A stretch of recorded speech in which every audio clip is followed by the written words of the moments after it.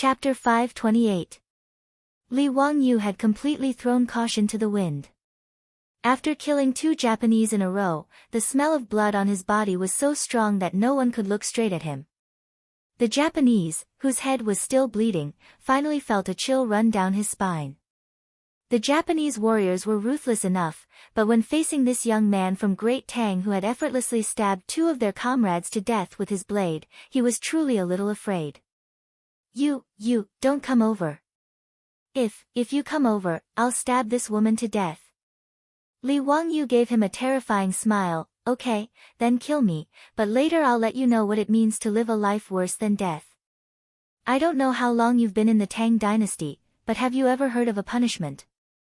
Li Wangyu gestured with his hand. I'll bury you in the ground, only exposing your head. Then I'll use a knife to cut a wound on your scalp, and slowly pour mercury into the wound. You'll start to feel extremely itchy, more and more uncomfortable, struggle with all your strength. Bang! Li Wangyu suddenly made an exaggerated gesture, scaring the Japanese so much that he almost dropped the knife in his hand. Guess what the result will be? You'll jump out of the ground naked. Hee, but there'll be no skin on your body, only bright red flesh. Have you ever seen a sheep being skinned? It's like that, but you won't die immediately, you'll still be alive and kicking, and you'll be able to enjoy the sight of your own skin being skinned. Li Wangyu's voice became more and more sinister as he spoke, giving everyone goosebumps. Even Niu Wu and the group of veteran ruffians shuddered and had goosebumps all over their bodies when they thought of the scene Li Wangyu was describing. They knew that Li Wangyu was scaring the Japanese, but they also felt that the torture he described was too frightening and disgusting. In China, there's another kind of torture called human swine. This is even more interesting, you'll definitely like it. Li Wangyu continued, I will chop off your limbs, dig out your eyes, inject copper into your ears, make you deaf, pour poison down your throat, cut out your tongue, and then stuff you into a jar. Don't worry, I won't let you die. I'll get people to take care of you. I'll let you live well and repent for your mistakes in hell. After he said that, he heard a clang. The knife in the Japanese's hand fell to the ground. Then, his hand went limp and he let go of Perrin. Perrin, who had been strong and silent before, could no longer hold it in. She burst into tears and threw herself into Li Wangyu's arms. Lang Jun, I'm scared. Li Wangyu hugged Perrin tightly and stroked her hair. Perrin, it's okay now. With your Lang Jun here, no one can hurt you. I won't let go of anyone who dares to hurt you. After he said that, he patted Perrin's back gently and asked Niu Wu to take good care of Perrin. Then, he walked slowly to the Japanese with the blood-dripping katana. The Japanese was already terrified when Li Wangyu mercilessly killed 2 of his companions. After being frightened by Li Wangyu's extremely terrifying words, he let go of Perrin in a daze.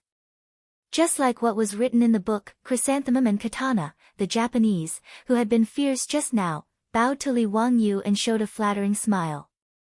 Obeying the strong was the habit of their people. In the future, the Japanese were beaten up by the Americans. They even dropped 2 nuclear bombs and killed countless people. However, they immediately submitted and behaved very obediently in the following decades. Your Excellency, it was a misunderstanding just now. We are all envoys from Japan. We represent Japan to the Tang dynasty to present a letter of credence. Please forgive my rude behavior just now. Seeing that the Japanese lowered his head and admitted his mistake, everyone present heaved a sigh of relief. 2 Japanese envoys had died in a row. This matter was already big enough. If this Japanese did not admit defeat, Li Wangyu would probably continue to kill. No one doubted this point. At this moment, Wei Zheng, who had received the report from the jailer, led a group of officials from the censorate to the prison. Seeing the blood on the ground and the bodies of the 2 Japanese envoys lying on the ground, even Wei Zheng was shocked. No one had expected things to turn out like this. Just as Wei Zheng was about to speak, Li Wangyu suddenly raised the katana in his hand and directly stabbed it into the back of the Japanese who was still bowing. This stab was quite ruthless. It directly pierced his heart from the back. Blood spurted out again. The Japanese did not expect Li Wangyu to attack him at this time. With a miserable cry, he died and his body fell heavily to the ground. County Count Hu. What are you doing? You're crazy. Seeing that Li Wangyu dared to kill people in front of him, Wei Zheng was so angry that he almost fainted. Li Wangyu finally regained his composure. He forced an ugly smile at Wei Zheng and said, Eunuch Wei, this person kidnapped my family's Xiaonyang. I said that I would leave him with an intact corpse. One cannot go back on one's word. You. Wei Zheng was so angry that his beard blew and his eyes widened. He roared at the jailer and the jailer, lock him up. Without my orders, don't let him out. County Count Hu, you have to take responsibility for this. Wait for the saint's anger. Li Wangyu did not resist. He obediently walked back to his cell and allowed the jailer to lock the cell door with iron chains. Excuse me, can you bring me some water later? This blood is sticky and really uncomfortable, Li Wangyu whispered to the jailer. The jailer squeezed out a smile that was uglier than crying and nodded silently. Perrin was so frightened that she was crying loudly. She threw herself against the cell door and refused to let go. Niu Wu, you guys send Perrin back. There's no need for you guys here, Li Wangyu ordered. Niu Wu nodded silently. Right now, it was indeed not suitable for them to continue staying in this prison. Not only Niu Wu and the others, but even the group of wastrels were all chased out by the furious Wei Zheng. He also ordered the Imperial Censorate to treat the Japanese and remove the 3 corpses to wash the blood stains.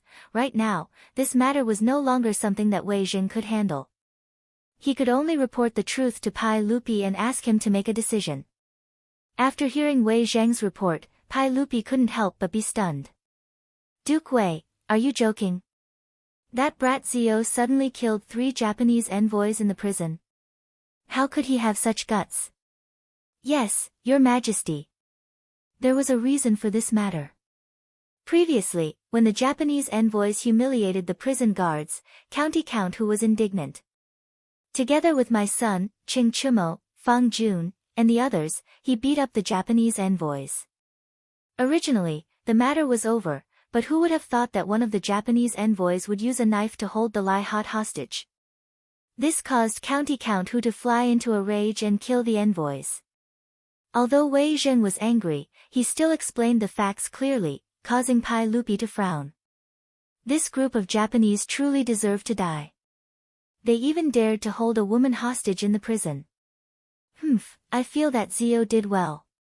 This group of barbarians who don't know etiquette should all die. Duke Wei, have you heard of Zio's ode to chivalry? Killing one in 10 steps. This brat really wasn't just talking about it. Between the Japanese and Li Wangyu, Pai Lupi chose to side with him without hesitation. Moreover, this matter was clearly instigated by the Japanese. From Pai Lupi's point of view, Li Wangyu's actions weren't wrong at all. Wei Zheng's expression was bitter. Your Majesty, I'm afraid this matter isn't that simple. Chapter 529. In the prison of the Censorate, Li Wangyu washed off the bloodstains on his body after the jailer brought him clean water. He then lay on the bed with his hands behind his head and stared at the ceiling of the prison with his eyes wide open. Even now, Li Wangyu still hadn't calmed down. His fingers were still trembling and his eyes were bloodshot. He really didn't expect that he would kill people today, and 3 people at that. Even though they were only Japanese, Li Wangyu still didn't feel good. He closed his eyes and wanted to sleep, but the scene of blood splattering everywhere kept replaying in his mind, making it impossible for him to fall asleep. After an unknown amount of time, Li Wangyu heard footsteps in the silent prison and stopped at the door of his cell. Li Wangyu opened his eyes and looked up. He saw Pai Lupi glaring at him angrily. He quickly got off the bed and bowed to Pai Lupi. Nephew greets uncle. Zio, I underestimated you. I didn't expect that you would actually dare to raise your knife and kill people. Li Wangyu smiled bitterly. Uncle, it's not that nephew is arrogant, it's just that the situation forced me to do so. If I didn't do it, that Japanese probably would have already stabbed the knife into my parents' body.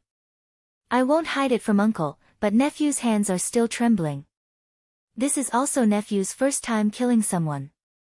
Hearing him say that, Pai Lupi's expression eased up quite a bit. He signaled the jailer, who didn't even dare to breathe loudly, to open the cell door and walked in. You really know how to enjoy life. This cell is even more comfortable than my bedroom. Pai Lupi glared at Li Wangyu in annoyance. Li Wangyu could only smile awkwardly and didn't explain further. What could he say? He shouldn't have been sent to this prison in the first place. He was sent to prison because he was wrongly accused. This was clearly Pai Lupi's responsibility. What's wrong with living comfortably? He's not a real criminal. Pai Lupi didn't stand on ceremony. He sat down at the table and gestured to Li Wangyu to pour him some wine. Li Wangyu hurriedly changed the wine glass and poured Pai Lupi some good wine. As for the leftover dishes from the debauches, they naturally couldn't be used to entertain Pai Lupi. Fortunately, his beautiful boss was attentive. She even asked Perrin to send him a lot of jerky and peanuts to go with the wine. Li Wangyu asked the jailer and the head jailer to clean up the leftovers in the cell. Then, he took out the boiled spiced peanuts, fried peanuts, beef jerky, and other food. Most people think that peanuts originated from Peru and Brazil in South America. But in fact, peanuts have existed in China since ancient times. They are known as longevity fruits, falling peanuts, or ground beans. However, the Tang people naturally didn't know how to eat spiced peanuts or fried peanuts. Pai Lupi curiously took one and put it in his mouth. His eyes lit up. Zio, I really have to hand it to you for that mouth of yours. When it comes to cooking, you're number one in the entire Tang dynasty. I've never seen anyone who can compare with your family. Hee hee, if uncle likes it, eat more. This is perfect to go with wine. Pai Lupi ate a few peanuts and drank a mouthful of good wine. He was in a much better mood. He waved his hand to signal the guards and jailers to leave. Then, he put down the wine glass and spoke to Li Wangyu seriously. Zio, you almost messed up my big plan this time. I killed the Japanese. I can't refute that. I'll naturally be at uncle's disposal. It's just a few Japanese. What's wrong with killing them? Moreover, those Japanese also deserve to die. They actually kidnapped your wife. Death isn't worth regretting. But you shouldn't have killed them now. Pai Lupi glared at Li Wangyu with dissatisfaction. Li Wangyu didn't understand. Uncle, what do you mean? These Japanese are here to submit a letter of credence to me. They hope that I will allow them to send envoys to pay tribute and learn the culture of the Tang dynasty. They're called envoys. This matter concerns the dignity of the Tang dynasty. Since the Japanese are willing to submit, I will naturally allow them to come to the Tang dynasty to learn. However, many people in the imperial court are criticizing this. Zio, aren't you making things difficult for me by killing 3 Japanese envoys?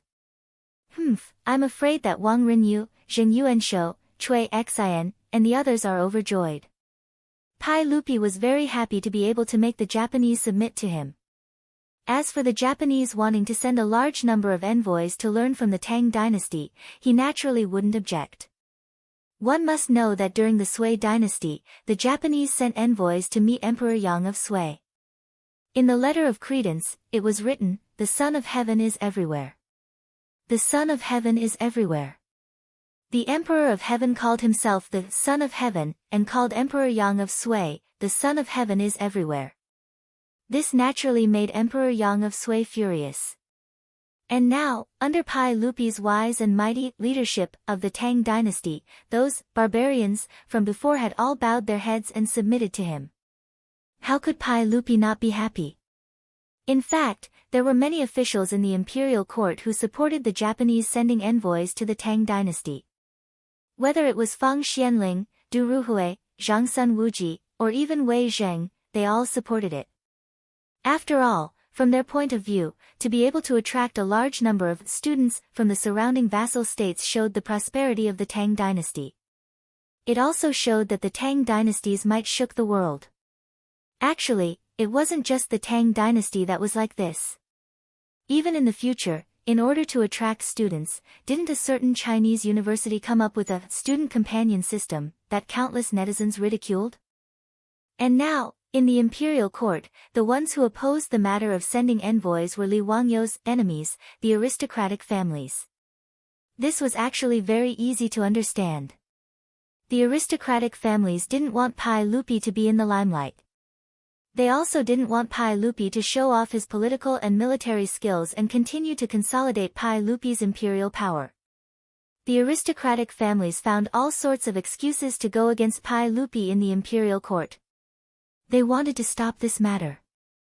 Now that Li Wangyou was angry and killed 3 Japanese envoys for a woman, this matter would probably be spread by the aristocratic families.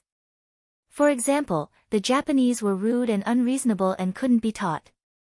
They said that those who weren't of their race must have a different heart. They used this to stop the matter of sending envoys. It was precisely because of this that Wei Zheng was so worried. After understanding the whole story, Li Wangyou couldn't help but be speechless. What the F***ck was this? In Li Wangyou's heart, he couldn't wait for the matter of sending envoys to come to an end.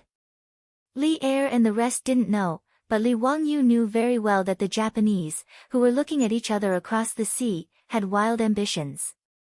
During the Tang dynasty, the Japanese sent a total of 17 envoys to the Tang dynasty. There were at least 100 people, and at most 500 to 600 people. Other than the officials, the Japanese also included doctors, painters, musicians, shipbuilders, carpenters, blacksmiths, jade workers, and other craftsmen. It could be said that the envoys sent by the Japanese were from all walks of life. They studied the Tang dynasty in all aspects. After the Tang envoys returned, they also brought back the art, technology, culture, medicine, and other knowledge of the Tang dynasty to Japan. More importantly, the envy of Huaxia's culture also ignited the ambition of the Japanese to expand their territory.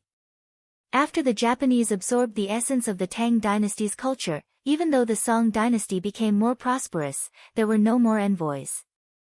During the Ming and Qing dynasties, the Japanese were fully fledged. They even started to think about invading Huaxia. Therefore, Li Wangyou didn't think that sending envoys was a good idea. He also didn't think that there was any glory in it.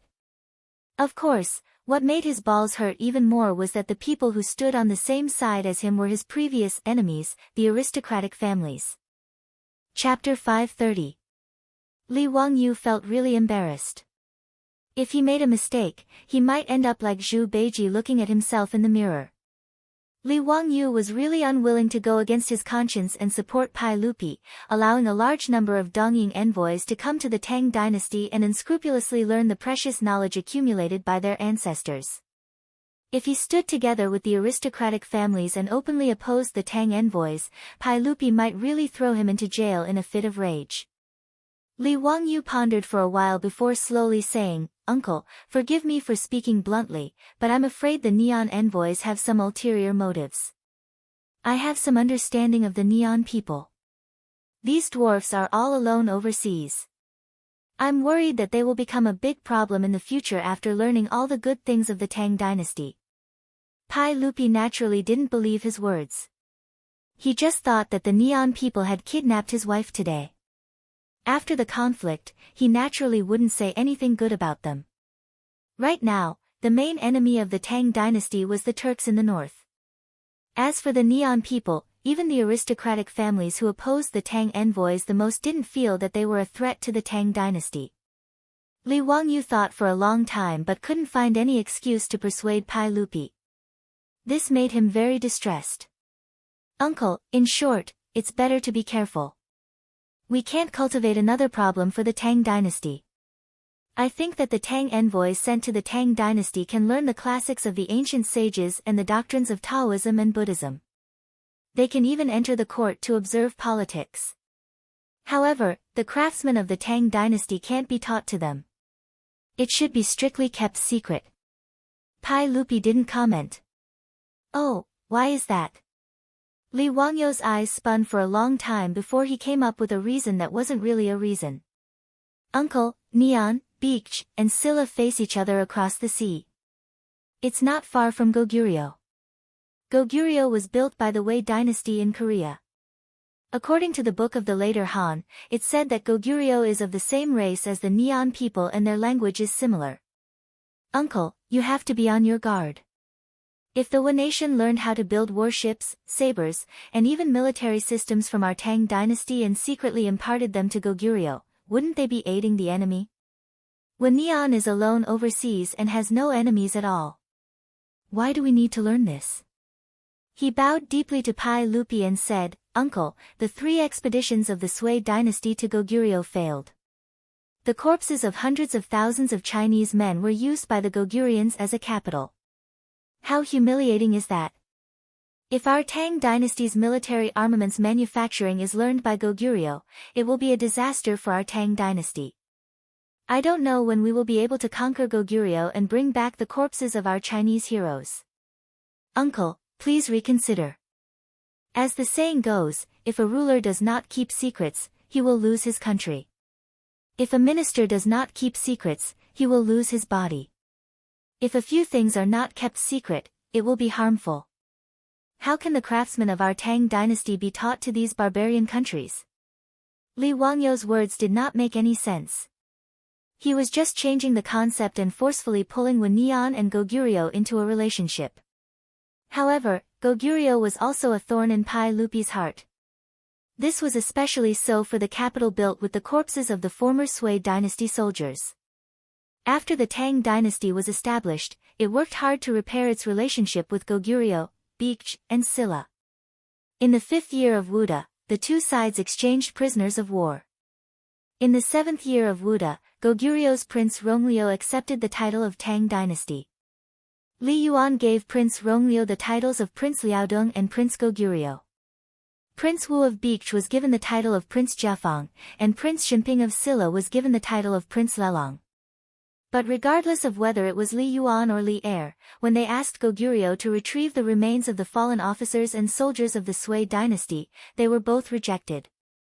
In order to guard against the Tang dynasty, Goguryeo even started to build the Great Wall of Goguryeo along the borders of the Tang dynasty. This naturally infuriated Pai Lupi, but he had no choice but to endure it. After all, the Tang dynasty needed to rest and recuperate, and its greatest enemy was the Turks in the north. However, Goguryeo was still a thorn in Pai Lupi's side. Li Wangyou's use of Goguryeo to persuade Pai Lupi made Pai Lupi hesitate. I will consider this matter. Pai Lupi stood up and said, You killed 3 Japanese envoys. You will be punished with 30 caddies of copper. Don't be so rash in the future. After saying that, Pai Lupi turned around and left, leaving Li Wangyou in a daze in the prison cell. That's it. 30 caddies of copper. It's that simple. So in Pai Lupi's eyes, the life of a Japanese envoy was only worth 10 caddies of copper. Damn it, he was forced to live in the prison of the censorate just because he wanted to use the nun's toilet. But he was only punished with 30 caddies of copper for killing 3 Japanese envoys. That's it. Li Wangyou stared at the ceiling speechlessly for a long time. In the end, he simply lay back on the bed and fell asleep. The psychological pressure from killing someone was completely washed away by Pai Lupi's sentence of 30 caddies of copper. Sure enough, the next day, Wei Zheng's order of confinement was lifted. Not only was Li Wangyou's prison cell not locked, but he could also stroll into the prison's courtyard to bask in the sun at any time. The rich playboys and people from the Lai Hot could also enter the prison to visit him at any time. Zio, you don't know, but the news of you killing 3 Japanese envoys yesterday has spread throughout Chang'an. Fang Yai grabbed a steamed bun from Perrin and ate it while telling Li Wangyou about the gossip. Lai Hot's steamed buns were the rich playboys' favorite, especially the steamed bun with fresh meat and chicken sauce. They could never get tired of eating it.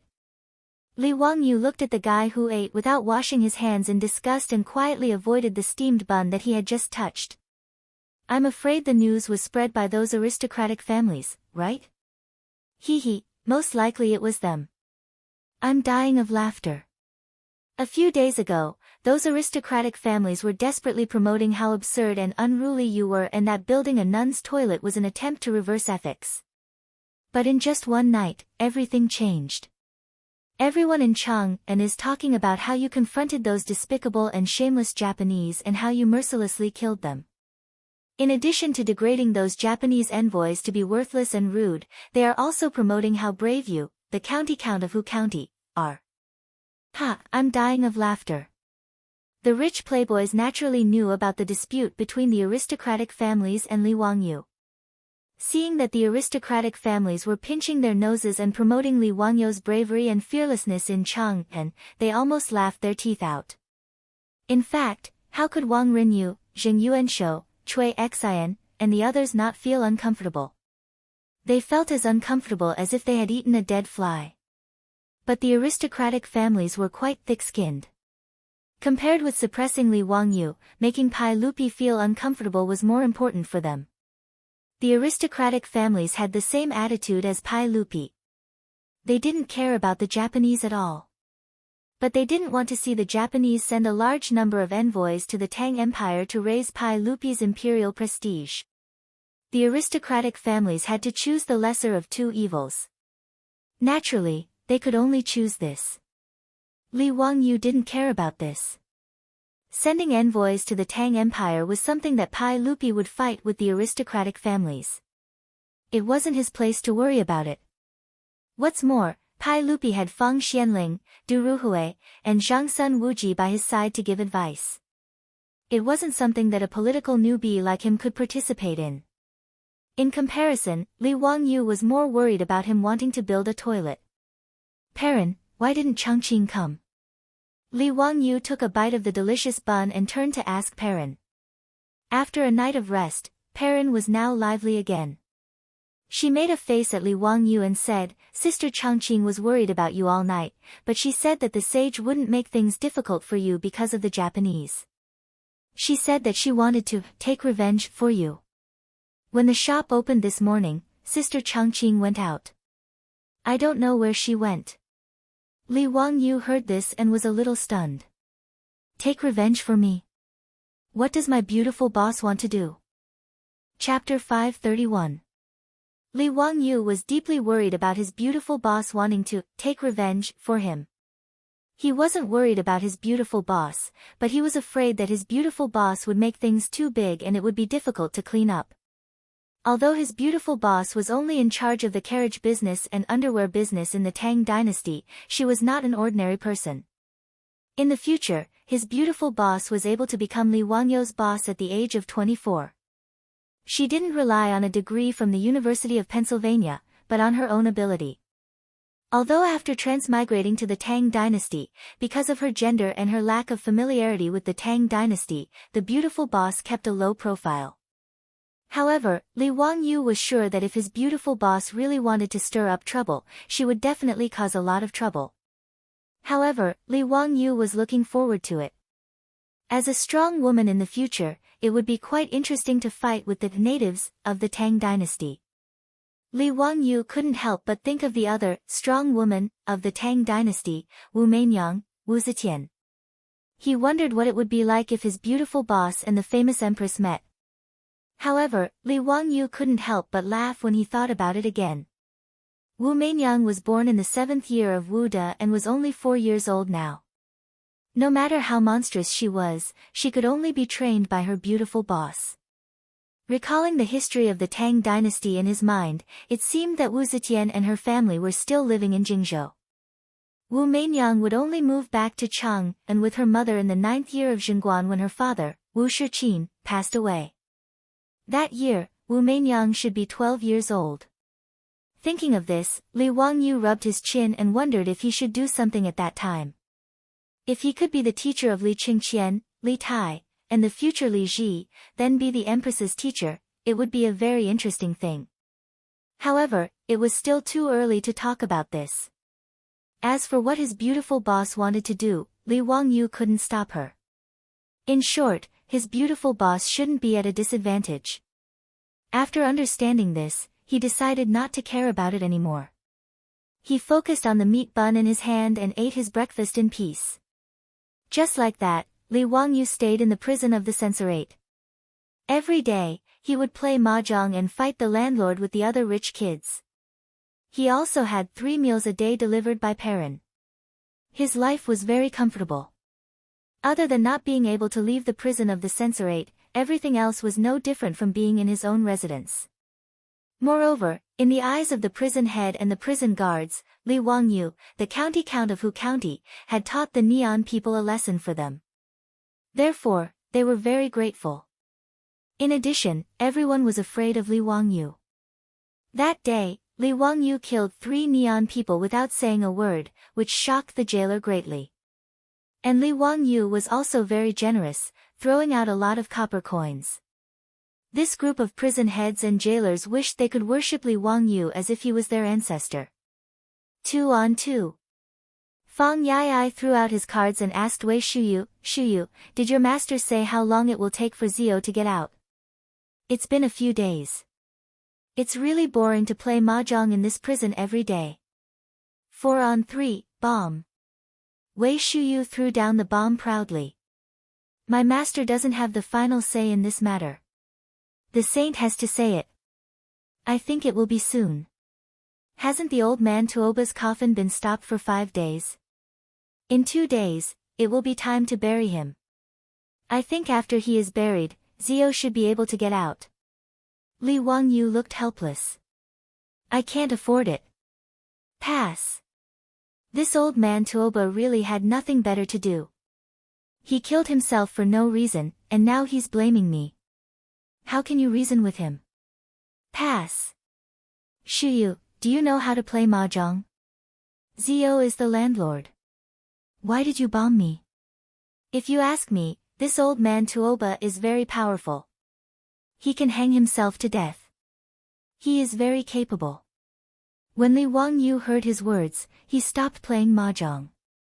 Brother Yai, what do you mean? He, I heard it from others. It is said that old man Tuoba has been ill since the beginning of spring. After he was sent to Hu County by the saint, his illness worsened. Think about it, this old man Tuoba was so sick that he was about to die. It would be normal for someone of his age to take poison or slit his wrist to commit suicide. However, old man Tuoba actually climbed up to the roof and hung himself to death. TSK. Impressive. Does this count as vigorous despite his age? Fang Yai was originally making fun of Tuoba Zhengyang. However, after he finished speaking, the 2 brothers, Du He and Du Go, who were watching from the side, couldn't help but slap him on the back of his head. F***CK.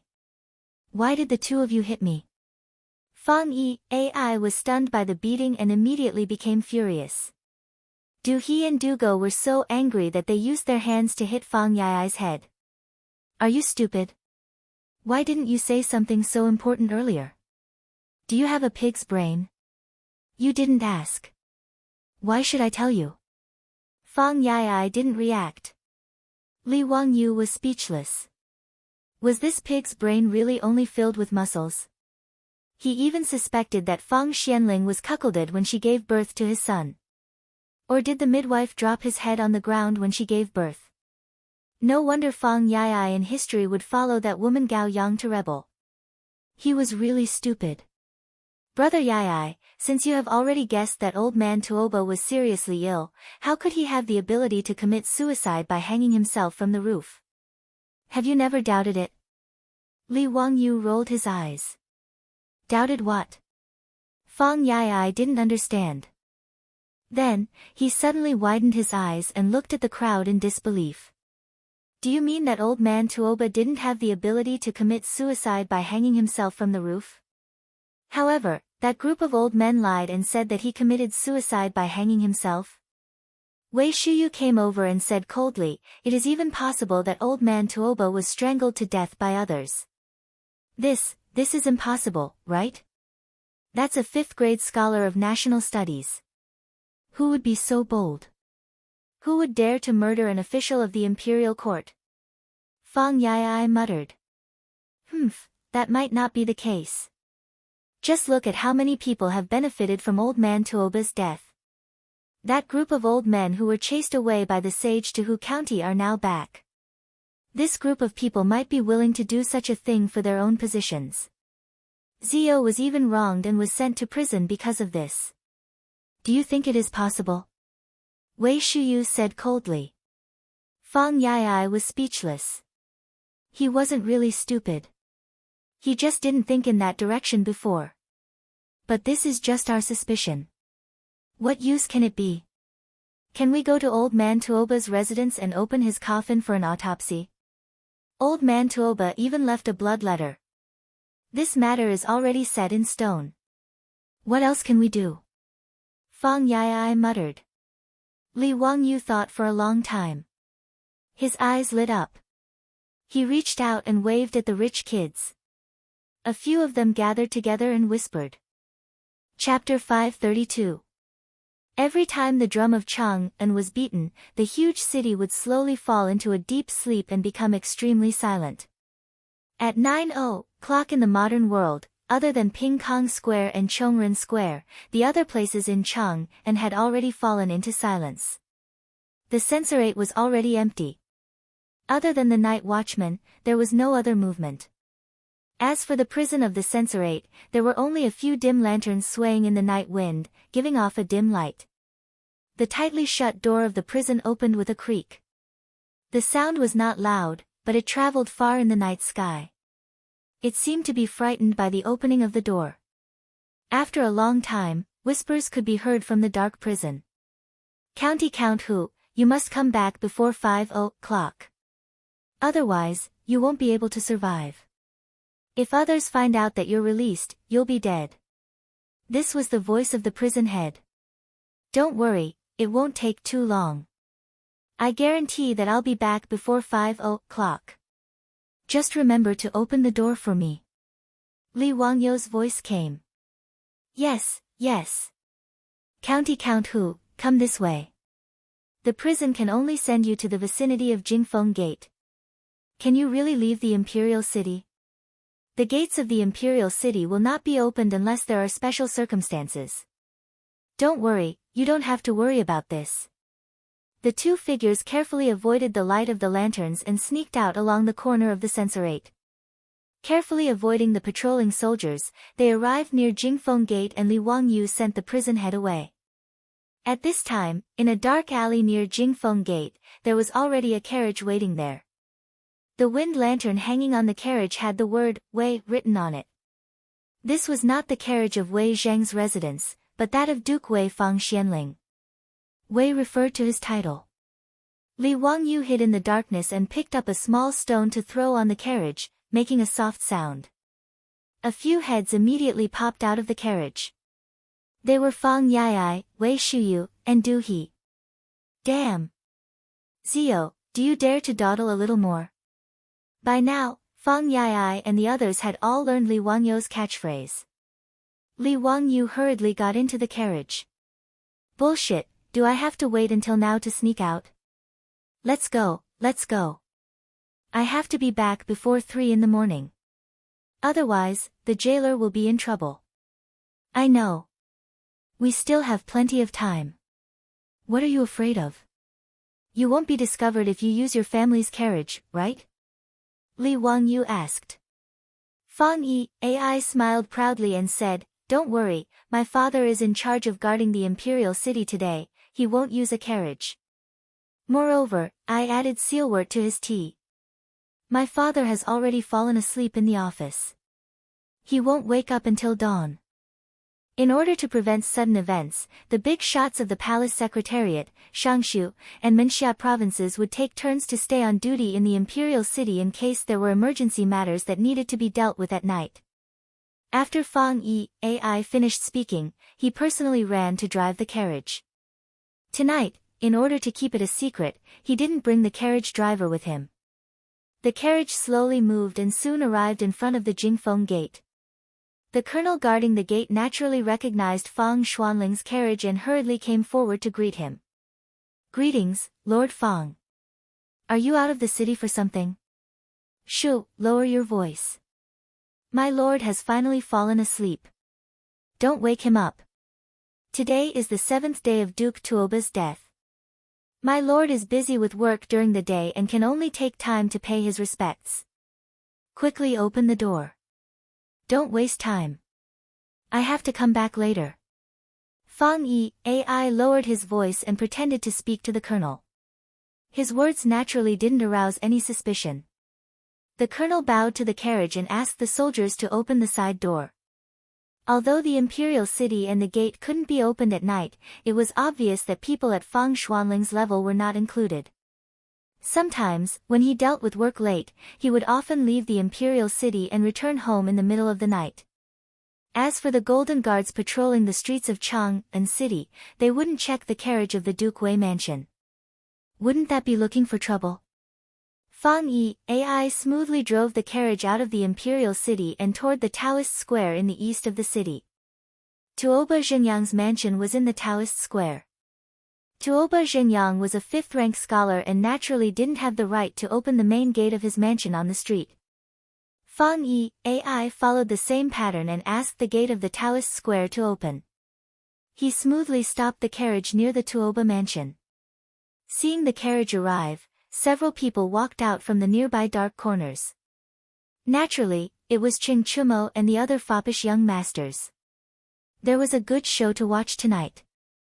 How could these foppish young masters miss the opportunity to watch a good show? Naturally, they all gathered here. Zio, we're here.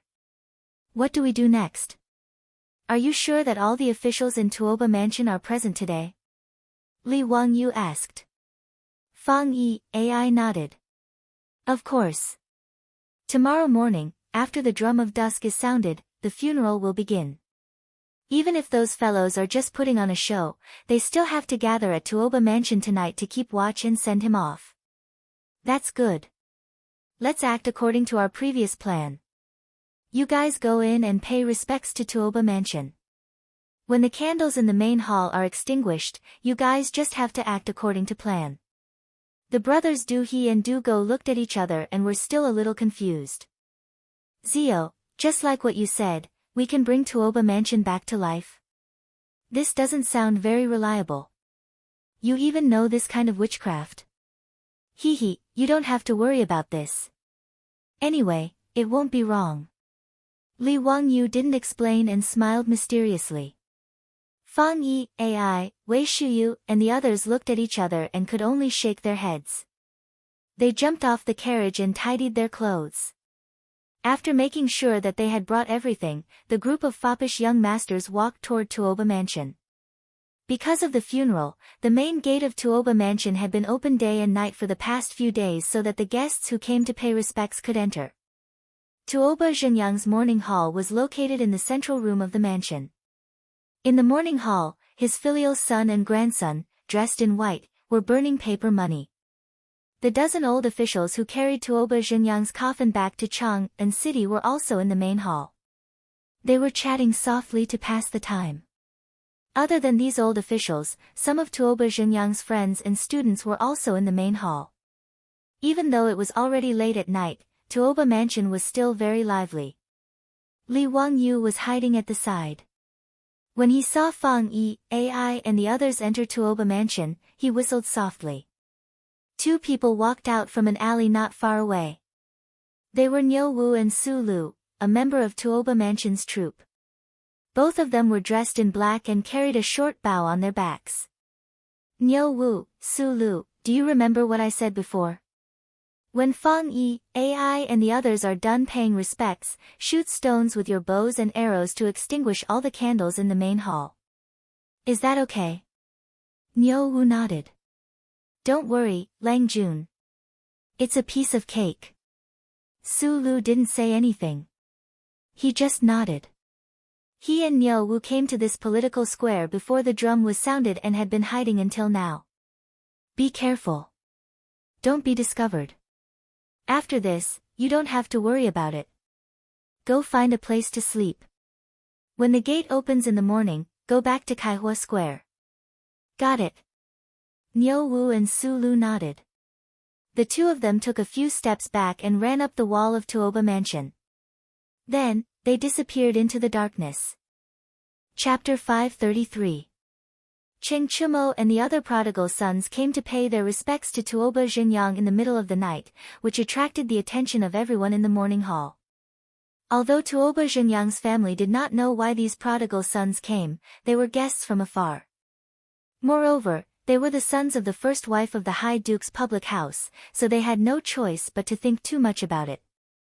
After greeting the family members of Tuoba Xingyang, the foppish lords lit incense for the old man one after another.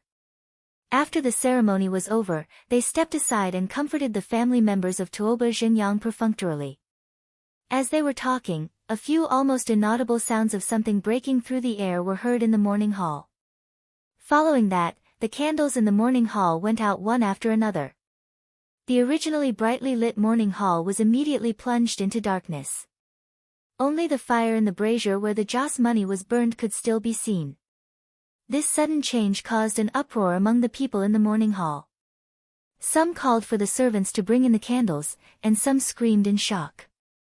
The morning hall was in a mess. Without a doubt, it was Niu Wu and Su Lu who shot out stones with their short bows to extinguish the candles in the morning hall. No one noticed that the prodigal sons who were gathered together had scattered under the cover of the darkness when the candles went out.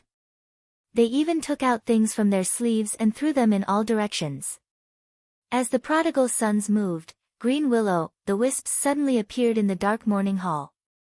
They floated around the morning hall, making it look extremely eerie and terrifying. This strange scene shocked the panicking people in the morning hall into shutting their mouths. They were so frightened that they trembled and did not know what to do. Ghost, ghost, ghost.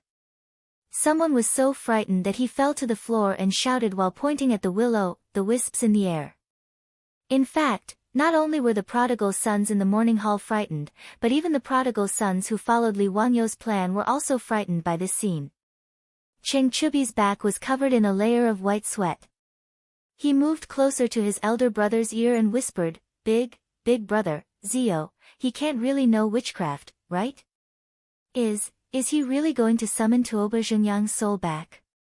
Shut up. Cheng Chumo glared at him. In fact, his palms were sweating. The wisps that appeared out of nowhere were beyond everyone's comprehension. Then, someone suddenly pointed at Tuoba Xingyang's coffin, and he could not utter a complete sentence for a long time as if someone was grabbing his throat. Coffin, there's white fog, everyone who had been scared out of their wits looked up. Under the illumination of the green willow, the wisps, Tuoba Xingyang's coffin was indeed emitting waves of white mist that drifted in all directions. At this moment, everyone felt a chill run down their spines. There was even a fishy smell coming from the morning hall. It was obvious that someone was so frightened that they lost control of their bowels.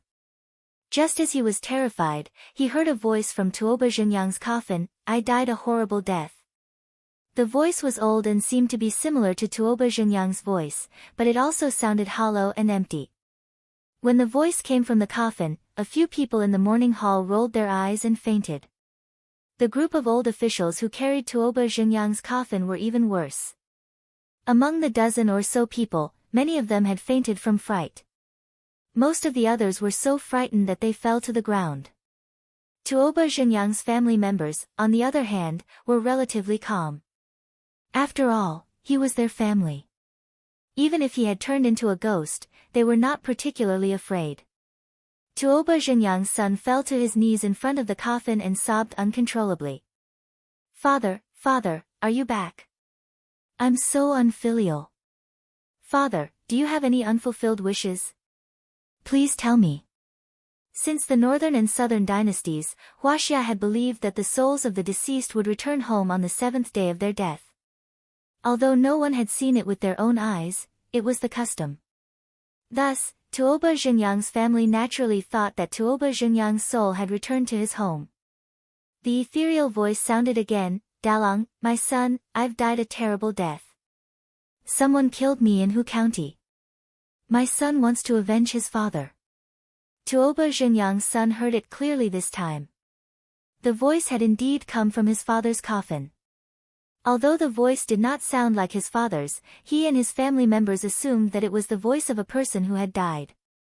The words that came from the coffin made the group of old officials even more terrified. Lord Tuoba, a person's death is like an extinguished lamp. Let bygones be bygones. Lord Tuoba, don't spout nonsense. You hung yourself. It has nothing to do with us. The old officials were in a mess. Everyone in the mourning hall was suspicious. Tuoba Zhengyang's son turned to look at them. He asked the coffin, Father, who killed you? I won't let him go. Dalong, the person who killed me is in this mourning hall, the faintly discernible voice continued to be heard. When these words were spoken, the group of old officials became even more flustered. This has nothing to do with me. Lord Tuoba, every injustice has its perpetrator and every debt has its debtor. Don't get the wrong person. Lord Tuoba, it wasn't me who killed you. Lord Lu, this was all Lord Lu's idea. Nonsense, Lord Tuoba. I didn't grab your leg and stuff you into the white silk. Don't get the wrong person. Yes, it was you, you old thief.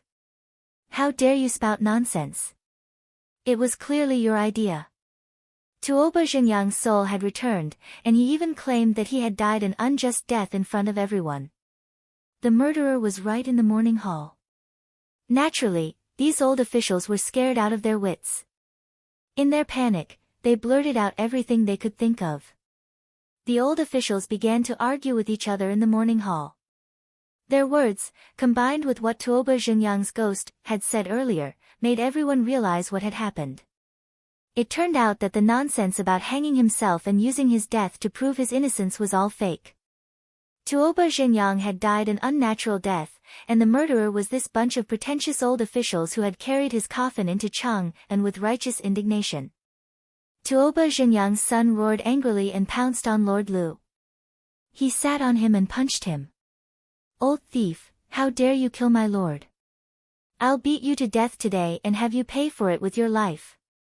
The old official with the surname Lu did not have time to defend himself before he was knocked unconscious by the barrage of punches. Tuoba Zhengyang's friends and students were worried that they would not be able to explain themselves if they killed an official. They hurriedly pulled Tuoba Zhengyang's son away. Dalong, don't beat him to death. When the sun rises, carry your lord's coffin and bring these old thieves to Vermilion Bird Sect to complain. We must ask the saint to uphold justice for Princess Tuoba. That's right. Guards, keep an eye on these old thieves. Don't let any of them escape. When the gates open, take them to Vermilion Bird Sect. Bah! Bastards with a human face and a beast's heart. To think that I actually believed your nonsense. While the mourning hall was in chaos, no one noticed that the popinjays had secretly taken something from beside the coffin and left Tuoba Zhengyang's residence. Chapter 534. Fang Yi, AI drove the carriage and called for the gate to open again. Under the cover of the night, they quietly returned to the imperial city. This time, the carriage was unusually slow. There was no other reason, it was seriously overloaded. After witnessing the strange scene in the Tuoba residence, the foppish playboys all felt like their hearts were being scratched. The foppish playboys who were supposed to disperse now refused to leave. They all squeezed into the carriage, intending to follow them back to the prison. Tonight, if Li Wangyu didn't explain things clearly to them, they wouldn't be able to sleep. More than 10 people squeezed into the carriage that usually only had 2 or 3 people. Even Fang Yi, AI was frightened, fearing that the axle of the carriage would break. Fortunately, it was the carriage of Fang Xianling, the head of the Minister of Secretaries, so it was quite sturdy. Although the wheels kept making squeaking sounds, at least the carriage smoothly entered the Jingfeng gate. After thanking the colonel guarding the gate, Fang Yi, AI stopped the carriage in an alley near the censorate. The prison head had been waiting here anxiously. Seeing the carriage appear and Li Wangyu jumped down from it, the jailer heaved a sigh of relief. But in the next moment, his eyes widened. One by one, the foppish sons jumped down from the carriage. From the seemingly small carriage, more than 10 foppish playboys jumped off one after another. The prison head was completely dumbfounded. He carefully looked at the carriage and felt that this carriage must be a divine object. It must be a divine object that the immortals used in the legends to create a mustard seed. Otherwise, how could it fit so many people? If Li Wangyu knew the prison head's thoughts, he would definitely snort. What was this? In the future, there were even more amazing things. There was once a traffic police officer who caught a van that was seriously overloaded. In a van that was supposed to carry 6 people, 35 people were stuffed into the Guinness Book of Records. That was magical. The crowd followed the prison head and quietly slipped into the prison like thieves. After the prison door was locked again, the crowd burst into unbridled laughter. Ching Chumo threw a gold ingot to the prison head. You did well today. This is your reward. Keep your mouth shut. Don't go out and talk nonsense. If I hear some rumors, be careful of your bones. Yes, yes. Young Duke, don't worry. I won't know anything after I leave. The jailer took the gold and smiled so widely that his eyes couldn't be seen. Everybody returned to Li Wangyu's luxurious prison cell. They lit the candles, brought wine and food, and drank to their heart's content. After 3 rounds of wine, Fang Yai finally couldn't take it anymore.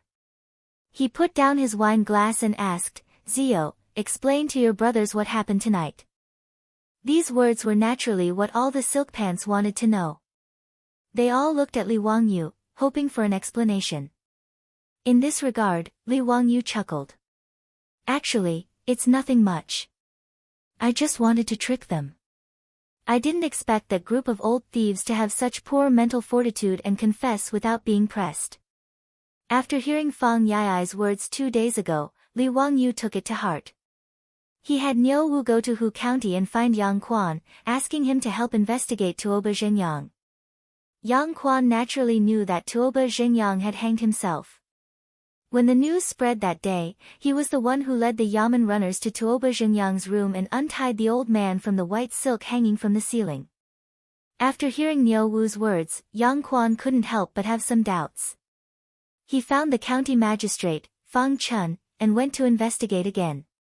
When the group of old officials arrived in Hu County, they just happened to live in the Lai Hot. After Li Wangyu paid off the debt to the county yamen, he didn't sell it and left it empty. After the group of old officials arrived in Hu County, Yang Quan arranged for them to live in the residence. He also arranged for a few servants to serve them and didn't bother with them anymore. Yang Quan and Fang Chun summoned the servants who served the old officials in the residence to the county yamen's main hall and asked them about what happened that day. However, the servants didn't know anything. They only said that on the night Tuoba Zhenyang hanged himself, the old officials chased all of them to the front yard. As such, no one knew what happened. However, they confirmed that Tuoba Zhenyang was seriously ill a few days ago. The servants even invited the county's doctor to take a look at him. Yang Quan naturally ordered the yamen runners to summon the doctor for questioning. He learned that Tuoba Zhenyang was old and weak and had caught a cold. He also asked the doctor if Tuoba Zhenyang could get out of bed and if he had the ability to climb to higher places. In response, the doctor shook his head and said that Tuoba Zhenyang was bedridden and didn't have much time left. It was difficult for him to even walk on the ground, let alone climb to higher places. Yang Quan couldn't help but feel angry when he heard some of the servants' and doctors' testimonies.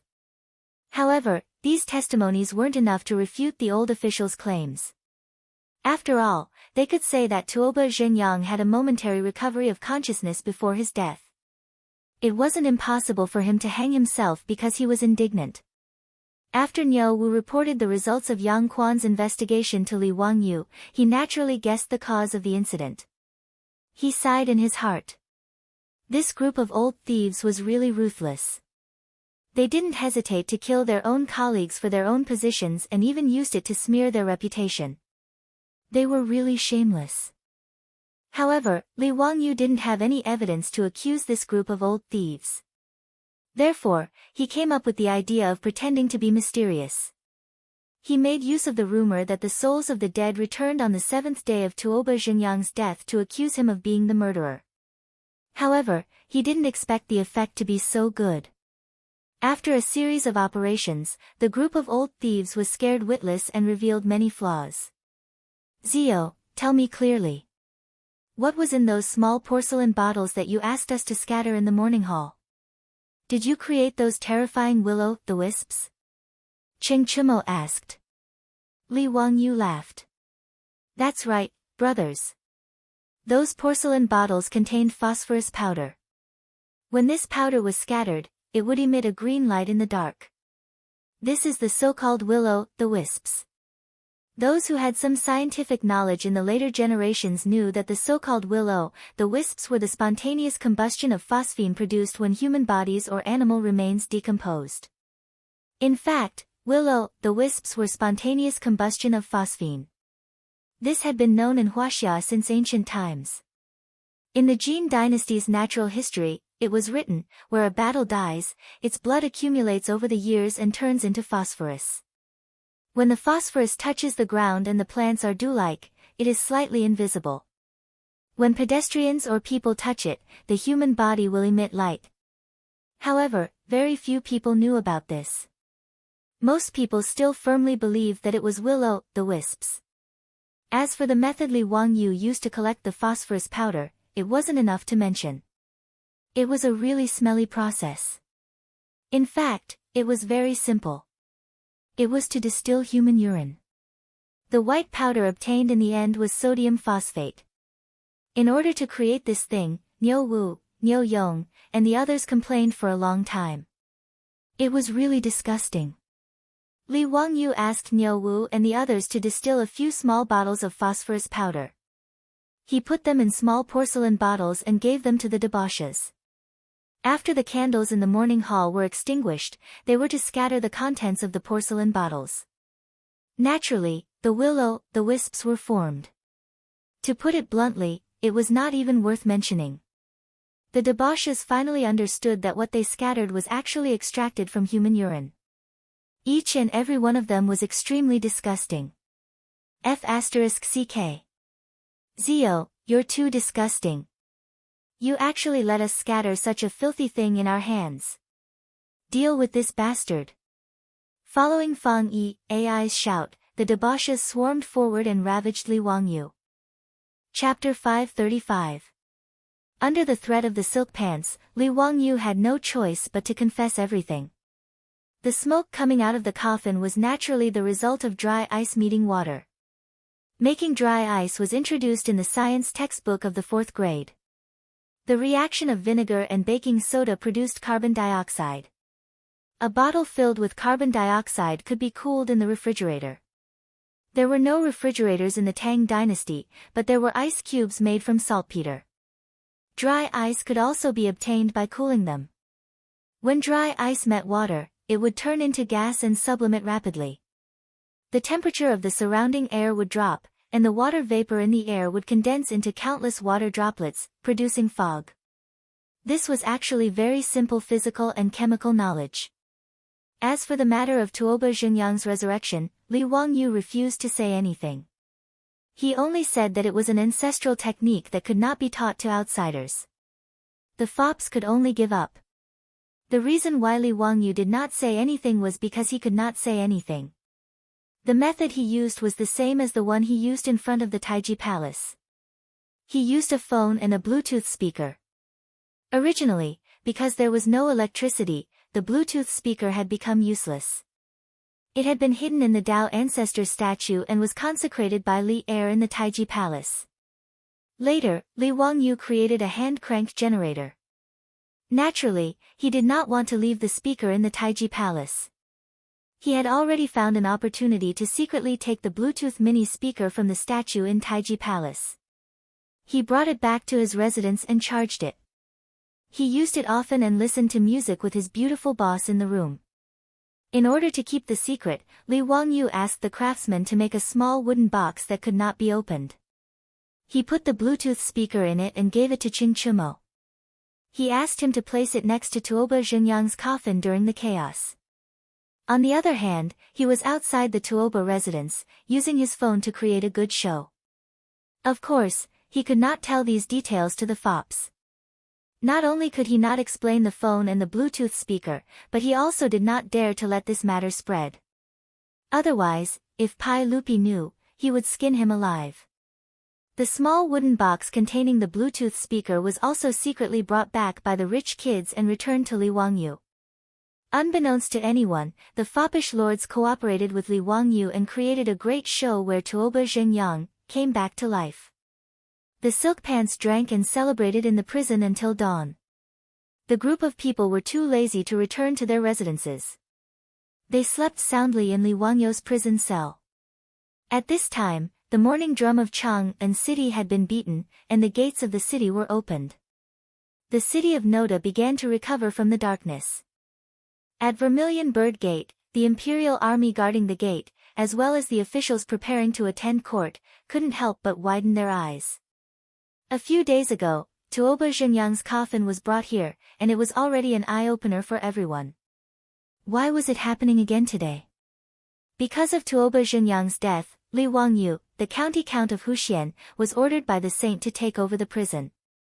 Could it be that these people were still not satisfied? Why did they bring Tuoba Xingyang's coffin to Vermilion Bird Gate?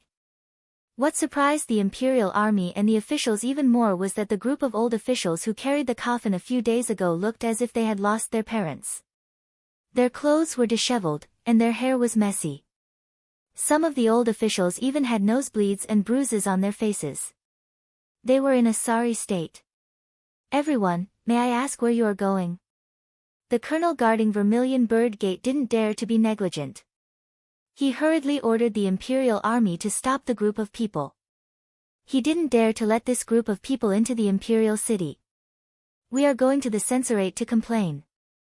Tuoba Xingyang's son was wearing mourning clothes. He knelt down while holding the coffin. "My lord was murdered by these old bastards. We are going to the censorate to report these old bastards. Colonel, please help us pass the message." Tuoba Xingyang's son was also an official in the imperial court. Although his rank wasn't high, he was only a rank 8 East Market deputy. However, many of the officials outside Vermilion Bird Gate knew him. When they heard what he said, they were all shocked. An official who was familiar with him immediately asked, "Dalong, what nonsense are you talking about? Didn't your lord commit suicide by hanging himself because that county count wanted to build a female toilet?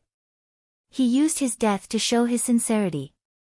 How did it become Eunuch Lu and the others who murdered your lord? Dalong, why are you saying this?" Tuoba Xingyang's son was waiting for someone to ask. He immediately stood up and pointed at the dozens of old officials.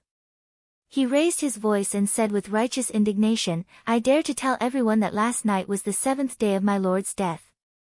He came back to his senses and told everyone about this. Last night, there were dozens of people in the mansion who witnessed it. Moreover, these old bastards blamed each other in panic and admitted that they murdered my lord. His words immediately caused an uproar among the surrounding officials. The group of people who had witnessed this in Tuoba's palace last night also spoke out to testify. The group of old officials lowered their heads and didn't say anything. They didn't defend themselves at all. It was obvious that they agreed with Tuoba Xingyang's son's accusation. This caused the officials to discuss even more. What? Tuoba Xingyang came back to his senses. Last night was the 7th day of Tuoba Xingyang's death. That's when he came back to his senses. So Tuoba Xingyang was killed by someone. No wonder he came back to his senses and pointed out the culprit. Eunuch Lu and the others killed Tuoba Xingyang. How dare they? Isn't that county count very wrongly accused? He's still locked up in the prison by the saint. Isn't that right? Eunuch Lu and the others said that Tuoba Xingyang used his death to show his sincerity and forced the saint to issue an edict to throw him into the prison. Now there's a show to watch. Just wait and see. The saint will definitely be furious because of this. Bah, these old bastards dare to distort the truth like this. They're not human. When the Vermilion Bird sect's colonel saw this, he didn't dare to delay any longer. He quickly ordered someone to report to the censorate. When Wei Zheng heard this, he was also shocked. This kind of thing was unheard of even in the Sui dynasty, let alone the dynasty that had been established for more than 10 years. It was already shocking that more than 10 old officials murdered their colleagues. Now, there was even a dead person who came back to his senses and pointed out the culprit. Wei Zheng really couldn't believe what he had heard. Wei Zheng hurriedly brought a group of censors from the censorate and officials to Vermilion Bird sect. He asked Tuoba Zhenyang's son, Tuoba Xian, "You said that your lord's soul came back last night. Is this true?" Eunuch Wei, "This is absolutely true. Dozens of people saw it last night." "Right, Eunuch Wei, your eldest son also came to pay respects to my late father. He also saw it with his own eyes. If Eunuch Wei doesn't believe me, you can call your eldest son over and ask him." When Wei Zheng heard that his son, Wei Shuyu, was also present, he couldn't help but be stunned. He didn't think that his son would be so kind as to pay respects to Tuoba Zhenyang. After all, Wei Shuyu and Li Wangyu were very close and were like brothers. In recent days, Wei Shuyu and a group of foppish sons had been staying in the prison with Li Wangyu. Why would this kid go to pay respects to Tuoba Zhenyang for no reason and cause Li Wangyu to go to prison? Wei Zheng subconsciously felt that this matter was fishy. However, when he looked at those silent and panicked old officials, he knew that the accusation made by Tuoba Zhenyang's son was most likely true. Tuoba Zhenyang's death was likely caused by those old officials. "Men, take these people to the prison. Investigate carefully and find out the truth behind Duke Tuoba's death," Wei Zheng called out. Immediately, people from the censorate came forward and took the old officials to the prison. Chapter 536. The citizens of Chang and all felt that there was too much news worth gossiping about recently. It was too much for their eyes to take in.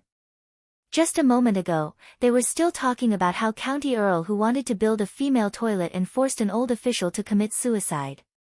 The next moment, the topic changed to how County Earl who fought against the despicable Neon people and killed 3 Neon envoys to save his wife.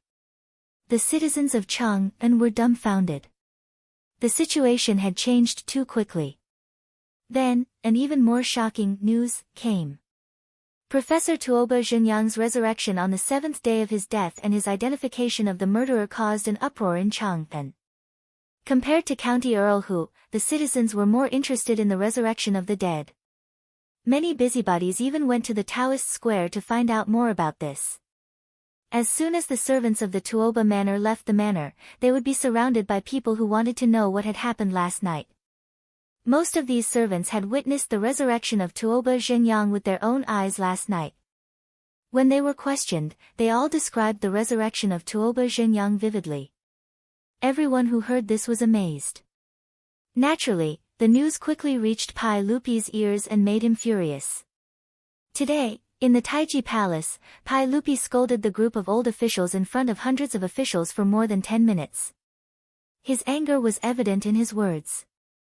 Minister Wei, Daozong, the Censorate and the Ministry of Justice will investigate this case together. We must find out the cause of Tuoba Zhenyang's death. Yes. Wei Zheng and Li Daozong stood up at the same time. This time, no one stepped out to plead for mercy for the group of old officials. Even the old friends of the old officials felt a chill down their spines when they heard that they had murdered their colleagues. These old officials might not die. After all, there were so many of them. Pai Lupi couldn't order the execution of so many old officials at once. That would tarnish his reputation. In addition, in the laws of the Tang dynasty, there were provisions for reducing the punishment of officials. There were 8 kinds of punishments: pleading, reducing, redeeming, and pawning. Pawning meant that if an official committed a crime, he could use his official title as pawning. If nothing unexpected happened, this group of old officials should be fined copper coins to compensate the families of the deceased. Then, they would be stripped of their official positions, reduced to commoners, and chased out of the imperial court. After all, these old officials were too old. If they were convicted of the crime of being vagabonds, they would probably all die before they could even reach their destination. After Pai Lupi lost his temper, Wei Zheng stood up again. Your Majesty, County Count who is still being held captive in the censorate's prison. Should we release him? Since he could basically confirm that the death of that old man, Tuoba Zhengyang, had nothing to do with Li Wangyu, then as far as Wei Zhen was concerned, it was naturally time to release Li Wangyu. Pai Lupi nodded. Originally, he had imprisoned Li Wangyu in the censorate as a last resort. Since Tuoba Zhengyang's death had nothing to do with him, it went without saying that he should be allowed to return home. But before Pai Lupi could say anything, dozens of officials came out from the hall and knelt on the ground. Your Majesty, you can't do that. Even if County Count who had nothing to do with Tuoba Zhengyang's death, it is a fact that he tried to build a women's washroom. Furthermore, we would like to impeach County Count who for colluding with the merchants of Cheng and to humiliate us. That's right, Your Majesty. That County Count who is not only unrepentant, but even worse. Now, he is colluding with the merchants to humiliate us. This is truly lawless. We would like to ask Your Majesty to issue an imperial edict to severely punish those merchants and County Count who. Impeaching Li Wangyu again. Pai Lupi was confused by the officials' words. What did they mean by Li Wangyu colluding with the merchants to humiliate the officials? What was this all about? My lords, why do you say this? How could the merchants dare to humiliate you? The merchants of the Tang dynasty were all inferior. Even if they were wealthy, their status was lowly. How could the merchants dare to humiliate the officials? Pai Lupi didn't believe it himself. Not only did he not believe it, but the officials in the hall also didn't believe it. Your Majesty, what we have said is true. The merchants of the eastern and western markets, including those barbarian merchants, all refused to sell when they heard that we were going to buy goods from them. Your Majesty, isn't this deliberately humiliating us? Your Majesty, how could those lowly merchants dare to humiliate us like this? They are really disloyal. Your Majesty, please issue an imperial edict to arrest all these rebellious merchants and put them in prison as a warning to others. Those merchants even put up notices in front of their shops, refusing to trade with us. Your Majesty, this can't be allowed. What do these merchants want to do? He's threatening the imperial court. Your Majesty, they even dared to refuse us in a brothel like Peace Square. How dare they do this? Your Majesty, please uphold justice for us. The complaints of these officials made Pai Lupi, Fang Xianling, and the others stunned, and then they couldn't help laughing. Those who came forward to severely punish the merchants of the eastern and western markets were all the officials and defenders who had fiercely attacked Li Wangyu during this period of time. In the eyes of Pai Lupi, Fang Xianling, and the others, this was Li Wangyu's revenge. After all, since they had scolded Li Wangyu so happily, it was normal for Li Wangyu to fight back.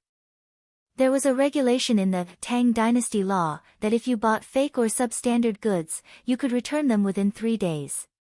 When returning the goods, a notary must inspect the goods and confirm that there were quality problems.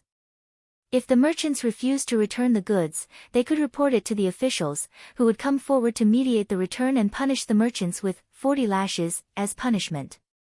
This was much stricter than the protection of consumer rights in the future. However, Pai Lupi didn't think there was anything wrong with the merchants refusing to sell to the officials. The laws of the Tang dynasty didn't stipulate that merchants had to sell their goods to the officials. In fact, Pai Lupi, Fang Xianling, and the others misunderstood Li Wangyu. For this matter, Li Wangyu didn't know anything at all. Many merchants of the eastern and western markets of Cheng and city refused to sell to the officials. In fact, it started from the day when Li Wangyu was escorted into Cheng and by the censorate's prisoner carriage. On that day, after shopkeeper Ren of the Ren saddle shop recognized Li Wangyu, he stopped in front of the prisoner carriage and kowtowed. He was just a small merchant, so naturally, he couldn't do anything about Li Wangyu's experience. However, shopkeeper Ren was also a person who valued friendship. He believed that Li Wangyu had done his family a favor, so he thought about what he should do for his benefactor. After pondering for a while, shopkeeper Ren simply put up a notice in front of his saddle shop. It said that the Ren saddle shop refused to trade with any customer who had insulted and humiliated the county magistrate. His notice naturally attracted the attention of countless people in the eastern and western markets, who had different opinions. In fact, shopkeeper Ren's action didn't have any effect. There were many saddle shops in Chang'an City. If he didn't do business with others, naturally, others would do it. However, his action reminded the beautiful boss. Soon, the Shunfeng Express Carriage Company posted the same announcement. SF Express was different from the Ren saddle shop. Nowadays, all the merchants in the eastern and western markets of Chang'an City needed to use SF Express four-wheeled carriages to transport goods.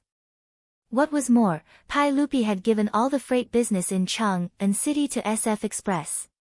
In addition, with the support of Empress Shangsun, SF Express had an absolute monopoly in Chang'an City and had great influence.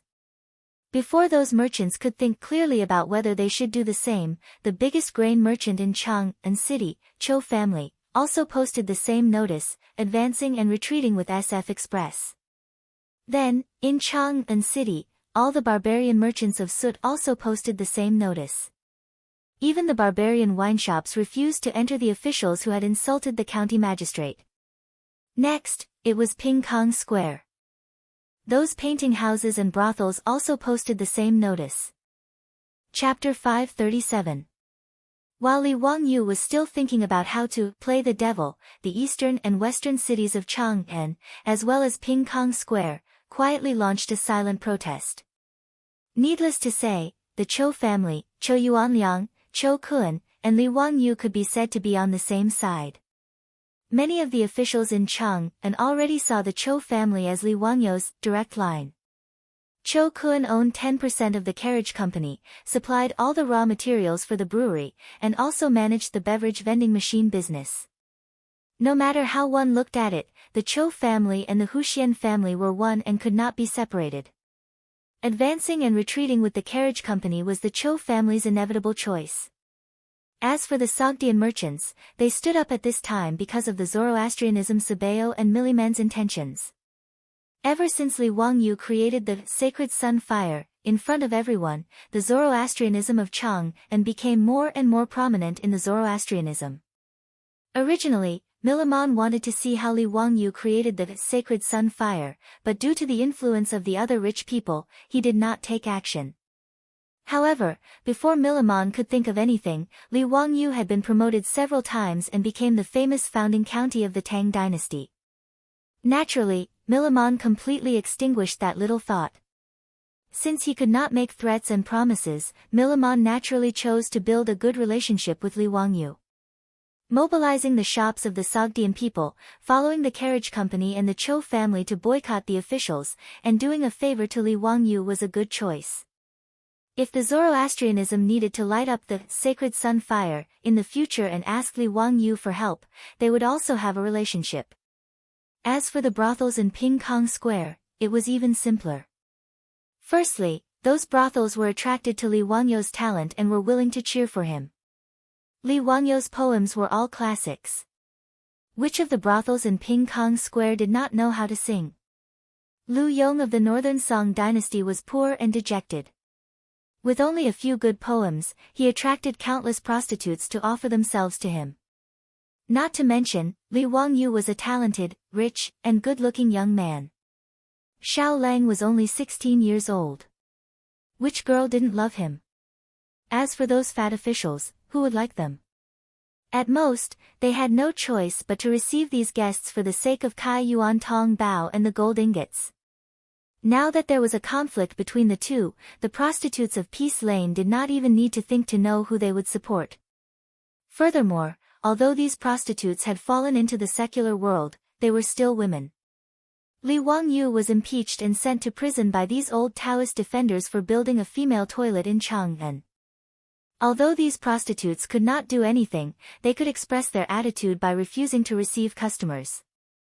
With the precedent set by Shun Feng Carriage Company, the Cho family, the Sut people, and Ping Kong Square, the other tens of thousands of merchants in the other two cities simply followed and posted notices, refusing to do business with those officials who slandered Li Wangyu.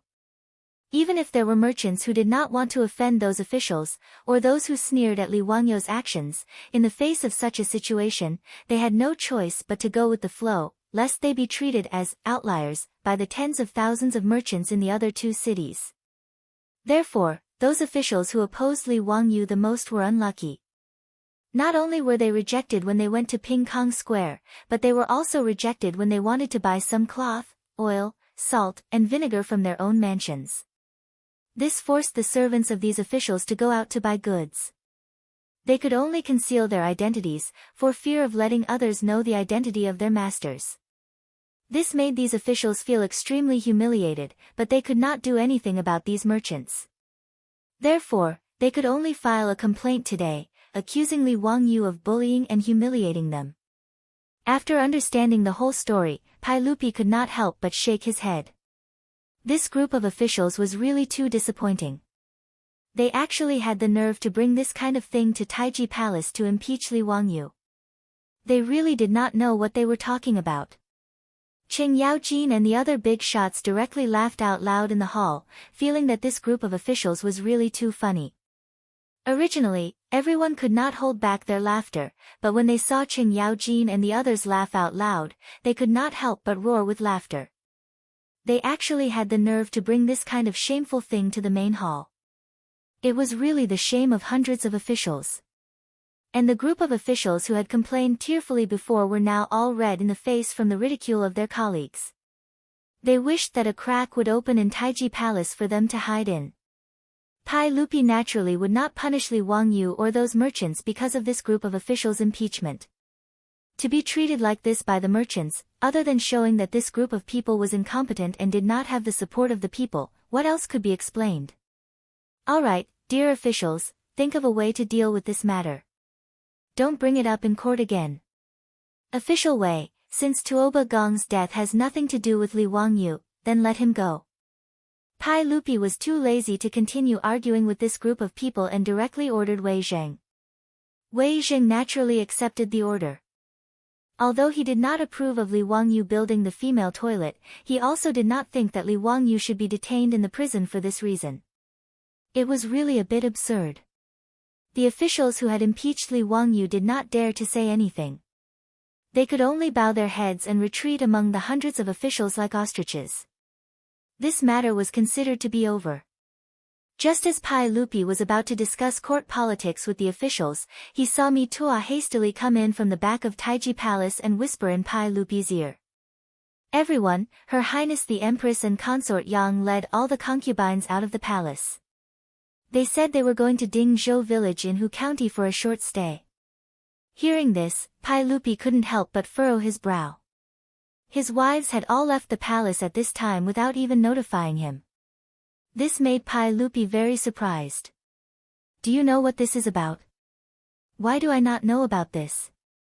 Everyone, this servant does not know either. When the morning drum sounded and the palace gates opened, Her Highness the Empress led all the concubines out of the palace in a carriage. This servant did not dare to ask. Pai Lupi was very unhappy about this, but he could not say anything at this time.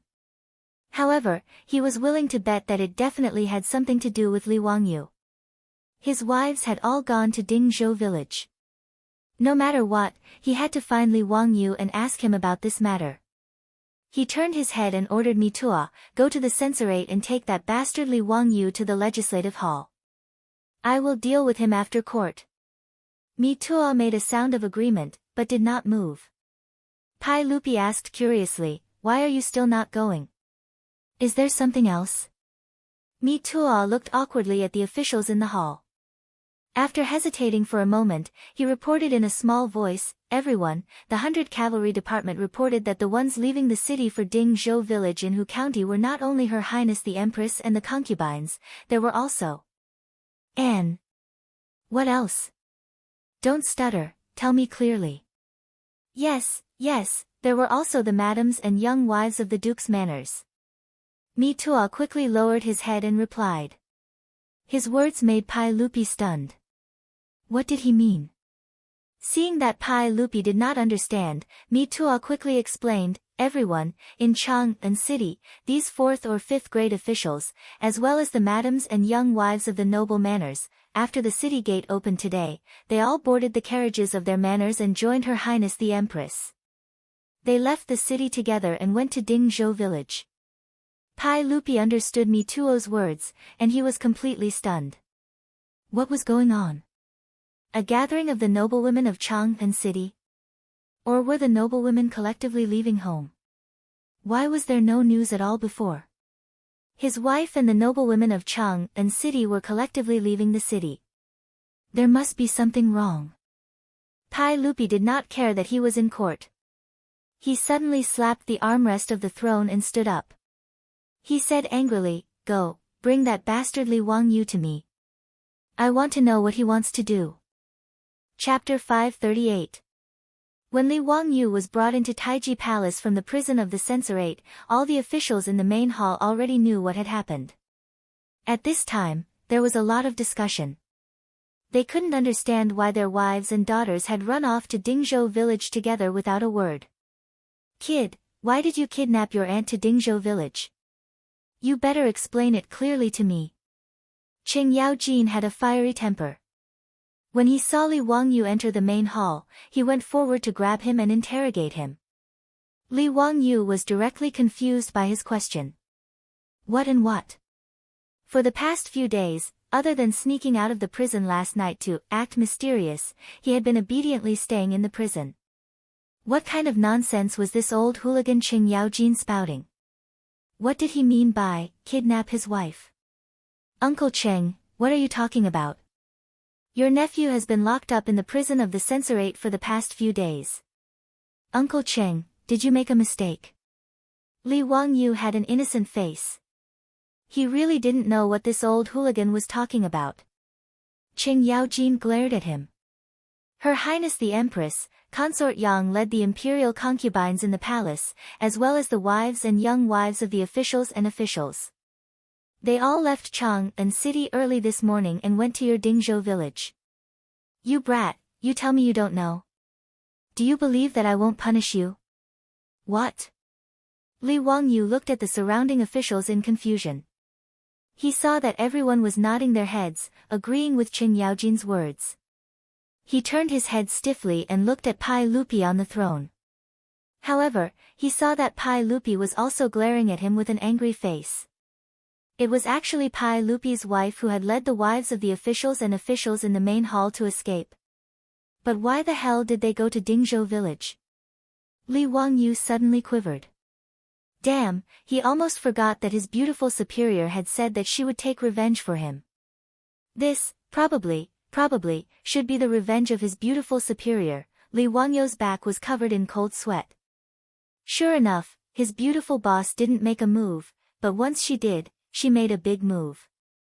He didn't know what method she had used, but she was able to make everyone, from Empress Zhangsun to the madams and young ladies of the officials, all run to Dingzhou village. Furthermore, the secrecy was done too well. Not only did the officials not know, even Pai Lupi did not know. In other words, even the 100 Horsemen division was kept in the dark. His beautiful boss was really good at keeping secrets. However, although Li Wangyu guessed that this matter was 99% caused by his beautiful boss, he didn't dare to admit it.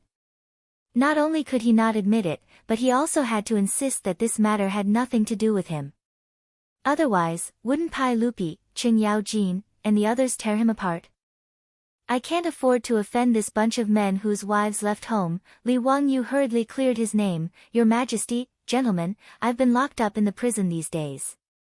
I really don't know what's going on in Chang'an. It's even more impossible for me to get Her Highness and the madams of the officials to Dingzhou village. If your Majesty doesn't believe me, you can ask eunuch Wei. Pai Lupi looked at Wei Zheng inquisitively. Wei Zheng could only nod helplessly, indicating that Li Wangyu really didn't leave the prison. Wei Zheng naturally didn't know that Li Wangyu sneaked out last night. Although he was very suspicious about his son and the others running to Tuoba Zhengyang's mansion to pay respects last night, he didn't have time to care about this matter now. His wife also quietly followed Empress Zhangsun out of the city. How could this not make Wei Zheng, the goat-nosed eunuch, anxious. Pai Lupi received Wei Zheng's reply, but still looked at Li Wangyu with suspicion. After all, his wife and the others ran to Dingzhou village. If this matter had nothing to do with Li Wangyu, he wouldn't believe it. He wasn't the only one who didn't believe it. Qing Yaojin, Feng Xianling, and the others also didn't believe it. Seeing that Pai Lupi and the others still didn't believe it, Li Wangyu became anxious and swore, "If I, Li Wangyu, did this, I'll be struck by lightning and die a horrible death. Pus will flow from the top of my head and ulcers on the soles of my feet." The Tangs were still quite respectful and humble towards oaths. Seeing that Li Wangyu dared to make such an oath, they had no choice but to believe it. Li Wangyu secretly breathed a sigh of relief in his heart. This matter really wasn't done by him. At most, he just guessed that it was done by his beautiful superior. He definitely didn't violate the oath. "Ziyu, do you know why my Guanyin maidservant went to your Dingzhou village?" Li Er spoke out and asked. Li Wangyu shook his head like a rattledrum, "I don't know. Maybe she felt bored in Chang'an City and went to relax." He didn't lie. He guessed that his beautiful superior was avenging him, but he really didn't know why Empress Zhangsun and the others went to Dingzhou village. At this point, Pai Lupi naturally didn't have the mood to hold any court meetings. It was more important to figure out what his wife went to do. After hastily announcing the adjournment of the court, Pai Lupi prepared to personally go to Dingzhou village to see what Empress Zhangsun and the others were up to. In this hall, nearly half of the officials and nobles didn't leave. They planned to follow Pai Lupi to Dingzhou village. Li Wangyu naturally wanted to slip away. No matter what his beautiful superior wanted to do, it was best for him not to get involved. But he wanted to run, but Pai Lupi wouldn't let him go. "Zio, lead the way. I and everyone else will follow you to Dingzhou village."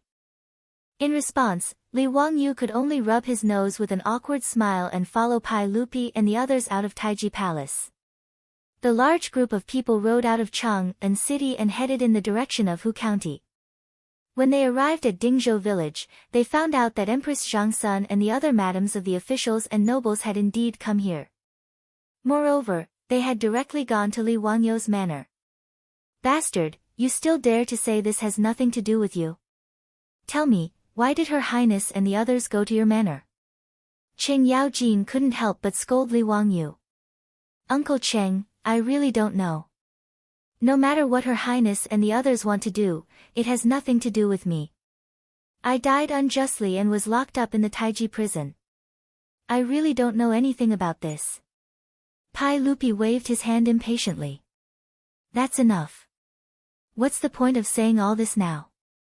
Won't it be clear once we ask?" Everyone urged their horses to pass through Dingzhou village and arrived in front of Li Wangyu's manor. However, at this time, the manor's door was tightly shut and there was no one in sight. Pai Lupi glanced at Li Wangyu, meaning to ask him to hurry up and open the gates. Li Wangyu helplessly urged his horse forward and shouted, "Open the gates, I'm back. Hurry and open the gates." He shouted a few times before the tightly shut door slowly opened. After the door was opened a crack, two heads popped out. They were none other than Aphrodite and Perrin. "Lang Jun, you're back.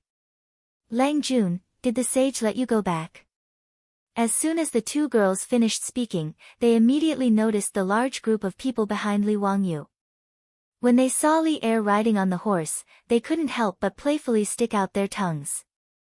"Perrin, Aphrodite, it's broad daylight. Why are the gates closed? Hurry up and open the gates to welcome His Majesty in." Aphrodite and Perrin curtsied to Pai Lupi. "Greetings, Your Majesty. Greetings, Your Majesty. However, it's inconvenient for His Majesty to enter the manor today." Chapter 539. Li Wangyu was stunned by the two girls' words. What do they mean? They actually refused to let Pai Lupi in. When did these two girls of his become so bold? Pai Lupi looked displeased, and the officials and nobles were also in an uproar. The ladies of Li Wangyu's residence were too bold. They actually dared to stop a saint outside. Did they eat a bear's heart or a leopard's gall? Li Wangyu coughed lightly and was about to speak, but Perrin and Aphrodite bowed to him again. Lang Jun, you can't return to the residence today either. What? They're rebelling against the heavens. I can't even return to my own home. What are these women trying to do? Li Wangyu was completely dumbfounded. Qing Yaojin had an impatient personality. He walked up and glared at them. You two girls, make it clear to me. Why can't His Majesty and I enter the residence today? Perrin wasn't afraid of his ferocious appearance and playfully stuck out her tongue at him. Greetings, Duke Lu. Today, all men are not allowed to enter the residence. Why is that? Pai Lupi finally couldn't help but ask.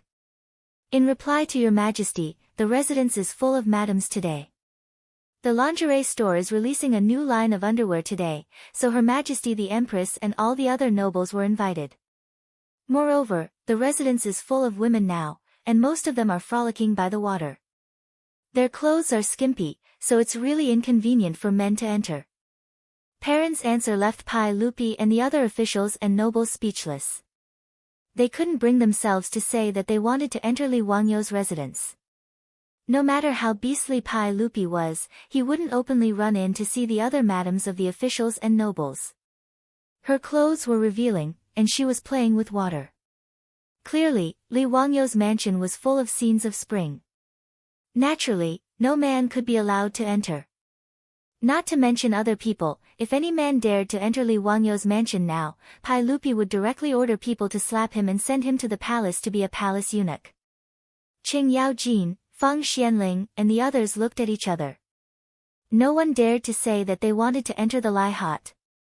Li Wangyu, on the other hand, was thinking more. Releasing new underwear? Could it be a lingerie release? Victoria's Secret fashion show. His saliva was about to flow out, and he hated that he couldn't rush back to the manor right now. This was the man's dream show that he had only seen on TV and had never seen live in his previous life. Thinking of this, he couldn't help but ask, where did this model come from? Aphrodite clapped her hands excitedly. Lang Jun, you really know this word? Yes, model. Sister Changqing mentioned it a few times, but I didn't remember it. Hee hee. Those models were all invited by elder sister Changqing from the Peace Square and the Hu People's wine shops at a high price. Li Wangyu was speechless. As expected, his beautiful boss really knew how to have fun. But what was her purpose of bringing Empress Xiangsun, as well as all the madams and young ladies of the civil and military officials to his mansion? Li Wangyu was still confused and didn't understand. Pai Lupi coughed softly and turned to look at the officials. Gentlemen, since the madams are gathering in Li Wangyu's mansion today, why don't we have a small gathering in Dingzhou village today? After the madams' gathering, we will return to Chang'an together. What do you think? What he meant was that Empress Xiangsun and the others would have fun in Li Wangyu's mansion, while they would wait in Dingzhou village in case anything happened.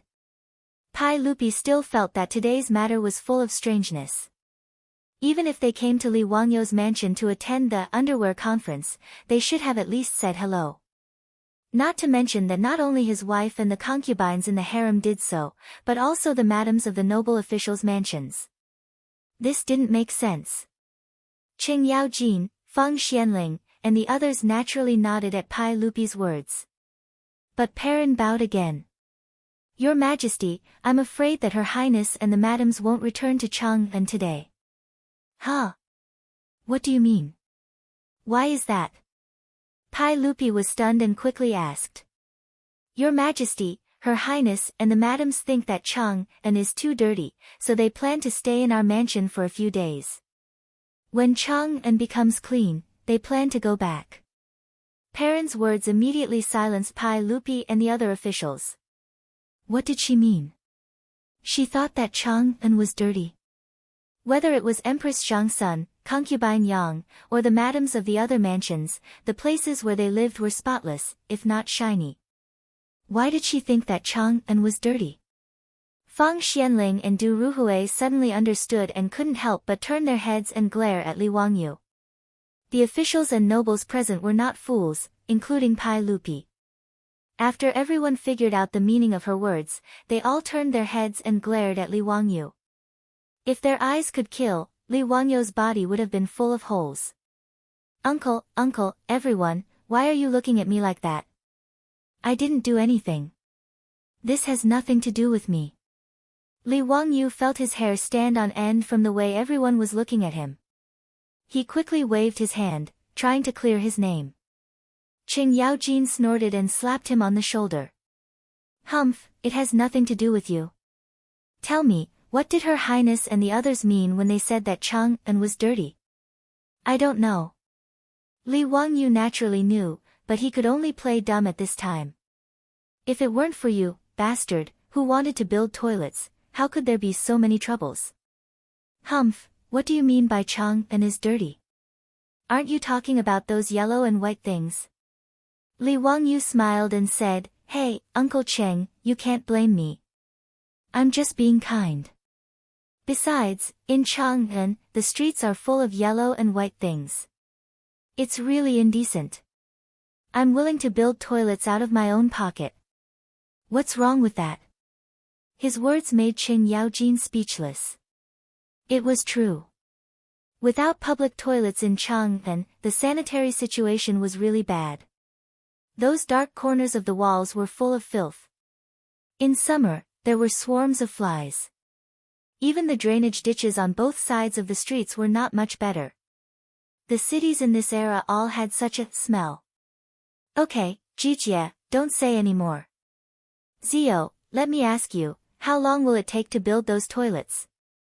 Pai Lupi waved his hand impatiently at Qing Yaojin and asked Li Wangyu.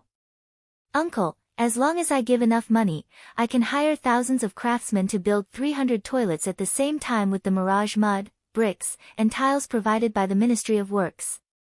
It's very easy to build toilets. It can be completed in 3 days at most. Li Wangyu already had a plan in mind.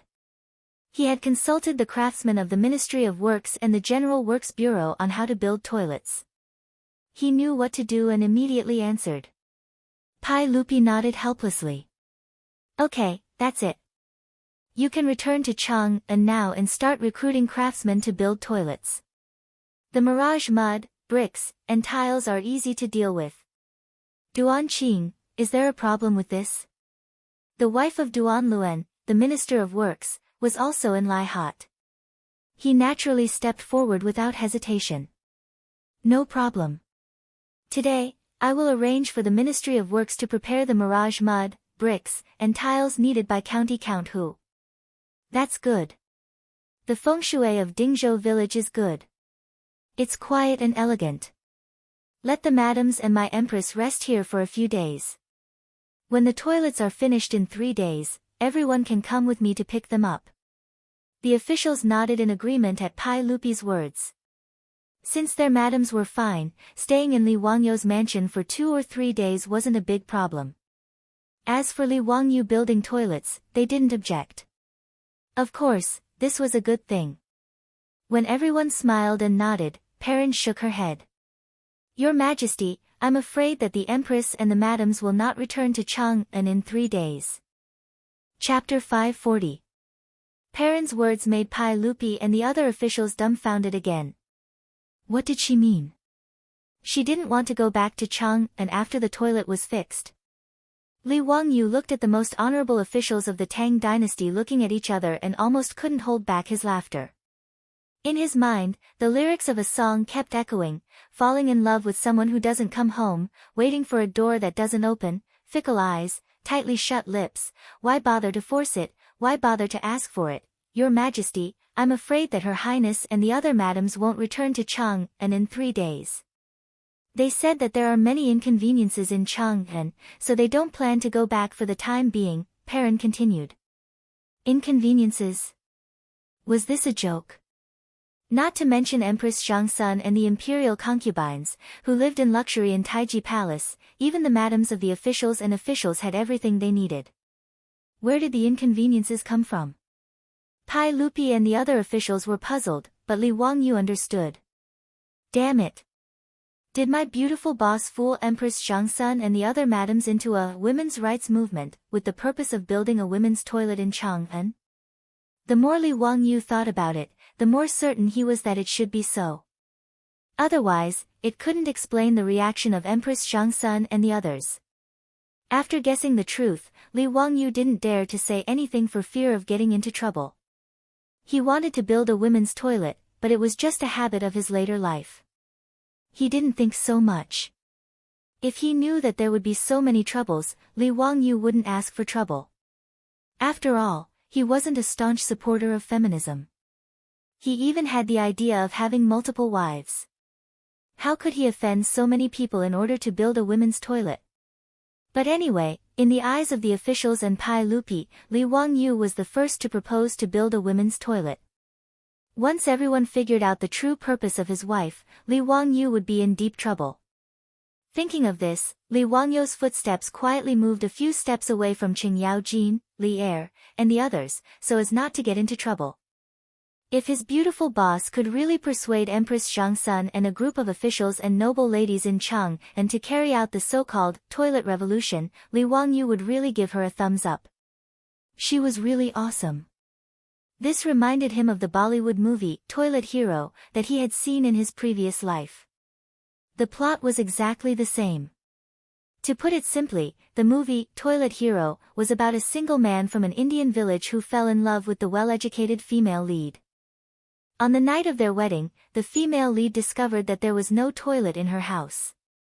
In order to build a toilet in her house, she divorced the male lead. Religious beliefs, backward ideas, old-fashioned customs, and sexism were all presented in the movie.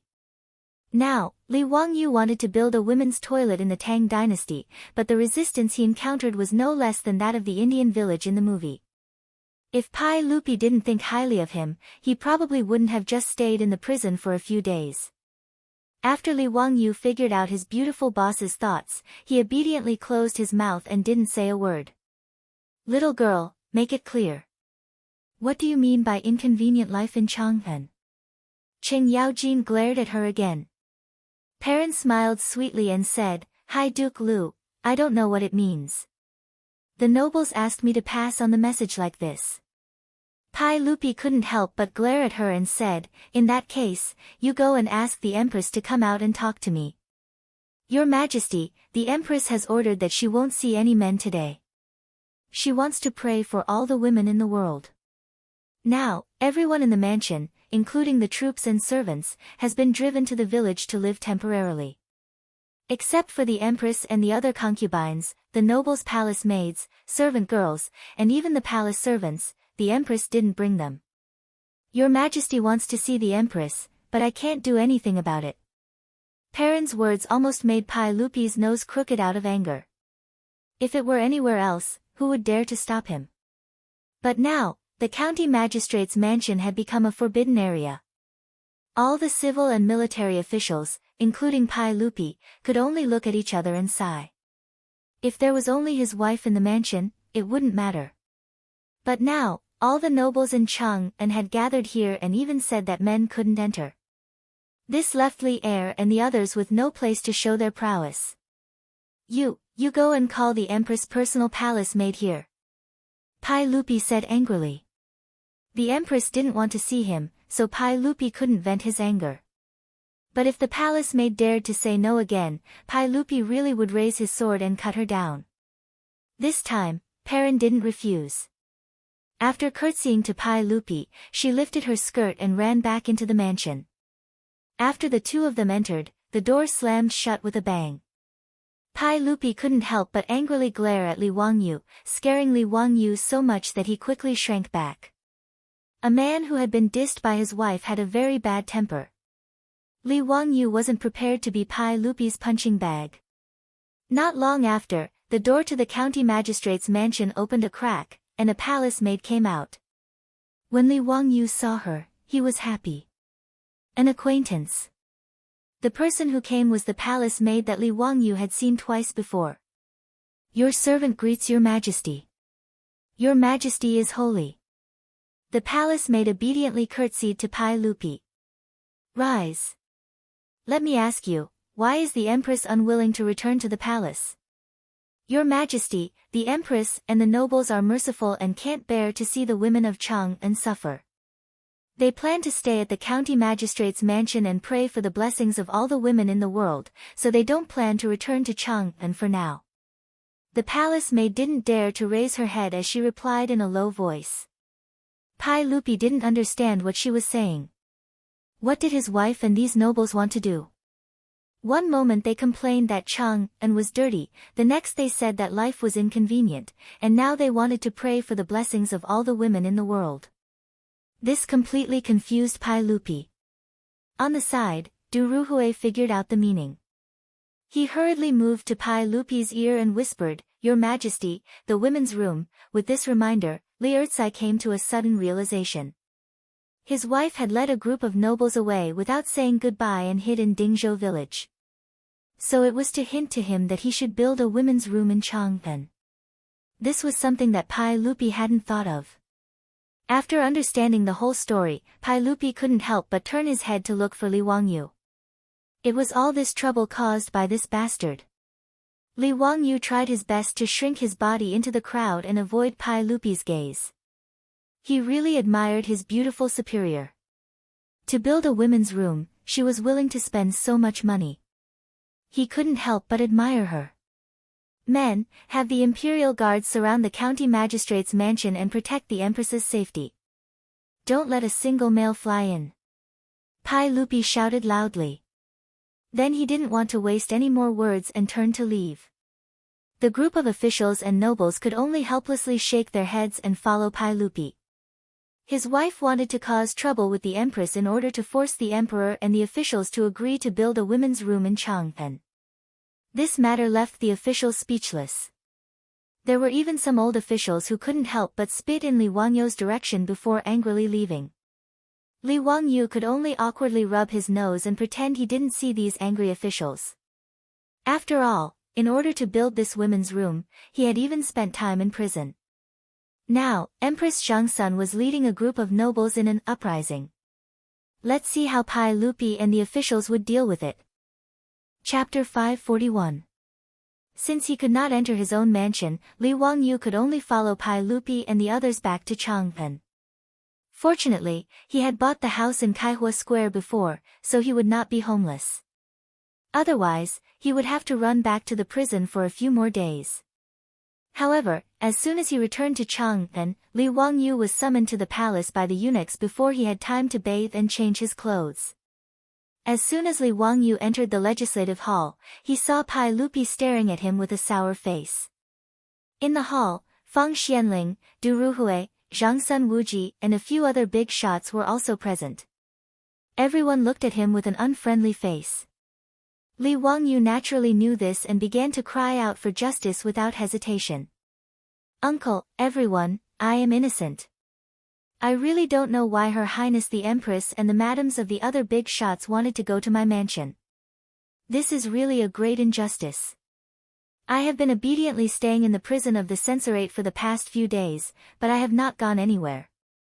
If you don't believe me, you can find Qing Chumo, Fang Jun, Du He and Du Go to confront them and ask them if I know anything about this matter. Besides, whether I have gone to the palace to seek an audience with Her Highness the Empress these days, you can ask me too. Li Wangyu's words made the faces of Pai Lupi and the others soften a little. Pai Lupi naturally knew that Li Wangyu had not gone to see the Empress these days. He did not believe that Li Wangyu had the ability to abduct all the noble ladies in Chang'an. But no matter what, it was Li Wangyu who had proposed to build the women's toilet, so Pai Lupi naturally wanted to settle the score with him. Don't talk nonsense. You were the one who started this, so how are you going to end this? You tell me. Pai Lupi threw the question to Li Wangyu. Li Wangyu scratched his head and looked at Pai Lupi and the other big shots. He said carefully, Uncle, everyone, from what I see, why don't we fix the women's toilet? It's not a big deal. This nephew promises that within 3 days, no, 2 days, all 300 toilets will be completed. Wouldn't that be a happy ending for everyone? Bullshit. Do I need you to tell me how simple it is? Pai Lupi's saliva almost sprayed onto Li Wangyou's face. Didn't you see what happened just now? You only brought up an idea, and what happened? If you were to really fix it, who knew how big of a disturbance it would cause? If you don't think of a way to invite my Guanyin maid back to the palace, do you believe that I will really let you live in the prison? This nephew can't do anything about it. How can I change the Empress's mind? Uncle, aren't you forcing me to death? Li Wangyou said with a sad face. He really had no other way. Now that Empress Zhangsun had led the noblewomen of Chang'an away, if Pai Lupi and the officials still didn't compromise, then there was nothing he could do. Seeing this, Feng Xianling could only stand up and mediate. Your Majesty, what Zio said is also reasonable. Since the Empress has already spoken, if the women's toilet still can't be fixed, where will she put her face? In my opinion, the women's toilet should be fixed. Since we want to fix the toilets, it's not right if we don't fix the toilets for women. I think the Empress and the others also have the same thought. Pai Lupi naturally listened to Feng Xuanling's persuasion, but he shook his head awkwardly. Feng Xianling, how can it be so simple? You also know that many old masters in the court impeached this bastard boy because of this matter, but I suppressed them all. If I don't care and agree to let this boy build the women's toilet, I'm afraid that someone will really kill himself. If that happens, it will be even more difficult to end. Li Wangyou also knew that Pai Lupi's words were true, but he had already thought about the beautiful boss's plan, so he naturally wasn't in a hurry. Hey, uncle, in fact, it's difficult to say it's difficult, but it's also simple to say it's simple. What do you want to do? What's your idea? Let's hear it. Uncle, in the ancient Three Kingdoms, Cao Cao used the emperor to order his vassals. Hey, we can also use the mischievous wife to order her vassals. Li Wangyou lowered his voice and told the plan he had thought of. Li Wangyou's words first stunned everyone, and then they couldn't help applauding. Ha, Zio, this plan is wonderful. Your Majesty, this plan is feasible. Pai Lupi slapped the back of Li Wangyou's head. Bastard boy, you still dare to say that you didn't instigate the Empress? This was clearly premeditated by you, right? Humph. When the Empress returns to the palace, I'll deal with you. Hurry up and scram. If I don't see the 300 toilets in 2 days, you can really go live in the prison. Li Wangyou really wanted to cry this time. F***ck, this black pot was really wronged, but he couldn't not take it. Who told his beautiful boss to be his woman? Forget it, if he was the scapegoat, then so be it. No matter how miserable it was, he was still a cook. In any case, he wasn't cuckolded. After leaving the palace, Li Wangyou didn't dare to waste time. He rode back to the Kaihua Square, changed his clothes, and went straight to the Ministry of Works. Building 300 toilets in 2 days wasn't a small amount of work. However, Li Wangyou didn't plan to save money. He planned to hire 3,000 craftsmen. 10 craftsmen for 1 toilet, 2 days was enough. In order to build the toilets, he even suspended the business of Shun Feng Carriage Company for 2 days. All the carriages were used to carry soil. The public toilets in this era were actually quite simple. They didn't have automatic flushing facilities. They were just dry toilets in the north. A big hole was dug in the ground, and the soil dug out was transported to the polo field that was being built in carriages. It wasn't a waste at all. Bricks and cement were used to build a circle around the hole to prevent sewage from seeping into the ground. After that, 2 big tile-roofed houses were built. Wooden planks were laid, the walls were painted, and the toilets were repaired. The Minister of Works, Duan Luan, naturally agreed to all the requests. After all, the money was paid by Li Wangyou. Plus, his wife was still in the county of Dingzhou. Duan Luan naturally gave the green light and fully cooperated. The Ministry of Works mobilized craftsmen, mirage mud, bricks, and wood to build the toilets in Chang'an. The construction project started in the afternoon. The 10 craftsmen dug the holes and repaired the houses. Their efficiency was quite high. In 2 days, 300 brand new toilets appeared in the various squares and streets of Chang'an. However, the toilets were repaired, but trouble came with them. On the second day of the imperial court, dozens of old officials stood out in anger and knelt on the ground. Pai Lupi naturally knew what they wanted to do, but he pretended not to know. He asked, "Everyone, what is this matter?" "Your Majesty, we want to impeach County Count Hu. He is unscrupulous and has broken the rules of the ancestors. He is guilty of the most heinous crimes. If your Majesty doesn't stop County Count Hu's evil deeds, we would rather fight to the death than tolerate such an immoral act."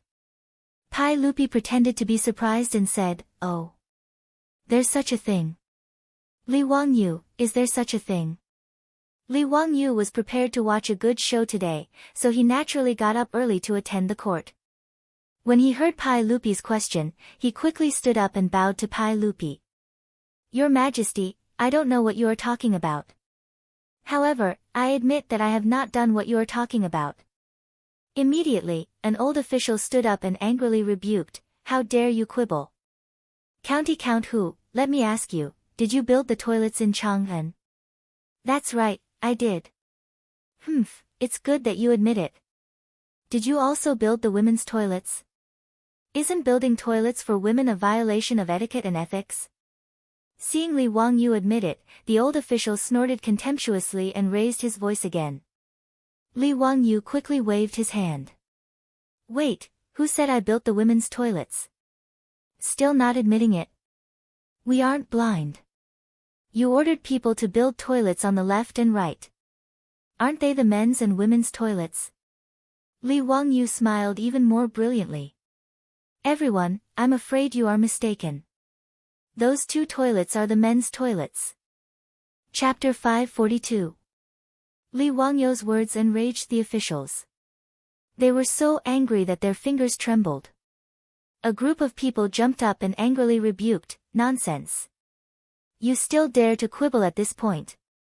It's written clearly on the blueprints you gave to Wanyan and Chang'an. The toilets are divided into left and right, with men on the left and women on the right. Is there anything wrong with that? Now, the 300 toilets in Chang'an are identical to your blueprints. Do you still dare to say that you didn't build the women's toilets?" Li Wangyu wasn't angry. He chuckled and spread his hands. "You are all scholars. Don't you know how to read? The 300 toilets in Chang'an all have the words men's toilets written on the walls. It's the same on both sides. Why do you ignore it?" His words, however, stunned the old officials who were impeaching him. Li Wangyu looked at Cui Zhua and Lu Dehang and smiled. "If you don't believe me, you can ask the Ming House in Chang'an and Wanyan." "Cui Ming House, Lu Ming House, am I wrong?" Cui Zhua and Lu Dehang quickly stepped forward. "County Count Hu is right. Of the 300 toilets in Chang'an, the left and right are all men's toilets." They weren't the only ones who said this. Many of the officials present had also seen the toilets. They all said, "County Count Hu is right. I've also seen the newly built toilets. Although they haven't been officially opened, it's written clearly that the left and right are all men's toilets." This was beyond the expectations of this group of old scholars. They hadn't seen the toilets before. They had only heard the servants report that the toilets built by County Count Hu were all left and right. That was why they had come to impeach Li Wangyu. How is this possible?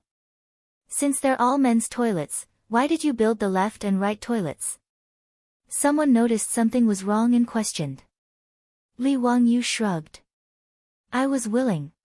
His words made the faces of the officials turn red, but they didn't know how to refute him. After all, Li Wangyu was the one who paid for the toilets.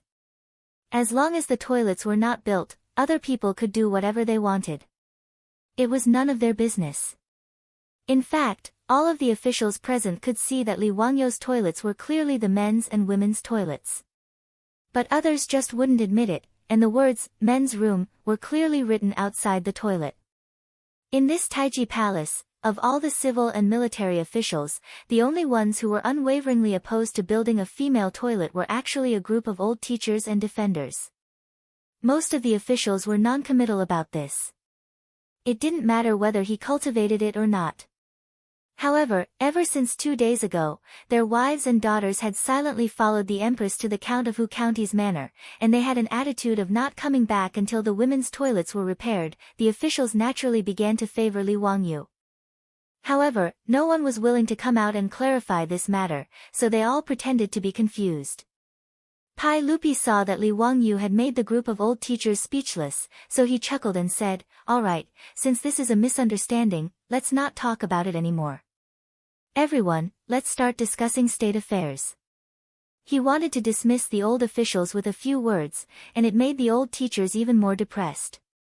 The group of old teachers saw that no one in the hall supported them, so they decided to act shamelessly. They didn't argue with Li Wangyu, and they all once again knelt before Pai Lupi. "Your Majesty, this is clearly Count Hu County's scheme. His Majesty can't be deceived by him. Your Majesty, we can't make an exception like this. Since ancient times, men have always been superior to women. This is the way of the heavens. How can women go out to use the toilet? Your Majesty, if Count Hu County insists on building the women's toilets, I can only use my death to show my sincerity and complain to the people of the world about this inversion of ethics." There were even some old teachers who pointed their spears at Empress Zhangsun. "I heard that Her Majesty and the other dukes' wives are staying at Count Hu County's manor because they were instigated by Count Hu County. They want to support Count Hu County in building the women's toilets. Your Majesty, Her Majesty should be the mother of the world. How can she support Count Hu County in doing such a thing? This isn't a hen taking charge of the morning sun. This is the downfall of ethics, and this is a disaster." Pai Lupi saw that these old teachers were becoming more and more unreasonable, and his brows furrowed. Li Wangyu naturally didn't want to take the blame. He refuted, "Shut up. Is Her Majesty the Empress someone you can humiliate? Her Majesty the Empress and the other dukes are in my manor praying for the people of the world. Ruin dares to distort black and white like this and spout nonsense. Your Majesty, I want to impeach these people for harboring unfathomable motives. They even said something like a hen taking charge of the morning sun. This is comparing Her Majesty the Empress to Daji. Could Your Majesty be the tyrant King Zhou?" The earliest allusion to a hen taking charge of the morning sun came from Daji and King Zhou of Shang. It meant that once an old hen crowed, the family's situation would decline. Hearing Li Wangyu say this, the old teachers immediately realized that they had misspoken and hurriedly kowtowed to Pai Lupi. "Your Majesty, this old subject didn't mean that. This old subject was saying." Without waiting for him to explain himself, Pai Lupi slapped the armrest of the throne. "Enough. The Empress is in Count Hu County's manor with the other dukes' wives praying for the people of the world. This matter has nothing to do with the construction of the women's toilets. I said that since there are no women's toilets in the toilets built by Count Hu County, this matter will end here and do not mention it again." Seeing that Pai Lupi was angry, the group of old teachers reluctantly closed their mouths. After bowing, they retreated among the officials. However, it was clear that this group of old teachers didn't intend to let the matter rest. After the Chang court, Li Wangyu acted as if he had nothing to do with himself. Every day, he would play with the rich playboys. His days were quite leisurely. However, the nobles and officials of Chang'an gradually became restless. The officials and nobles didn't feel anything when their wives and daughters didn't return for a day or two. On the contrary, the business of the Peace Square and the Hu people's wine shops in Chang'an had become unusually good these days. Without the restrictions of their wives, many of the officials and nobles were happy to be at ease. Every day, after the court was closed, they would call their friends to drink wine. Their days were very comfortable. However, like the middle-aged men in the future, when their wives went on a business trip or returned to their parents' home, they would definitely feel very comfortable at first. They would play as much as they wanted every day. They would stay up all night drinking and playing online games. Just like the song, "The Wife Is Not at Home," sang, "Tonight my wife is not at home, I can wahahaha." However, after a few days, there was no one to wash the dirty clothes at home. When sleeping at night was lonely and cold, and there was no one to talk to at home, they would anxiously call their wives to ask when they would be back. Today, the officials and nobles of Chang'an were the same. After 2 or 3 days of fun, they found that the empress and their wives still had no intention of returning to Chang'an. They couldn't help but feel a little flustered. These officials and nobles naturally didn't lack people to warm their beds in their mansions. However, how could they understand the various internal affairs of this big family? How many things needed to be purchased, how much the businesses in their mansions had lost, which mansions needed gifts for their weddings and funerals, what mistakes the maids in their mansions had made. When the housekeepers of the mansions reported these matters to their Langjuns, they finally began to have headaches. Compared to their own troubles, whether or not to repair the women's toilets was still a problem. Chapter 543. Li Wangyou's guess was right. Inviting Empress Zhangsun and the noblewomen in Chang'an to Dingzhou village was the revenge planned by the beautiful boss. For Li Wangyou, it didn't matter whether he could repair the women's toilet or not. But for the beautiful boss, it was absolutely intolerable. Although she was not a feminist, as a white-bone fairy of later generations, she naturally couldn't tolerate this obvious gender discrimination. For the beautiful boss, she just wanted fairness. But even this request, which seemed very common in later generations, was as difficult as climbing to the sky in the Tang dynasty. Li Wangyou, a nobleman with a title, was forced to go to prison because he wanted to build a women's toilet. What could the beautiful boss, a weak woman with no power and influence, do? But the beautiful boss didn't intend to give up. She was going to take the route of a noble lady. Whether it was Empress Zhangsun or the noblewomen, they were all women. Naturally, they should speak up for the women of the Tang dynasty. It was very easy for the beautiful boss to go in and out of Lizhen Palace. Now she often went to the palace to teach Empress Zhangsun and concubine Yang yoga. In addition, she cooperated with Empress Zhangsun in several industries, so they got along very well. When the beautiful boss came to see her, Empress Zhangsun, who was still teasing her youngest son Li Ji, immediately asked the palace maids to bring tea and snacks. "Changqing, how come you have time to see me today?" "Greetings, Your Highness. My Langjun is in prison. Do you know about this?" the beautiful boss directly asked. Empress Zhangsun nodded. "I know about this. Changqing, don't worry. Erlang won't let Zio suffer. It's also good for him to stay in prison for a few days to avoid trouble. Besides, Erlang doesn't forbid you to send things to the mansion. If necessary, the maids can also go in to serve Zio. Your Highness, I'm not worried about Wang Yu suffering, but I feel unreconciled. What did Wang Yu do wrong? Didn't he just want to build the women's toilet? What's wrong with this? Don't we women need to go to the toilet? Those old masters are really ignorant," the beautiful boss complained. Empress Zhangsun nodded and then sighed. "How could I not know this? We women are inherently weak in this world. I've heard that when commoner women go out, they have to hide and avoid people when they need to relieve themselves. It's so embarrassing."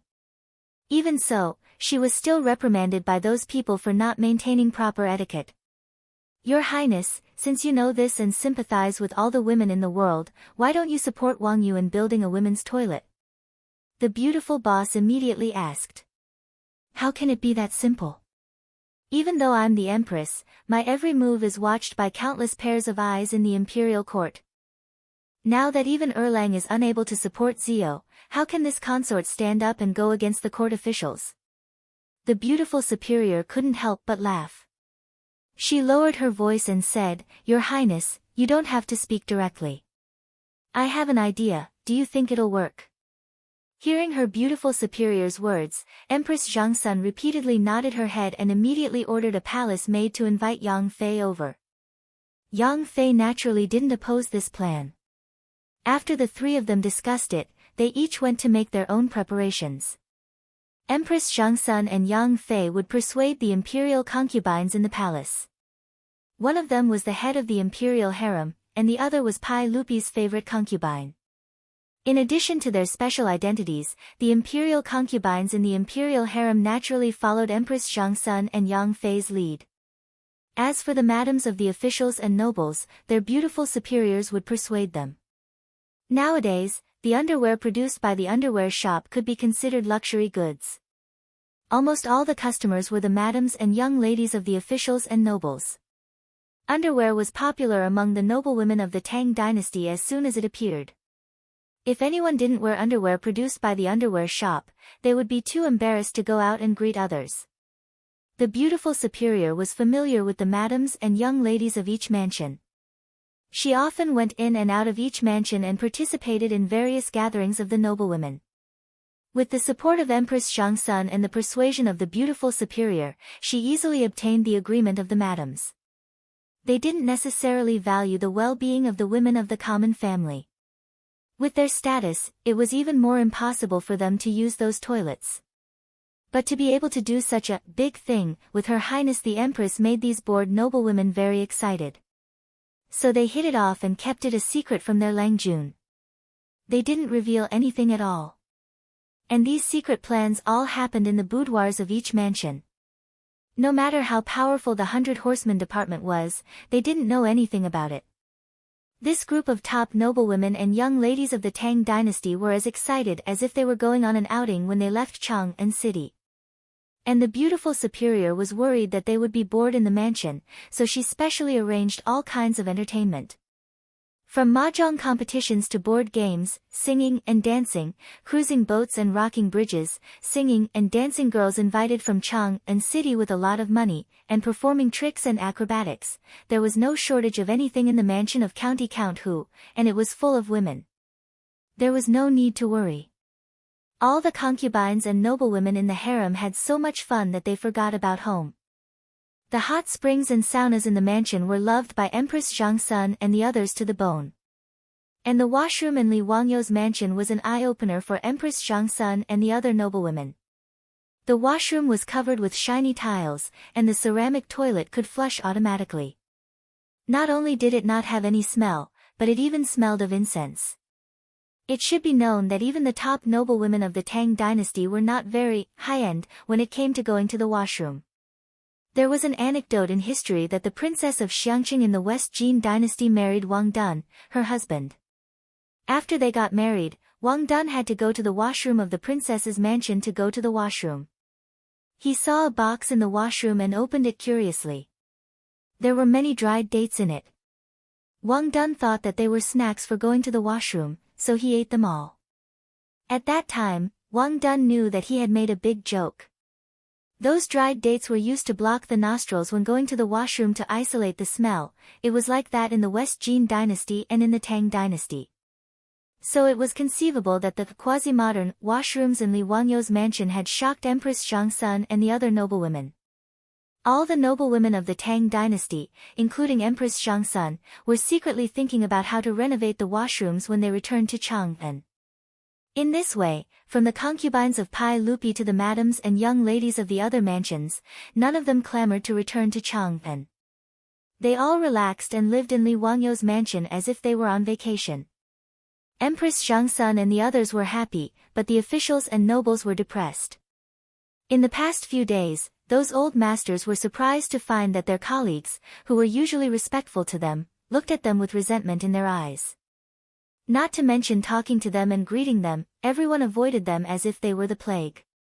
This group of old masters, whether it was their age, their official qualifications, or their influence in the scholarly circles, were the reasons why they were usually respected.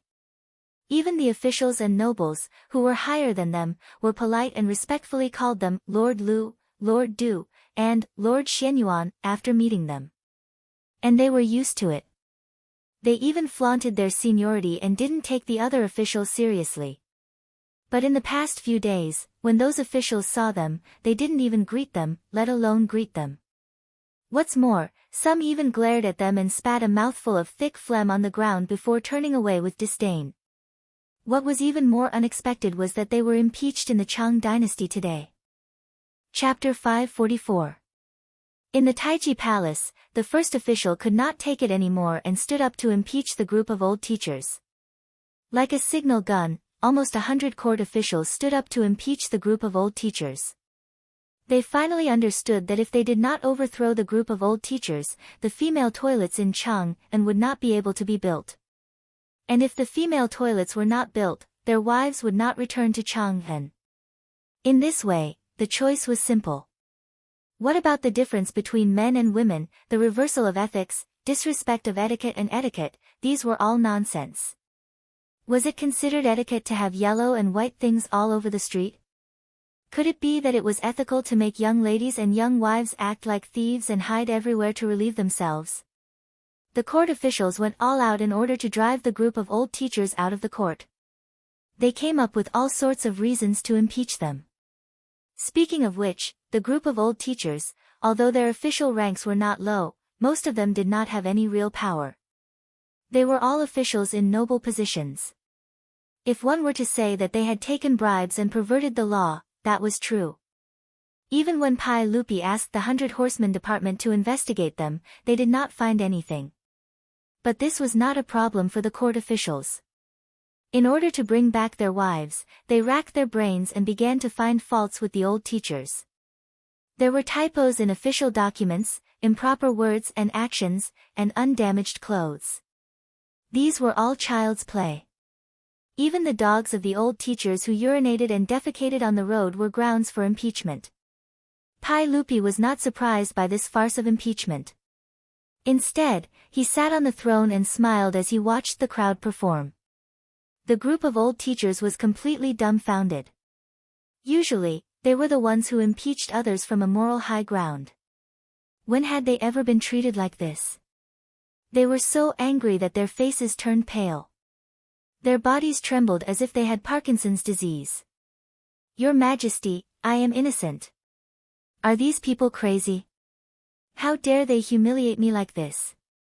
Your Majesty, I have been humiliated by the court officials like this. How can I still stand in the court? I beg to be buried.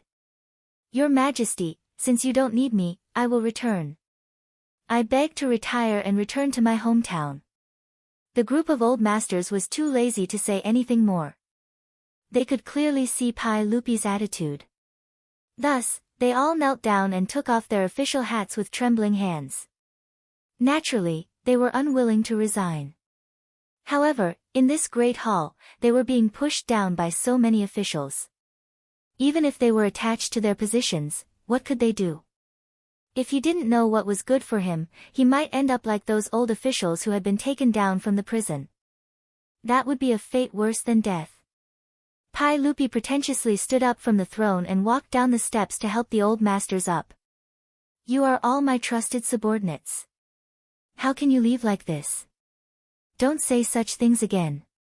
However, even though he said that, he pretended not to see the official hats that were placed on the floor. He had no intention of picking it up and putting it back on for these old teachers. Pai Lupi's actions chilled the hearts of these old masters even more. Originally, they were just going through the motions of resigning. Now, they could only follow this path to the end. Disheartened, the old masters once again asked to resign. Their attitudes and tones were much more resolute. Pai Lupi was still unwilling. The old masters asked to be buried again. With 3 requests and 3 requests to stay, both sides had completed the ritual process. Both sides were so polite that it seemed like the ruler and his subjects were harmonious. This was also the proper procedure. To put it bluntly, it was just a polite gesture. Don't take it seriously. If Pai Lupi urged them to stay, the old masters would take it seriously and continue to wear their official hats with a clear conscience. Then, they would have lived their lives in vain. Pai Lupi pretended to be regretful and sighed. Ah, since you have already made up your mind, I can't force you. Although I am distressed, I can only follow your wishes. Pai Lupi pretended to wipe away tears that did not exist. I will grant each of you 100,000 gold for your return home. I will give you a full salary to comfort you for your many years of hard work. The full salary that Pai Lupi was talking about was the retirement salary of these old masters after they retired. It was not reduced by half, but full salary. After an official of the Tang dynasty retired, the salary was only half of what it was when they were still in office. Bai Ji once wrote a poem like this. 70 years of age, the full crown is hung up. Half salary and half carriage are hung up. The cook tells the court that he has run out of salt and rice. Wife and children are unhappy. Niece and nephew are bored. First, I will sell 10 mu of land in Nanfang. Next, I will sell 5 mu of land in Dongdu. It meant that after they retired, they would only have half of their salary. Their lives were bleak and they would have to sell their land to make a living. Pai Lupi's words made the group of old masters kneel down again. After repeatedly thanking him, they reluctantly left Taiji Palace with tears in their eyes. After the group of old masters left, all the civil and military officials could not help but breathe a sigh of relief. They looked at each other and smiled. No one mentioned this matter again. Pai Lupi was even more satisfied. He sat back on the throne and pretended that the previous matter did not happen. He changed the topic and began to discuss state affairs. Pai Lupi had long disliked these dozens of old officials in the imperial court. Each of them was stubborn and conservative. They often had restrictions on the imperial court. They often brought up the ancestral etiquette to talk about things. This made Pai Lupi unhappy for a long time. However, these old officials had a great influence in the imperial court and the scholarly circles. Although Pai Lupi was unhappy with them, he could only endure it. He did not expect that because Li Wangyu wanted to build a toilet on a whim, it caused a lot of trouble in the imperial court. This group of old officials and old masters, because of a small female toilet, were sent to prison or resigned. This made the imperial court much quieter. After taking down this group of old masters, the officials eagerly waited for Li Wangyu to change the words on the toilet. Li Wangyu had built 2 toilets on the left and right. They were clearly the men's and women's toilets. This was not only seen by the old masters, but also by the officials. Now that there were no more restrictions, as long as Li Wangyu ordered people to write the words, women's toilets, everyone would be happy. However, no one expected that after an entire day, the 300 toilets in Cheng and city had not changed at all. As for Li Wangyu, County Count Huxian, he acted as if nothing had happened. He wandered around Cheng and city with his foppish friends. What was the meaning of this? The officials were confused. Why was County Count Huxian not making use of the time to build the women's toilets? Why was he wasting time? Did he not know that they were waiting to pick up their wives? An impatient official directly found Li Wangyu and asked him about this matter. County Count Huxian, may I ask County Count Huxian, when do you plan to open the women's toilets in Cheng and city? Everyone is looking forward to it.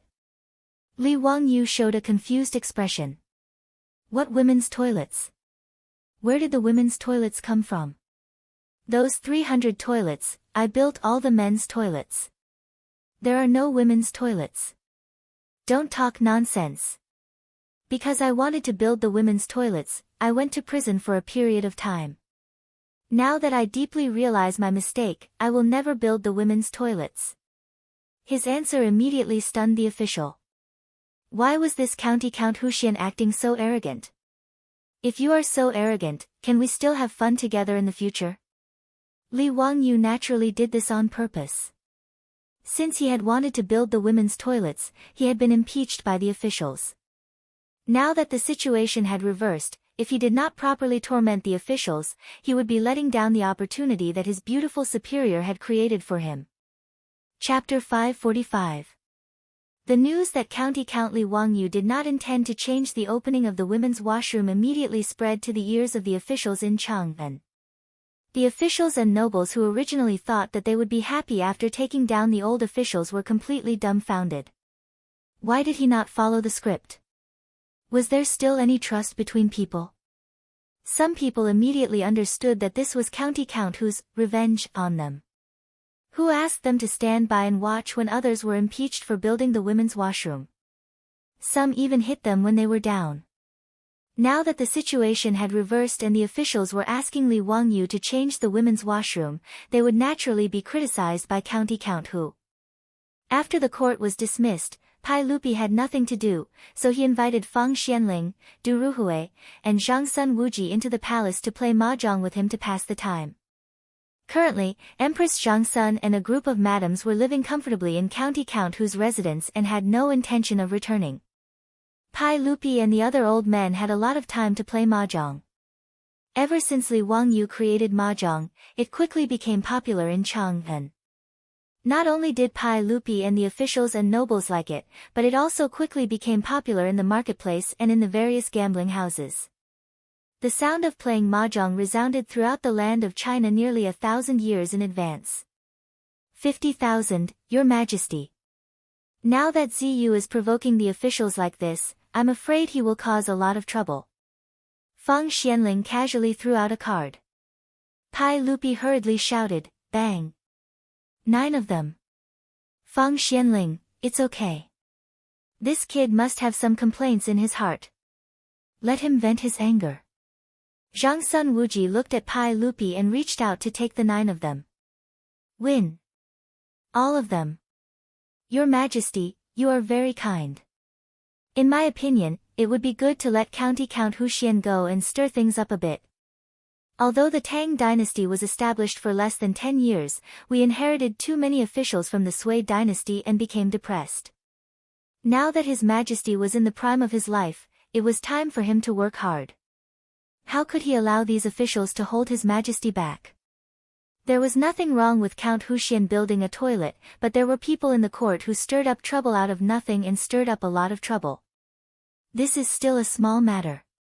If Your Majesty wants to reform the old practices, I'm afraid it will be even more troublesome. Feng Xianling and Du Ruhui both nodded their heads in agreement. Your Majesty, you really can't blame County Count Hu for this. Even though the old officials in the court who strongly opposed it are no longer here, there are still many people who have opinions about the women's washroom because of their instigation.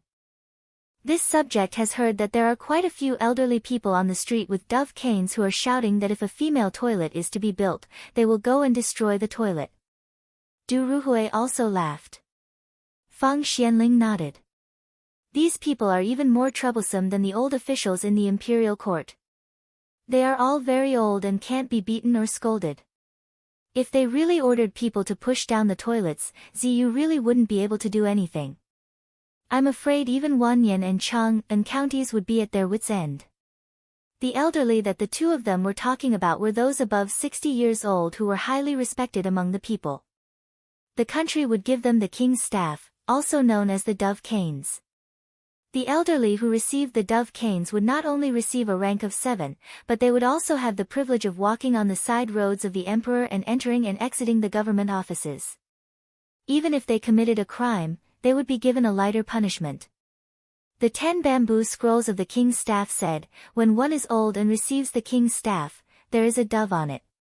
When the people see it, they will compare it to righteousness. If anyone dares to scold or beat them up, they will be considered traitors. This meant that the elderly who held the dove canes were like envoys.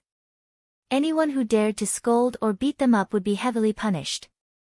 These elderly were already very famous among the people, and with the dove canes given to them by the government, they were even more respected.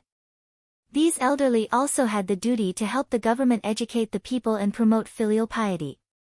As for the construction of the women's washroom, apart from the old officials in the imperial court, the ones who opposed it the most were the elderly. Zhang Sun Wuji also smiled. I think that county earl who knows about this matter, which is why he didn't make a move. He wants to use the wolf to swallow the tiger strategy. I'm really curious what the situation will be like when the officials and generals of the imperial court face off against these elderly. Li Er clapped his hands and laughed heartily. He threw a few chips to Zhang Sun Wuji and said, that makes sense. I want to see what Zio can do. Come, let's continue. Since the madams of the various manors aren't here, we will light up the lanterns and fight. No one is allowed to leave. While the 4 of them were leisurely playing around in the governance hall, the officials couldn't sit still anymore. Many officials who were familiar with each other all invited them to discuss how to solve this matter. Some of the more impulsive officials complained, "In my opinion, we shouldn't wait for the county earl to make a move. We should find someone to change the toilet. Wouldn't that be the end of it? This county earl is obviously trying to make things difficult for us." Brother's words make sense. Anyways, the toilets have already been built. Rather than asking the county earl, why don't we change the toilets ourselves? I don't believe that the county earl will fall out with us. Okay. Then let's do that. We'll immediately find blacksmiths to do it. What's done can't be undone. Then the county earl won't be able to do anything to us. Great, let's go together. Ha! Let's wait until the 300 toilets are changed. Let's see what the county earl can do. The officials all felt that this method was feasible. As they said, it was better to rely on oneself than to rely on others. Rather than sitting there and worrying, why not do it themselves? They just needed to find some blacksmiths to change the names of the toilets. It wasn't much of a problem. As soon as they said they would do it, they immediately ordered someone to find a craftsman. Carrying the paint bucket and brushes, they went to the nearest toilet. The toilets in Chang'an City were all of the same design. They were split into left and right, with a thick brick wall in the middle. The officials all knew that these were the men's left and women's right toilets. However, the toilets on both sides of the road were painted in red, with the words, "Men's Room," written on them. Go, erase the words on the right side of the toilet and change them to, "Women's Toilet." The officials ordered the blacksmiths to change the logo of the toilets. The blacksmiths agreed and began to work. However, they saw a group of people rush out from the inner building. The ones in the lead were a few elders holding a dove staff. Stop! What are you doing? The officials looked at each other, not understanding what these elders were shouting about. However, even these 4th or 5th rank officials were very polite to the elders holding dove staffs. Greetings, elders. I'll have the blacksmiths change the words on the toilets and change the toilets on the right side to the women's toilet. What advice do you have for me? Preposterous. Truly preposterous. You are all officials of the imperial court and hold high positions. How can you do such a preposterous thing? How can this woman use the toilets outside? Do you still have any morals? That's right. It was wrong of County Count Hu to build a women's toilet.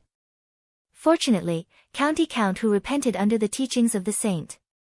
The toilets built today are all men's toilets. This is in line with the principles of yin and yang. As the saying goes, men should be outside and women should be inside. How can this woman use the toilets outside her home? The words of the elders made the officials look at each other in dismay. Why were there so many elders among the commoners who had such an attitude after defeating a group of old masters in the imperial court? The officials suddenly had an epiphany. F***ck, it seems like we've been tricked. We've been used as a tool by County Count Hu. Chapter 546. In the face of the elders' criticism, the officials could only bite the bullet and try to persuade them. Esteemed elders, we are only doing this out of goodwill. You all have wives and daughters in your manors. Can you bear to see them embarrassed because they need to go to the toilet? As the saying goes, don't do unto others what you don't want done unto you. Why can't a woman go to the toilet? Speaking of which, these officials did not necessarily support women going to the toilet outside as they saw it as indecent. However, the situation was beyond their control and they had no choice. They could only stand on Li Wangyou's side and persuade the elders. However, their words had no effect at all. The elders opposite them looked at them with disdain. Tui, how can my wives and daughters be so unruly? If they dare to go to the toilet outside, I can't break their legs. No matter what, this toilet can't be changed to a female toilet. Otherwise, don't blame me for getting someone to push it down. One of the officials was unhappy and reprimanded, "Nonsense. You are all elders with a dove's cane. How can you be so insensible? The construction of the female toilets is also a major matter of the country. How can we allow you all to pester us endlessly? If you dare to spout nonsense again, I'll throw you all in jail." It would have been better if he had not said that. Once he said that, it was as if he had poked a hornet's nest. The group of elders immediately jumped up and down. "All right. If you want to arrest me, then arrest me. I want to see which law I've broken." "Yes. This Lang Jun has such great authority. Just take us away. I want to see who dares to change this toilet today. If you want to change it, then kill me first. After that, you can do whatever you want." The elders' words put the officials in a difficult position. These elders with dove's cane were not to be trifled with. As long as they did not commit any crimes, even Pai Lupi would have to be polite to them to show his respect for the elders and respect for filial piety. Everyone looked at each other, not knowing what to do. For a moment, no one said anything. The craftsman at the side did not understand and asked softly, "Lang Juns, do you still want to change the words?" "Change my ass." The official, who was already angry, became even angrier after being questioned by the craftsman. He kicked over the paint bucket and turned to leave. The others shook their heads helplessly. They were truly at a loss when encountering this group of venerable elders. Everyone turned around and left, leaving behind the blacksmiths who were at a loss. In fact, the reason why Li Wangyu refused to show himself, other than deliberately making things difficult for those officials, was also because of this group of elders. After he came out of the prison, he found out that the merchants of the east and west cities, in order to support him, actually held a strike against those officials who slandered him. This made him very moved. No matter what the other party's intentions were, Li Wangyu should express his gratitude. After visiting Chou Yuanliang, shopkeeper Ren, Milamon, and the others one by one, Li Wangyu suddenly realized that the biggest resistance to the construction of the female toilet was not only in the imperial court, but also among the people. Whether it was the Chou family or shopkeeper Ren, these merchants were the clearest about all kinds of things in Chang'an. After figuring out why this group of elders was difficult to deal with, Li Wangyu immediately dispelled the idea of going head-to-head with them. He knew how difficult it was to deal with these elders. They could not be beaten or scolded. They were stubborn. In the future, there were many conflicts caused by the noise caused by the square dancing aunts and uncles. However, even if the police were called to persuade them, these aunts and uncles were not afraid and did their own thing. The Tang dynasty advocated filial piety and respect for the elders. These elders with dove sticks were even more difficult to deal with. If something went wrong and there was a mass uprising, he would be in serious trouble. Li Wangyu was unwilling to do such a stupid thing. Therefore, when the officials asked him about the female toilet, he deliberately pretended to be ignorant and wanted to use the officials as tools. After the officials were rebuffed in front of the elders, they thought about it and could not think of any other way, so they simply brought this matter to the imperial court. The officials reported to Pai Lupi, hoping to issue an imperial edict to renovate the toilets. Of course, Pai Lupi would not agree. How could he be willing to be the bad guy? Although these elders had no power or influence, they had a lot of influence in Chang'an. Even if he issued an imperial edict to separate the toilets into male and female toilets, he was afraid that these elders would really dare to push down the female toilets. In this way, it would not be good. Seeing that Pai Lupi was not willing to give in and that the elders among the people were against it, this group of officials who were crazy about their wives had no choice but to act shamelessly. After discussing with each other, they all ran to Kaihua Square to block Li Wangyu's mansion. The old housekeeper, Li Heng, was scared out of his wits when he saw nearly 100 court officials wearing dark red and light red official robes blocking the entrance to his house. The old man had never seen such a scene. He could only invite the officials into the mansion and ask Niu Yong and Niu Wu to invite Li Wangyu out to meet the guests. The mansion Li Wangyu bought was only for temporary accommodation. The area was not big. After 20 to 30 officials squeezed into the main room of the front yard, there was no place to stay. The others simply stood in the front yard. At this time, Li Wangyu was drinking cold drinks with the rich playboys in the backyard, leisurely playing do diju and mahjong. After hearing Niu Wu's report, he could not help but laugh. Ziyu, how can you still laugh? This time, you have caused a lot of trouble for these officials. Be careful not to provoke public anger. It won't be easy to clean up the mess. Wei Shuyu advised. Chai Lingguo also nodded and said, yes, now that the madams in each mansion are not here, I heard that many people's homes are in a mess. If you don't get the female toilets out, Her Highness the Empress will lose face and refuse to come back. Be careful that the officials and saints will settle the score with you. Ching Chumo and the others also nodded. They all felt that Li Wangyu had gone too far this time. Li Wangyu elegantly took out a folding fan from his waist and opened it with a swish. He shook his head and said, no matter, I have my own plans. Wahahaha, wait for me to go meet them. The rich playboy stopped playing mahjong and all clustered around Li Wangyu to the main room, wanting to see what he was up to. When Li Wangyu entered the main hall and saw so many people, he was shocked and quickly greeted the officials. County Count Hu, there is no need to be so polite. Quickly tell us, what are your plans now? Don't try to fool us with the nonsense from before. An impatient official did not wait for everyone to finish their greetings and impatiently asked. Li Wangyu, on the other hand, was neither hurried nor slow. After bowing to everyone, he opened his mouth and said, everyone, it's not that I'm trying to fool all of you. It's just that I didn't think that I would do something bad with good intentions.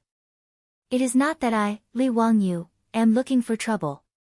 It is just that when I saw how dirty Chang and was and found it intolerable, I became impulsive and wanted to use my own money to build toilets. But who would have thought that for the sake of building toilets, I would be locked up in the prison by the saints? Everyone, I am also wrongly accused. No one could refute his words. This was indeed the case. Originally, building toilets was something that would benefit everyone. No one wanted to see such a situation happen. County Count Hu, we also know that we were in the wrong. If you have any complaints, this old man will apologize to you today. But this matter must be resolved. Otherwise, Her Highness the Empress will lose face, won't it? Yes, County Count Hu, we will apologize to you, but you have to think of a way. You were the one who built the toilets, so you can't just ignore it, right? County Count Hu, if you don't give me an explanation today, I will not leave. Yes, I will not leave. The officials were truly anxious. Some tried to soften their tone, while others tried to threaten him. In short, they all had the same goal, to make Li Wangyu resolve the matter of the toilets. Li Wangyu was overjoyed at this. He revealed his pearly white teeth and smiled at the crowd. Gentlemen, I have a plan. I wonder if you're interested. Chapter 547. Chang An's morning drum, regardless of wind or rain, would always sound on time, waking people up from their dreams. Old Lu, who lived in Qinren Lane, got up and changed his clothes with the help of his servants. He wasn't in a hurry to eat breakfast. Instead, he picked up his extremely precious dove staff and walked out of his house with the help of his servants. This dove staff, which was bestowed by the government, was old Lu's favorite. Even his eldest son couldn't touch it. As an elder of Qinren Lane, old Lu was used to walking around the lane every day after getting up. He greeted his neighbors and received everyone's compliments. The gate of the lane hadn't opened yet, but there were already some neighbors who had gotten up early and were busy. When they saw old Lu, they would politely greet him with their hands clasped. As the oldest elder in Qinren Lane, old Lu was used to this. He greeted everyone with a smile and then continued to walk around the lane. Old Lu walked to the toilet that was built by the county magistrate. He looked at the two toilets on the left and right. They both had the words, men's toilet, written on them. He nodded with satisfaction. Although the toilet on the left was still open, old Lu didn't care that much. If those officials wanted to change the toilet on the right into a women's toilet, he absolutely couldn't. If the government wanted to force a change, old Lu would rather tear down the women's toilet than compromise. In any case, as an elder, he wasn't worried that the government would do anything to him. Not to mention the fact that the county magistrate of Wanyan County was only at the 6th rank, even those high-ranking officials in red robes would be polite when they saw him. With the help of his servants, old Lu went to the toilet to relieve himself. Old Lu had to admit that the toilet built by the county magistrate was a good thing. Ever since the toilet was built, the lane became much cleaner. The filth in the corners and alleyways of the past was gone. Originally, there were some people who were too lazy to walk to the toilet and wanted to relieve themselves as they did before. However, after these people were caught by the Marquis of the Lane or the bailiffs of Wanyan County, they were severely punished 60 times. After a few times, the situation of urinating and defecating in the lane stopped. Since there were toilets, many people in the district were no longer willing to use the toilets in their own houses. After all, he had to find someone to clean his own toilet after using it. It was really troublesome. It was far more convenient to walk 2 steps to the toilet. Old Man Lu walked out of the toilet in a relaxed manner, and prepared to return to his mansion with the help of a servant. He habitually cleared his throat and spat out a mouthful of thick phlegm. Just as this spit landed on the ground, 2 martial marquises from the Chinran Square martial marquis shop appeared out of nowhere. "Stop! Elder Lu, why are you spitting this filthy thing everywhere?" Old Lu was stunned when he heard this. He thought to himself, I just spat a mouthful of phlegm. How did it become something filthy? 2 martial marquis, did you see wrongly? Old me only spat out some phlegm. The 2 martial marquis nodded their heads. Since you admit it, then that's good. The Tang dynasty law clearly states that those who pass through the walls with filth will be flogged 60 times. Was this phlegm not filthy? Elder Lu, you are an elder. According to the law, your punishment can be reduced by half, but you still need to be flogged 30 times. Your old arms and legs will definitely not be able to take it. Since it's like this, then fine me with copper. Fine me with 5 pounds of copper. Take out the money. The rule that the martial marquis was talking about was that if one threw trash on the street, the punishment would be 60 flogs. And the penalty of 5 pounds of copper was a copper coin. How could old man Lu bear this? Furthermore, he felt that he only spat a mouthful of phlegm. How could it become throwing trash? He immediately started arguing with the 2 martial marquis. Nonsense, old me only spat a mouthful of phlegm. How can it be filthy? The martial marquis grinned. How can it not be counted? This is naturally filthy. Elder Lu, we respect you as an elder, so we are being polite. If you are so stubborn, then we will go to Wanyan County to talk. Humph. Let's go. Old me does not believe that the Lu Ming house can sit by and watch you act so recklessly. Old man Lu said angrily. Their argument naturally attracted the attention of the neighbors in the square. Everyone was discussing, but they did not dare to say anything. After all, they were not as old as old man Lu. They were still in awe of the martial marquis. This argument did not end, and it really went to Wanyan County's Yamen. And the neighbors who were watching immediately ran to old man Lu's house to report. This scared old man Lu's few sons. They quickly followed the neighbors and rushed to the Yamen. Chinran Lane and Wanyan County's Xianyang Lane were only separated by a large street. By the time old Lu's several sons arrived, Wanyan County's county magistrate Lu Dehang had already begun the trial. As an elder, old man Lu did not need to bow when he saw an official. He just casually stood in the main hall and casually cupped his hands towards Lu Dehang. Lu Ming House, old me wants to ask you to give me justice. These 2 martial marquis shops martial marquis, causing trouble out of nothing. They said that old me spat out a mouthful of phlegm, and that old me should be beaten 30 times or punished with 5 pounds of copper. I also ask Lu Ming House to give justice to old me and reprimand these 2 martial marquis who are causing trouble out of nothing. After he finished speaking, Lu Dehang, who was sitting behind the high table, laughed. Old man Lu, your words are wrong. Since you admit that you spat on the ground, that naturally belongs to the category of filth. What wrong did these 2 martial marquis do? If they turn a blind eye, they will not be able to do anything. They will be punished with the same punishment. What? What are you talking about? Old me has spat out phlegm all my life, when have I ever heard of this being considered filth? Lu Ming House, you cannot be so biased towards Marshal Marquis. Old man Lu heard this and became anxious. Lu Dehang sneered, if old man Lu feels that this county is biased towards Marshal Marquis, you can go to the Imperial Censorate to report this county. However, the punishment of copper or 30 beatings cannot be avoided. Old man Lu, you can choose for yourself. Old man Lu was so angry that he could not speak. Ever since he became an elder, when had he ever been so angry? Without waiting for him to continue to be angry, he heard someone in the hall shout, accept the punishment, we accept the punishment, we accept the punishment of 5 pounds of copper. The ones who spoke were old man Lu's sons. After they heard the news, they hurriedly rushed over. Once they heard Lu Dehang's words, they did not dare hesitate and immediately accepted the punishment. Old man Lu was over 70 years old. 30 beatings could directly take his life.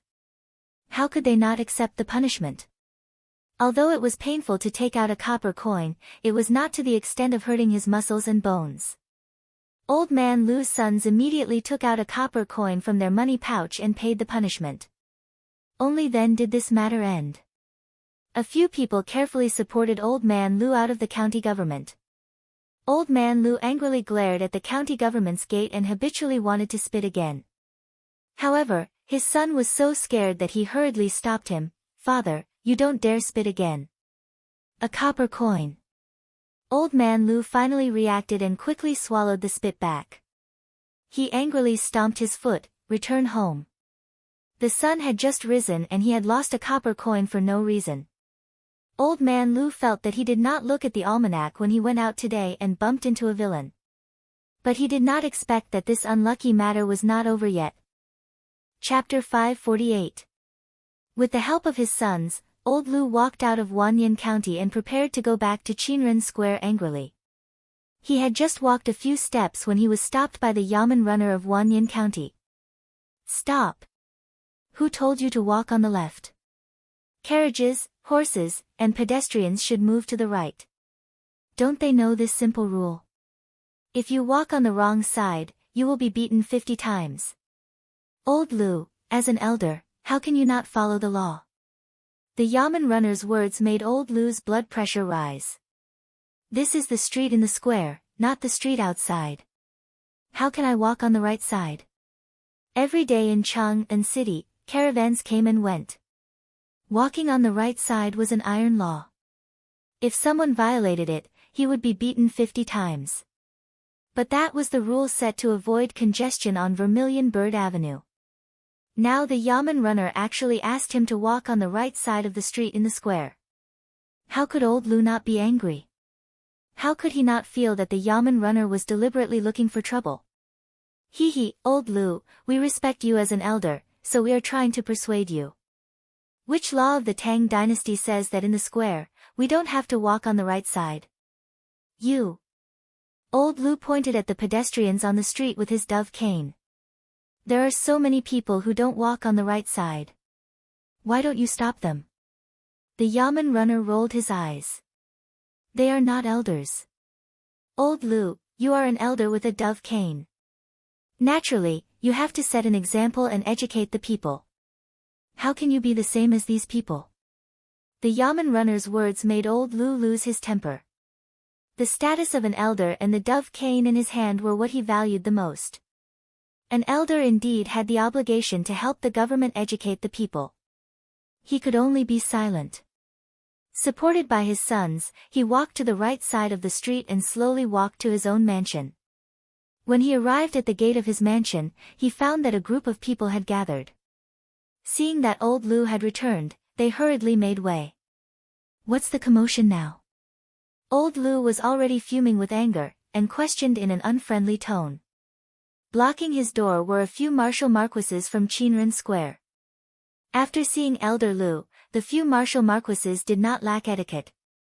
After bowing to him, they replied, Elder Lu, the horses and mules in your residence defecated on the street, producing filth. And the dog in your residence, peeing at the corner of the wall and spitting filth. Just now, when he spat out a mouthful of phlegm, he caused a ruckus in the county magistrate's office for 10,000 years. In the end, he was fined 1 copper coin, which made old Lou extremely depressed. Now that he heard that even his own family's horses and dogs would be caught and punished by Wu Ho for peeing outside, he immediately exploded. What do you want? Weren't all the dogs and horses in Chang'an the same? Are you blind? Why are you pestering the old me? The Marshal Marquis were not angry, and laughed. Elder Lu, how can others compare to you? You are an elder, holding the dove staff in your hand to educate the common people, to be a role model for the common people. Before he could finish, old Lu felt a little dizzy, and his body couldn't help but sway a little. If it weren't for the support of his sons, he would have fallen to the ground. Old Lu struggled to stand up straight. Old me accepts the punishment. Return to the residence. Today no one is allowed to take a step out of the residence. His sons were in a flurry, supporting their father back to the residence, and with a bang, they closed the door. This movement caused the surrounding neighbors to discuss spiritedly. No one knew what was wrong with the Marshal Marquis and the bailiffs of 10,000 Years County. Even a small matter like this was related to old Lu. They didn't know that the same thing as old Lu was happening all over Chang'an City today. Those elders, as long as they left their own residences, their every move would be closely watched by the Marshal Marquis and bailiffs. As long as there was the slightest mistake, someone would come forward to stop them. If it wasn't a copper penalty, it would be a beating, causing these elders to be furious, but they couldn't do anything about it. Not to mention spitting or the residents' dog peeing outside. Even if they walked on the road and saw a pit on the side of the road and ignored it, there would immediately be Marshal Marquis who would come forward and point at the pit, asking the elders to fill it up. Elder, the officials have already given strict orders. No one is allowed to go through the pits in the streets. The streets and markets were fixed and repaired. How can you turn a blind eye to these pits? What if someone falls? Hurry up and flatten these pits. Nonsense, how can this be done by old me? Why not? You are an elder, holding a dove staff, you should educate the people. Seeing these pits, why is it unfair? These words made the elders speechless, and they could only obediently lower their heads. In less than half a day, the elders who usually liked to walk around with their dove staffs, pointing and pointing, were all gone. They all retreated back to their residences, afraid that the Marshal Marquis and bailiffs would find trouble. This was actually the bad idea that Li Wangyu gave to the officials. Weren't those elders willing to stand on the moral high ground and criticize others? Then let's mold them into moral saints.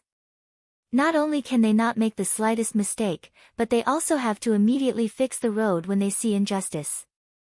They have to help the poor, comfort the crying children, and help the women when they are in trouble. In short, in Li Wangyu's words, he wanted these venerable elders to have the highest moral cultivation and perfect character. They should become people who know everything and do everything well. After listening to Li Wangyu's words, Ching Chumo couldn't help but click his tongue. My mother, if anyone can do this, I will cut off my head and let him kick it like a ball. This is a fucking saint in the world. Li Wangyu laughed and said, since these elders keep talking about rules, then let them become the most rule-abiding people in the Tang dynasty. He, this is also the virtue that they should have as elders. Li Wangyu didn't have the slightest sympathy for these moral saints.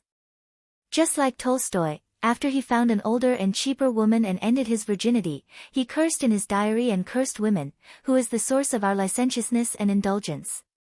Isn't it women? Li Wangyu despised this method of attributing all the mistakes to others. These elders could go to the toilet themselves, but they couldn't bear to see women use it. Forcing some bullshit morality on people was also shameless. After listening to Li Wangyu's words, the officials were also a little stunned. This county count who was really too sinister.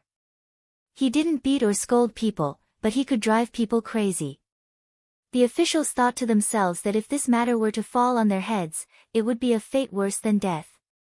Regarding this county count who, everyone was secretly vigilant. If there was no need in the future, they must not offend this person. He was too ruthless. This way of killing people with a soft knife was really sinister. However, the officials didn't object. Regarding this group of stubborn elders, they thought that perhaps this was the only way to deal with them. Therefore, with the cooperation of the officials, a vigorous, God creation movement was carried out in every square in Chang'an City. Chapter 549. It wasn't hard for a person to do good deeds.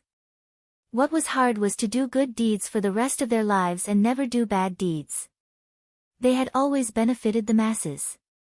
Currently, all the marquises and bailiffs in Chang'an were keeping an eye on the elders and supervising them to do good deeds.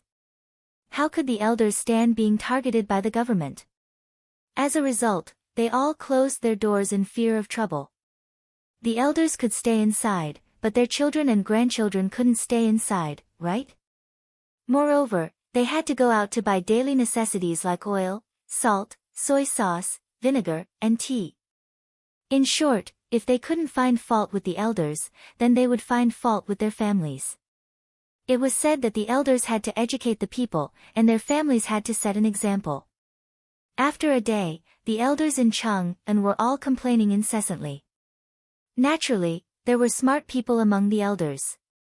Being targeted by the government like this, anyone with half a brain would know that it had something to do with the women's washroom.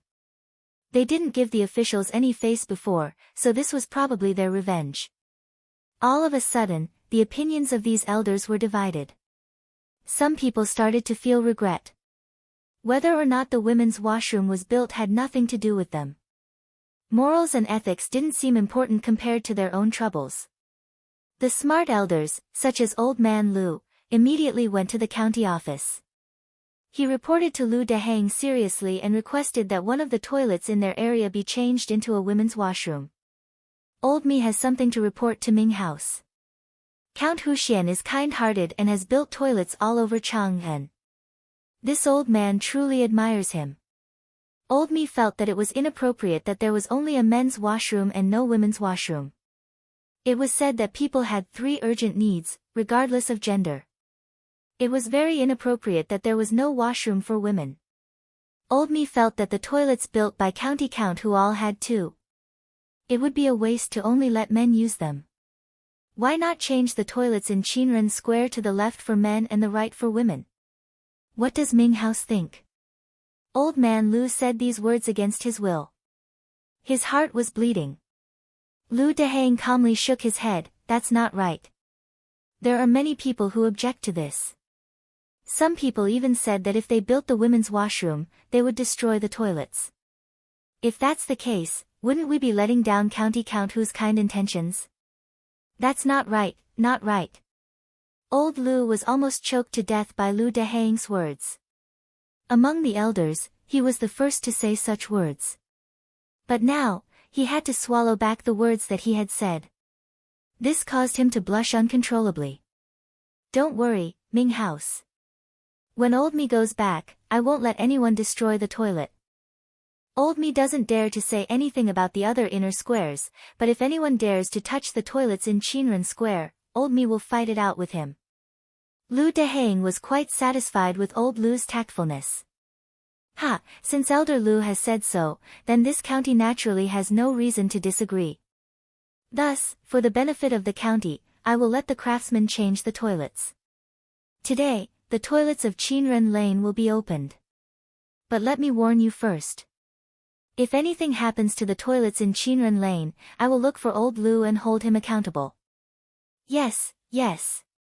Don't worry, Ming House. Old Me's words still have some effect in Qinren Lane. At this point, Old Lu had completely thrown caution to the wind. He really couldn't stand being watched by a group of officials at any time. If he made the slightest mistake, he would be severely punished. His children and grandchildren also complained about this, so naturally, he had no choice but to lower his head. Moreover, there was no way to reason with this matter. If Wanyan County's yamen or bailiffs deliberately bullied him, Old Lu would dare to take his dove cane to the censorate to complain. But others wanted him to set an example and do good deeds. How could he complain? Could he tell the censorate that he didn't want to do good deeds and didn't want to educate the people? Wouldn't that be asking for a snub? Therefore, old Lu tactfully lowered his head and admitted defeat. Chang'an, the first toilets for women in the entire Tang dynasty, appeared in Qinren Lane after old Lu lowered his head. Seeing the craftsman erase the words, men's, on the right side of the toilet and write the words, women's, in big letters, old Lu felt very uncomfortable. But not only could he not show it, but he also had to rack his brains for the sake of the officials. Old Lu cupped his hands toward Lu Dehang, who came to watch, and said, in Lu Ming House, most of the people are illiterate. I'm afraid it's not appropriate to just write, men's, and women's. If they go the wrong way, wouldn't it be a disgrace to the women's reputation? Old me thinks that it's better to let the craftsman draw the portraits of men and women next to the doors of the men's and women's toilets to avoid mistakes. Lu Dehang nodded repeatedly. Old Lu's words are very good. This is the words of an old man. Come, immediately let the craftsman draw the portraits on both sides of the toilets according to old Lu's words to show the difference. After he finished speaking, he thought for a moment and stretched out his hand to summon the Wuho of Qinren Lane. He instructed, your Wuho shop, pay attention to the toilets. You must not let those debauches disturb the women's toilets. But if there are any peepers, catch all of them and bring them to the county office. When the time comes, I will personally judge them and will not let them off easily. Yes. The Wuho naturally agreed.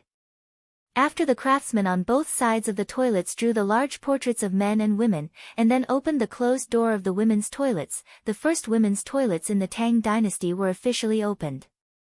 Outside the toilets, many neighbors of Qinren Lane had already gathered. Many young women and aunts were pointing at the toilets, but no one dared to be the first to eat crabs. Even if they had long wanted to go in and take a look, with so many people looking at them, naturally no one had the nerve to enter the women's toilets. What old Lu wanted to see was exactly this effect. He couldn't help but sneer in his heart, so what if the women's toilets are open? I can let people keep an eye on them every day. I want to see which family's daughter-in-law and young lady can pull their skin to go to the toilet. Just as he was feeling proud in his heart, he saw a middle-aged woman with a big waist. She didn't care about the gazes of the people around her. She snorted coldly and swayed her fat waist as she walked into the women's toilets. Old Lu's eyelids twitched when he saw this, but he could only sigh silently in his heart. He couldn't help but clench the dove cane in his hand a little tighter. This woman was famous for her toughness in Qinren Lane.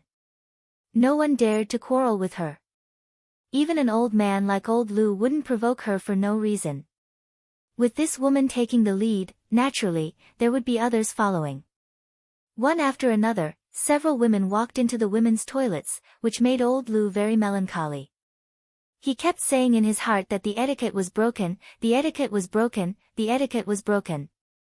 No matter how sullen and depressed old Lu was, the first women's toilets in Chang'an City were finally opened. With his precedent, the other old men were not stupid. They all ran to the county government and asked to change the toilets in their shops into women's toilets. And those stubborn old men could only swallow their anger and pretend they didn't see it at this time.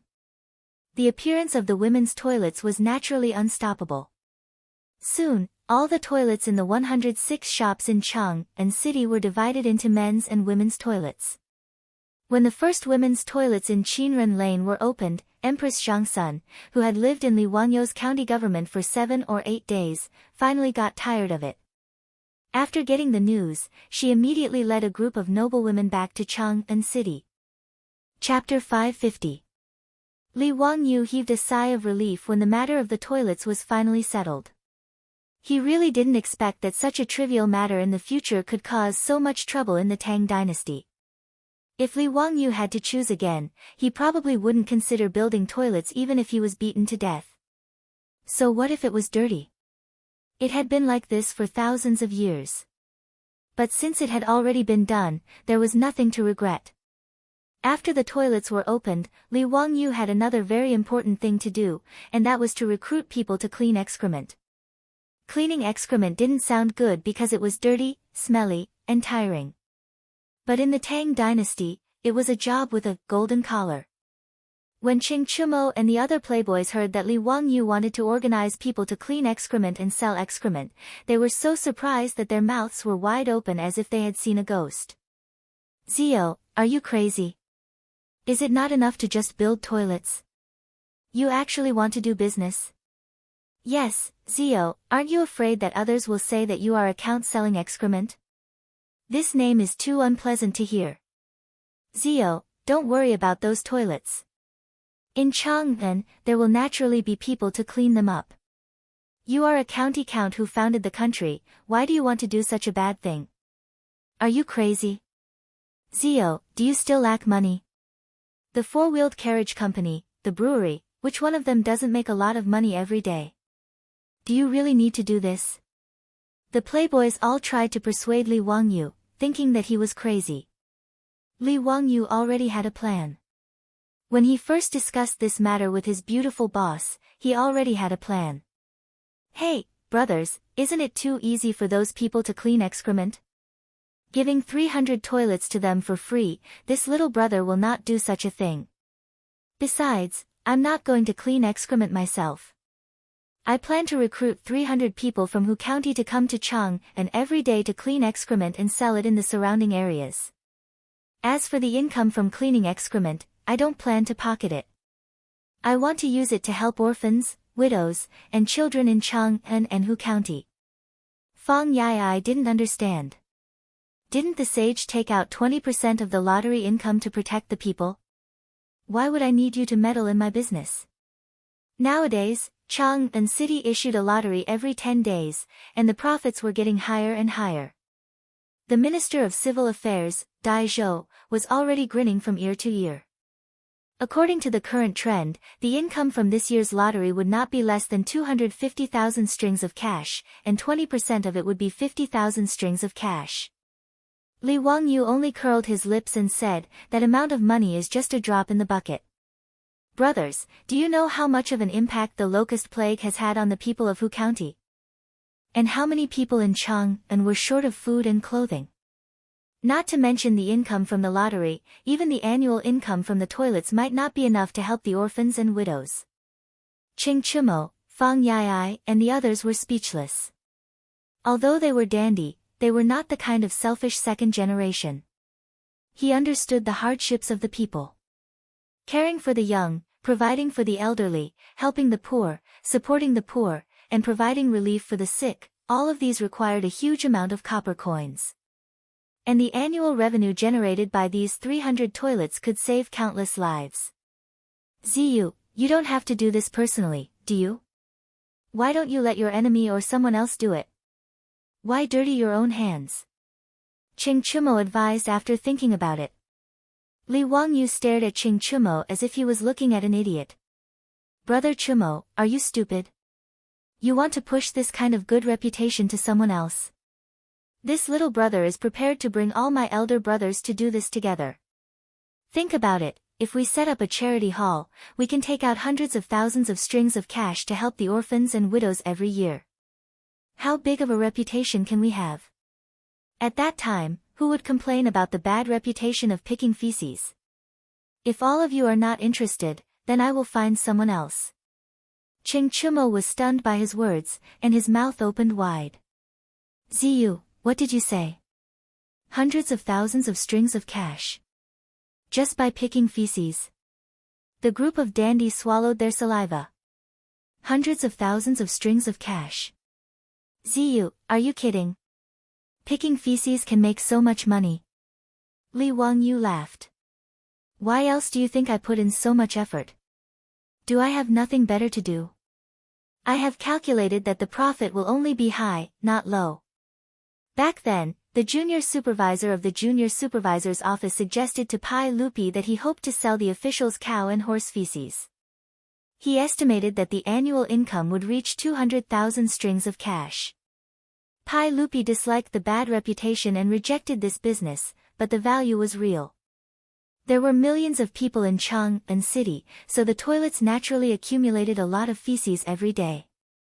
Li Wangyu estimated that one toilet could make about 2 strings of cash by selling feces every day.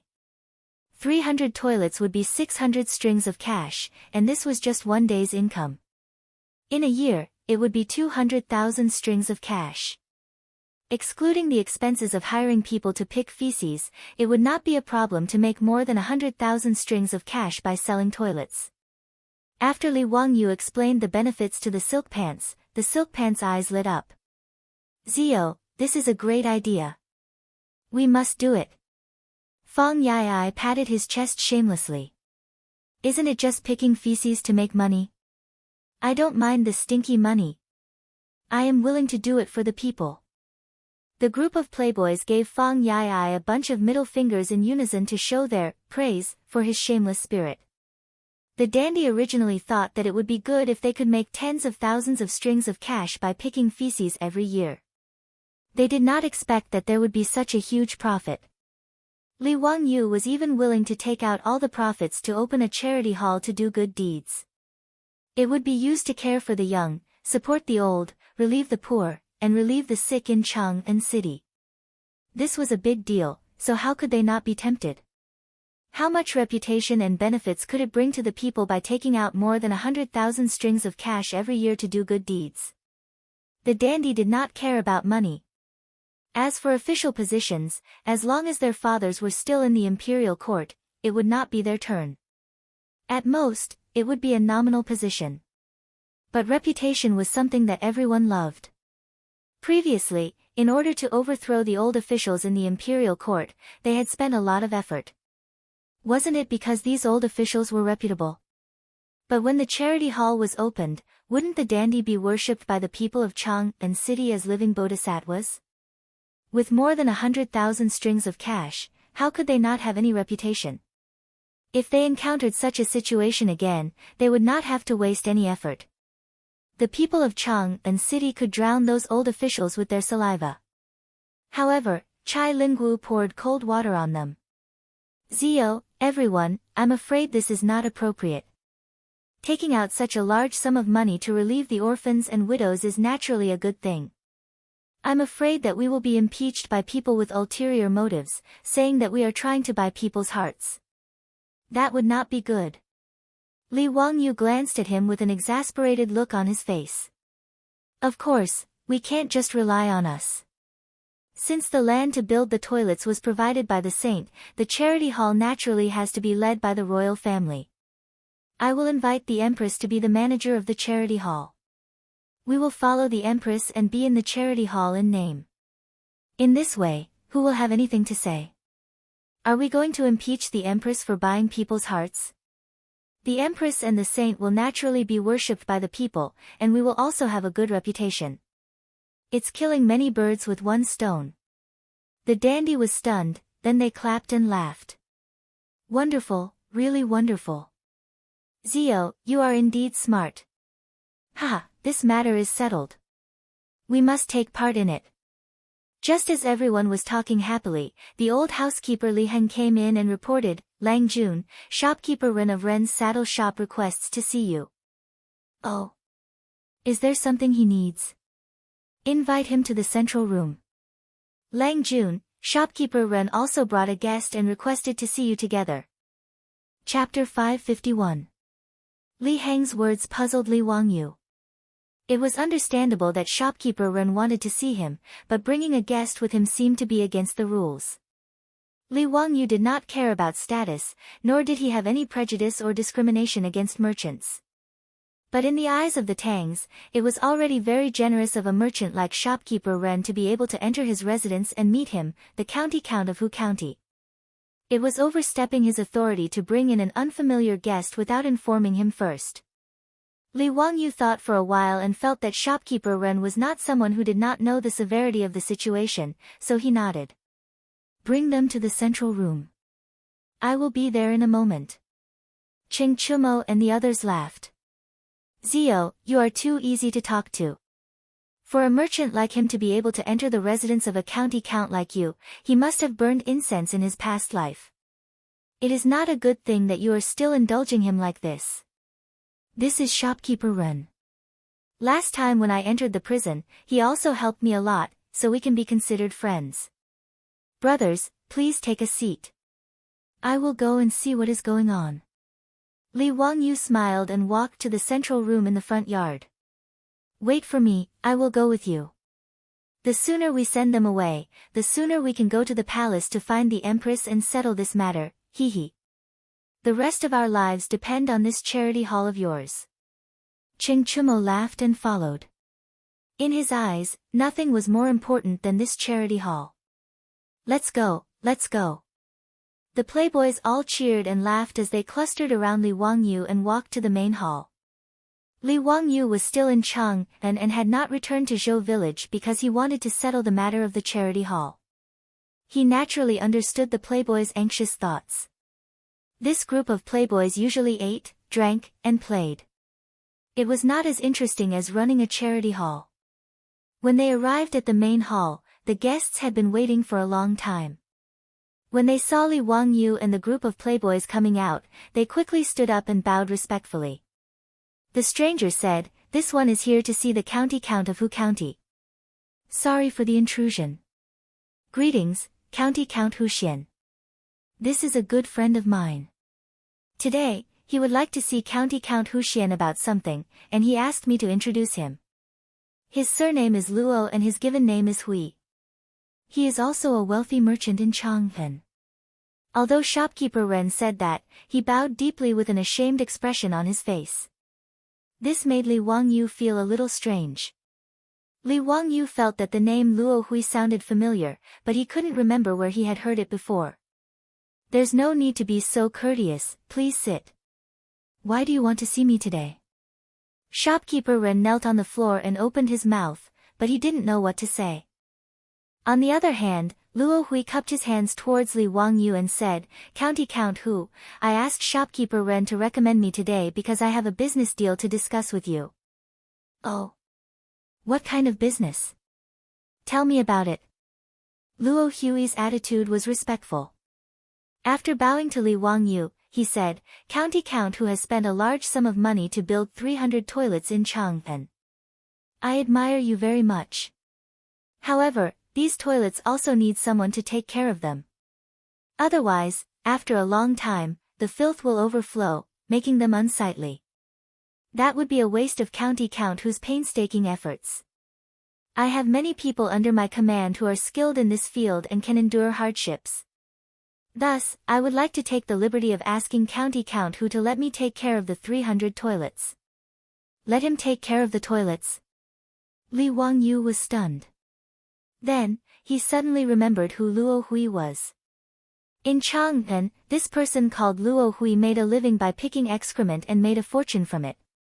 There were records of this person in the history books. Chang'an is rich, and Luo Hui makes a living by picking excrement. In the history books, it is said that he made a lot of money by picking excrement. Luo Hui also makes a living, and his family is very rich.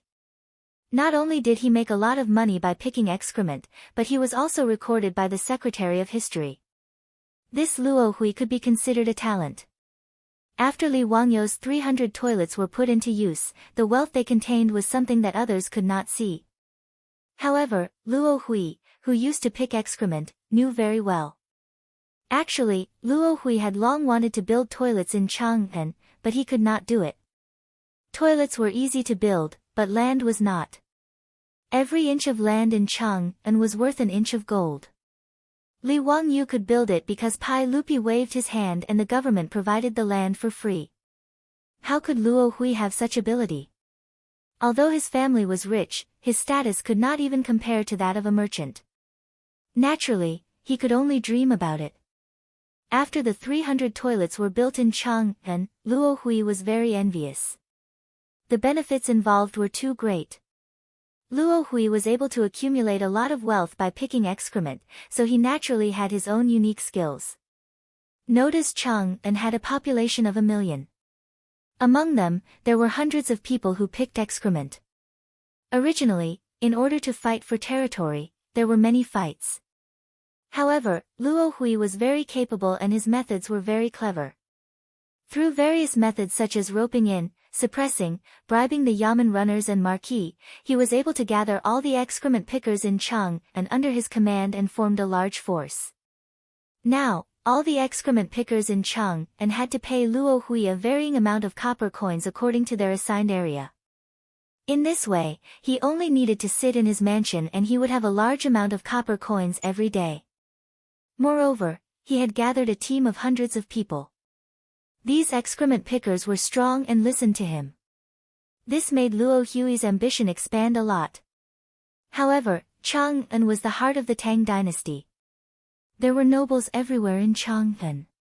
Whether it was the princes and princesses, hundreds of officials and nobles, aristocratic families, eunuchs, imperial guards, or playboys, they were not people that Luo Hui, who used to pick excrement, could provoke. However, the ordinary merchants in Chang'an became the target of his humiliation. He used excrement pickers as an excuse to collect high fees from them. Naturally, the merchants did not want to pay such a high price. As a result, Luo Hui did not allow anyone to pick excrement in the merchants' manors and shops. No one picked the excrement, and Luo Hui and the others did not allow excrement pickers to enter Chang'an. In the end, the merchants had no choice but to bow their heads and admit defeat. They obediently handed over large amounts of copper coins and begged Luo Hui and the others to pick excrement. As a result, the ordinary merchants in Chang'an were all polite to him and did not dare to offend him. Luo Hui was jealous of Li Wangyu's 300 toilets, but he did not have a way to get along with Li Wangyu, the county earl who founded the country. Later, he heard from somewhere that shopkeeper Ren of the Rinji saddle shop had a relationship with County Earl Hu. As a result, Luo Hui brought gifts to visit shopkeeper Ren and asked him to introduce him to County Earl Hu. He had a business deal to discuss with County Earl Hu. Shopkeeper Ren naturally did not agree. However, he was threatened by Luo Hui and had no choice but to give in. In shopkeeper Ren's opinion, no matter how unreasonable Luo Hui was, in front of Li Wangyu, he was nothing more than an appetizer and would not cause any trouble. He did not believe that a lowly person like Luo Hui could mess around in front of Li Wangyu, the county earl who founded the country. However, shopkeeper Ren still felt very guilty about bringing Luo Hui to County Earl Hu without permission. Hearing Luo Hui's words, he could not help but stand up and bow to Li Wangyu. County Earl Hu, I made a mistake. Actually, I am not familiar with this Luo Hui. Before he could finish, Li Wangyu smiled and waved his hand at him. No matter, shopkeeper Ren, I know your character very well. There is no need to say more. He turned his head to look at Luo Hui with a faint smile. How do you plan to cooperate with me? Tell me. Chapter 552. Li Wangyu's words stunned Luo Hui. He didn't seem to understand the meaning of Li Wangyu's words. After a while, he replied, naturally, I will ask the county count for permission to help you take care of the toilets. That's all. And then? Li Wangyu's face was about to turn black. You don't plan on taking away my 300 toilets just because of this, do you? Did this Luo Hui really think he was an idiot? He actually wanted to take away the 200,000 string of cash every year. In fact, it wasn't impossible to give these toilets to a professional like Luo Hui to take care of. In any case, the goal of Li Wangyu and the wastrels wasn't to remove excrement, but to make money from this business and use it to open a charity hall. As for whether to recruit people from Hu County or give them to Luo Hui, it didn't make much of a difference. If Luo Hui knew what was good for him, this person who delivered himself to his door could save him and the wastrels a lot of trouble. However, Luo Hui's words just now made Li Wangyu a bit angry. Did this Luo Hui think he was an idiot who didn't know anything? Even the wastrels on the side couldn't help but laugh when they heard this. Ching Chumo was rocking back and forth with laughter. Wahahaha, you scoundrel, you're quite good at scheming. Luo Hui originally had this idea. In his mind, how could a noble like Li Wangyu understand the benefits of removing excrement? Moreover, he shouldn't be interested in this stinky business. He thought that Li Wangyu was only building toilets on a whim and would dislike them for being filthy and too lazy to take care of them. With his silver tongue, it would be very easy for him to trick the young county count into giving him the right to take care of the 300 toilets. However, when he heard Li Wangyu and Qing Chumo's conversation, he immediately understood that the county count knew the benefits involved. This humble one didn't explain clearly and caused the county count and the young dukes to misunderstand. What this humble one meant was that the county count and this humble one would each take half of the earnings from removing excrement. County count who didn't need to worry about anything. All the dirty and tiring work was taken care of. Every month, the profits would be sent to county count who's residence on time. What do you think, county count who? After Luo Hui finished speaking, before Li Wangyu could say anything, Qing Chumo grabbed Luo Hui's collar and said, "You bastard, what a good plan. You actually want to take half of the profits? Do you have such a big appetite? Laozi can answer you on behalf of county count who. Those toilets can be handed over to you, the Tian Shinu, to take care of, but I will give you 10% of the profits, and the remaining 90% will be sent to county count who's mansion. What do you think? Are you going to do it or not?" Qing Chumo's words made Luo Hui's face turn ugly. How could 20,000 strings of cash a year be what he wanted? Even if he were to sit at home and do nothing, he would still earn tens of thousands of strings of cash a year. Naturally, he would not be interested in a mere 20,000 strings of cash. This young duke is making things difficult for me. Picking excrement was also money earned through labor. It was smelly and tiring. The young duke was kind-hearted. How could he bear to let those who worked hard suffer losses? This portion is really too little. Qing Chumo spat at him, "Bah, you bastard, you really have a big appetite. 20,000 strings of cash a year, what kind of person can't ye invite to pick excrement? In short, are you going to do it or not?" Luo Hui's face became uglier and uglier. "Young duke, forgive me for not being able to comply." He wanted to continue complaining, but he heard Qing Chumo directly ask Li Wangyu to leave. "If you don't want to do it, then don't be long-winded. Get out. Niu Yong, Niu Wu, help your Lang Jun throw this guy out the door." Regarding Qing Chumo's decision, Li Wangyu did not even lift his eyelids, silently agreeing with his words. Niu Wu and Niu Yong naturally understood. They walked forward with a smile and patted Luo Hui's shoulder. "Go, don't annoy the young duke. You won't have a good time." Luo Hui did not dare to say anything more. His face turned red, and he could only obediently stand up. He bowed to Li Wangyu and the others before turning to leave. However, before he left, he was still very unwilling. He turned to Li Wangyu and said, "County Count Hu, I am leaving sincerely and sincerely. I want to help County Count Hu with your worries. Otherwise, those 300 toilets will not be cleaned and will be filthy. At that time, I'm afraid that County Count Hu's face will not look good. I ask County Count Hu to reconsider." Li Wangyu did not even raise his eyebrows, and he was too lazy to say anything more to Luo Hui. He could also see that Luo Hui's appetite was not small. He was surprised that he could not be satisfied with 20,000 strings of cash a year. Although he had read in the history books that Chang An was rich, Luo Hui, and his family was very rich, he did not expect that this guy only relied on picking excrement. He did not even care for 20,000 strings of cash a year. After Luo Hui was driven away, shopkeeper Ren was very embarrassed. He stood up and bowed to Li Wangyu. "County Count Hu, I was rash today. I was forced by Luo Hui to the point that I had no choice but to bring him to my residence. I ask for County Count Hu's forgiveness." "Oh. Is this Luo Hui very overbearing? Isn't he just a person who picks excrement?" Fang Yi, AI asked curiously after hearing shopkeeper Ren's words. Shopkeeper Ren smiled bitterly and told them everything about the Luo Association. Li Wangyu and the group of silk pants shook their heads repeatedly when they heard this. "Damn it, if I had known, I would have beaten him up to vent my anger. A person who picks excrement actually dares to bully others like this. Does he really think that Chang An City is his?" Qing Chumo was furious. He slammed his fist on the table, causing the teacups to clatter. "Brother Chumo, he's just a local tyrant. What's there to be angry about?" Li Wangyu smiled. I originally wanted to save some trouble and just let Luo Hui take care of the toilets. Since he's so ambitious, then forget it. We'll just recruit people from Hu County. Each person costs 200 copper coins a day. If we recruit 300 people, we'll only earn 20,000 coins a year. It's not much trouble. The wastrels all nodded. To them, this wasn't much.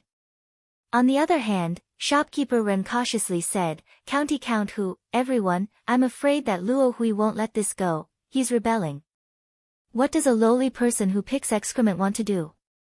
It's fine if he's honest, but if he has any other ideas, I'll send him to the Golden Guards to loosen his bones. Ching Chumo glared. Shopkeeper Ren naturally didn't dare to say anything else. He apologized to Li Wangyu again and again before leaving.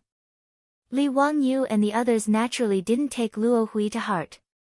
They discussed how to operate the charity hall again. Li Wangyu rode out on his horse and went to the East Market to find his beautiful superior. They went together to Lijian Palace to meet Empress Xiangsun. Empress Xiangsun was full of praise for the matter they proposed and agreed without hesitation. Previously, she had cooperated with her beautiful superior to create a storm of Madam Abandoning Home. Originally, she just wanted to vent the anger of all the women in the world. She didn't expect that the toilets would contain such great benefits. With regards to Li Wangyu's willingness to take out all of the 200,000 a year income to set up a charity for the young, the elderly, the poor, and the sick, there was no reason for her to disagree. Empress Xiangsun looked at Li Wangyu with doting eyes. Zio, you child, you're really... What should I say about you?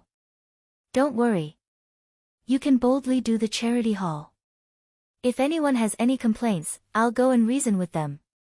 Empress Xiangsun naturally understood why Li Wangyu and her beautiful superior had pulled her in. Of course, they were worried about being impeached and wanted to buy people's hearts. With Empress Xiangsun's support, Li Wangyu and his beautiful superior were naturally at ease. The name of the charity hall was also decided by Empress Xiangsun. It would be called Wangyu Charity Hall. First, it was to let the lonely and distressed forget their worries. Second, it was to affirm and reward Li Wangyu's good deed. Li Wangyu smiled bitterly at using his name to name the charity hall. However, he could only thank Empress Xiangsun again and again for her good intentions. The wastrels began to recruit excrement pickers in Hu County. They rubbed their fists and prepared to do something big, but they didn't expect trouble to come again. Chapter 553. The wastrels were now fully invested in the charity hall. They even padded their chests and offered to hire manure pickers in Hu County. In the past few days, Li Wangyu had been leisurely running back to his own manor. On the other hand, the foppish young masters were busy with their hot-blooded work. They recruited people, built manure carts, bought horses, and contacted the various counties in Cheng and to sell jinkala. With the wastrels around, the surrounding counties naturally had to give them face. Not only were they in charge of purchasing the manure, but they also sold the manure to the various villages. Moreover, the price they offered was quite sincere. In fact, to be able to provide a steady supply of jinkala every day was something that the officials of these counties could not ask for more. In an era without fertilizers and pesticides, jinkala was an important resource that affected the yield of every mu. Jinkala could not be used as fertilizer immediately. It needed to be composted and fermented, otherwise it would burn the roots of the crops. Every state, county, and county had a site dedicated to composting. After fermenting, the jinkala would be sold to the various villages as fertilizer. After solving the problem of sales, the wastrels were even more motivated. It was even easier to recruit manure pickers in Hu County. Originally, Li Wangyu wanted to pay 200 copper coins a day, but he was stopped by the wastrels. It was not that they were unwilling to pay, but that the money was too much. The average monthly income of the people in Cheng and was only about the same. However, if they were to pay 200 copper coins a day, that would be 6 strings of copper coins a month. Even if manure pickers were hard work, that was too much. In the end, the salary for manure pickers was set at 100 copper coins a day. Even so, that was 3 strings of copper coins a month, which was comparable to the monthly salary of a 5th-rank court official. The wastrels asked Yang Quan to let the bailiffs go to the various villages to inform them. Hearing that they would be paid 100 copper coins a day and 3 strings of copper coins a month, even the bailiffs were tempted. They could not wait to take off their clothes and sign up themselves. This news shocked more than 100 villages in Hu County. On the day of registration, thousands of people rushed to the county office to sign up. If it weren't for the fact that Yang Zuo was prepared for this and told the bailiffs to only recruit middle-aged men with strong bodies who knew how to drive carriages, and that those who were poor would be given priority, there would be even more people signing up. After being busy for a few days, the arrangements were finally almost done. The first batch of nearly 100 farmers to remove manure was also arranged and ready to drive the manure cart into Chang and to remove manure. However, something happened to these farmers on their first day in Chang, and when they drove their dung carts into the city. On this day, Li Wangyu slept until he woke up naturally. Since he had nothing to do, he simply called Niu Wu over. The two of them rowed a small boat and leisurely fished in the lake of his mansion to pass the time. As soon as he caught a lively red carp, he heard someone shouting for him from the shore. "Zio, something's happened. Don't fish anymore. Come back quickly. You brat. We're worried sick, and you're still in the mood to fish. Come back quickly, something's happened." The ones jumping and shouting on the shore were precisely the group of silk pants. Li Wangyu was baffled. What had happened all of a sudden? Seeing how anxious the silk pants were, he didn't dare to delay. He threw the red carp back into the lake and called Niu Wu to quickly row the boat to the shore. As soon as the boat reached the shore, Cheng Chumo directly jumped on. "Zio, you're still in the mood to fish. Something's happened. Come with us to Changfen." Li Wangyu hadn't steadied himself on the boat yet. The boat immediately swayed left and right as Cheng Chumo jumped on. If it weren't for Niu Wu's quick reflexes, he would have fallen into the lake. "Brother Chumo, why are you panicking? The sky won't fall. Tell me what's going on." Li Wangyu rolled his eyes at Cheng Chumo. Cheng Chumo's face was full of anger, but before he could say anything, the group of dandy gathered around and began to explain to him what had happened that day. Li Wangyu's head started to swell as he finally understood what had happened to make the dandy so angry. Today was the first day the farmers from Hu County entered Chang and to remove manure. More than 100 farmers drove 40 to 50 dung carts into Chang and early in the morning. These dung carts were modified based on 4-wheeled carriages by the silk pants craftsmen. 2 farmers were assigned to each dung cart. Not only did they have to remove manure, but they also had to clean the toilets. Then, they had to drive the dung carts to the counties around Chang and sell them to the farming officials. It wasn't complicated, so the farmers naturally didn't think it was a hard job. Compared to lying on the ground with one's back facing the sky and a drop of sweat falling into 8 pieces, it was a really easy job. Removing manure was smelly and tiring, but compared to their monthly salary, the farmers didn't dislike it at all. Instead, they enjoyed it. Being selected to remove manure in Chang'an, these farmers were envied by many people. There were even many who couldn't find a wife because of their poverty. After being selected to remove manure for Hu County, there were many who took the initiative to propose marriage. This made the simple farmers of Hu County so happy that they couldn't close their mouths. Many farmers couldn't sleep last night because they had to drive into Chang'an to start work.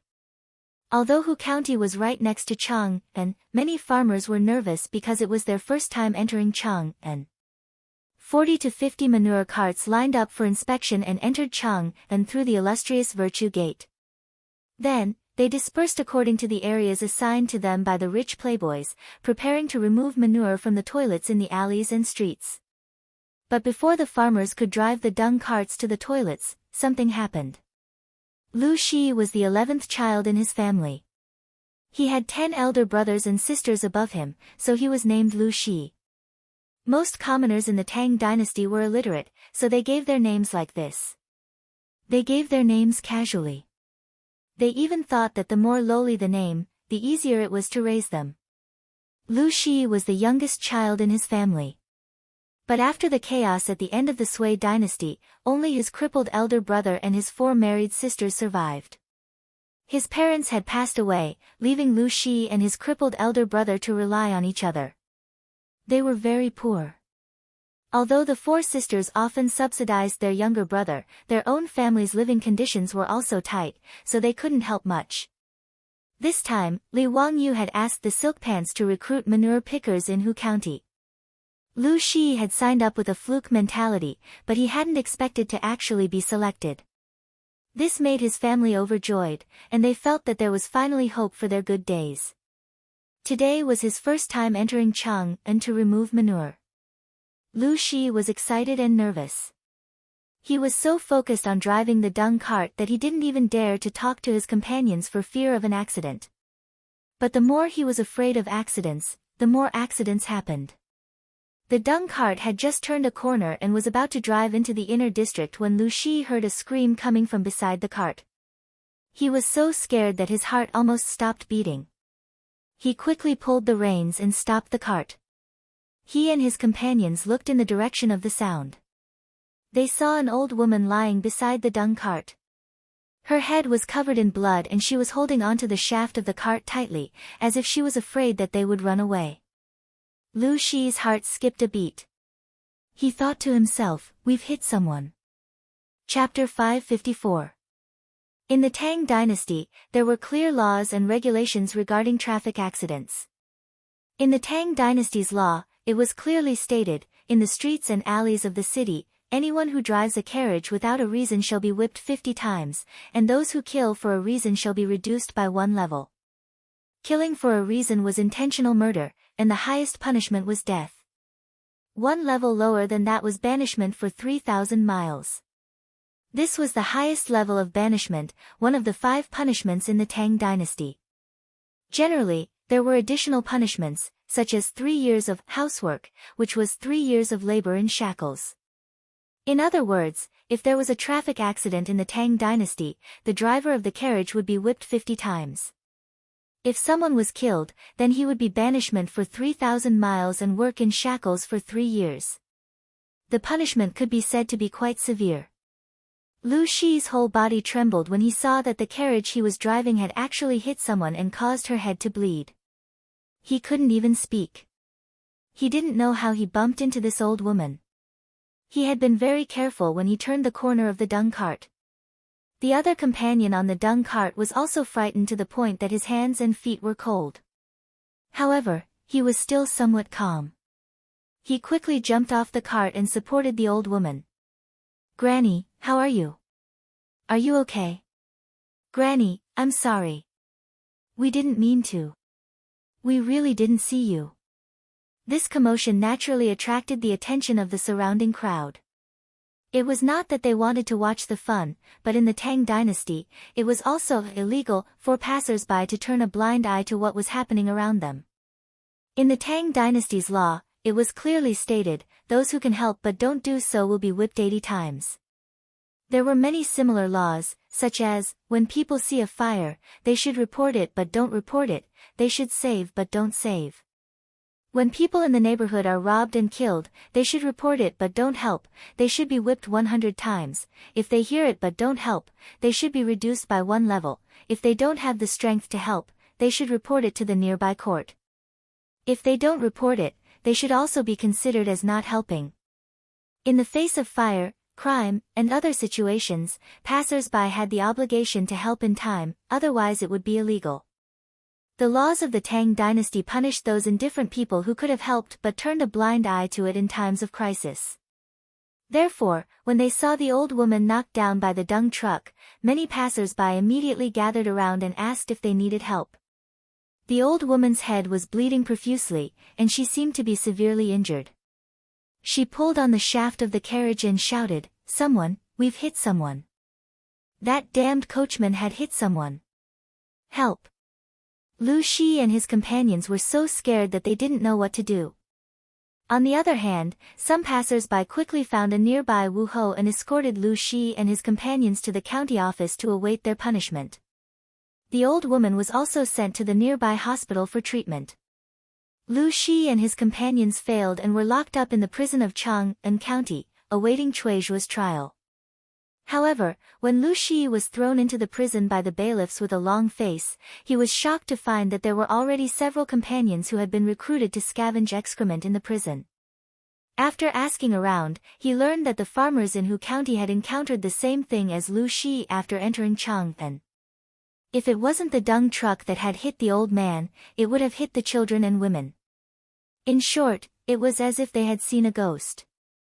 After receiving the news, the playboys hurried to Wanyan and Chang'an counties. When they heard the news, they couldn't help but be furious. Out of the 50 dung trucks, 25 pairs were broken. Not a single one escaped, and all of them were in trouble. After such a thing happened, no matter how stupid the playboys were, they knew that someone had done it on purpose. The playboys angrily went to Cui Zhua and Lu Dehang to reason with them. This was clearly a deliberate framing of the farmers who were scavenging excrement, and they should be sentenced to the crime of making false accusations. Regarding this, Cui Zhua and Lu Dehang were helpless. Cui Zhua and Lu Dehang didn't believe that the people who had been hit by the dung trucks hadn't done it on purpose. How could there be such a coincidence that all 50 dung trucks had gotten into a car accident and injured people? However, those injured people were real. It could only be said that the other party had really gone all out, and those people were willing to do it to themselves. For those who had been hit by the dung trucks, bleeding from their heads was already considered light. Those who were seriously injured even had their bones broken. It was very miserable. These injured people insisted that they had been hit by the dung trucks. Moreover, there were many witnesses at the time, and it was indeed so. As for distinguishing whether the dung trucks had hit these people or if these people had deliberately hit the dung trucks, in an era without traffic cameras, it was difficult for Cui Zhua and Lu Dehang. It was difficult for even the gods to determine this.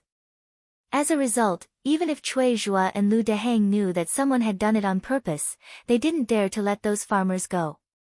Otherwise, if they were accused of negligence, it would be difficult to explain. After such a commotion, going into Chang'an to scavenge excrement naturally became an empty promise.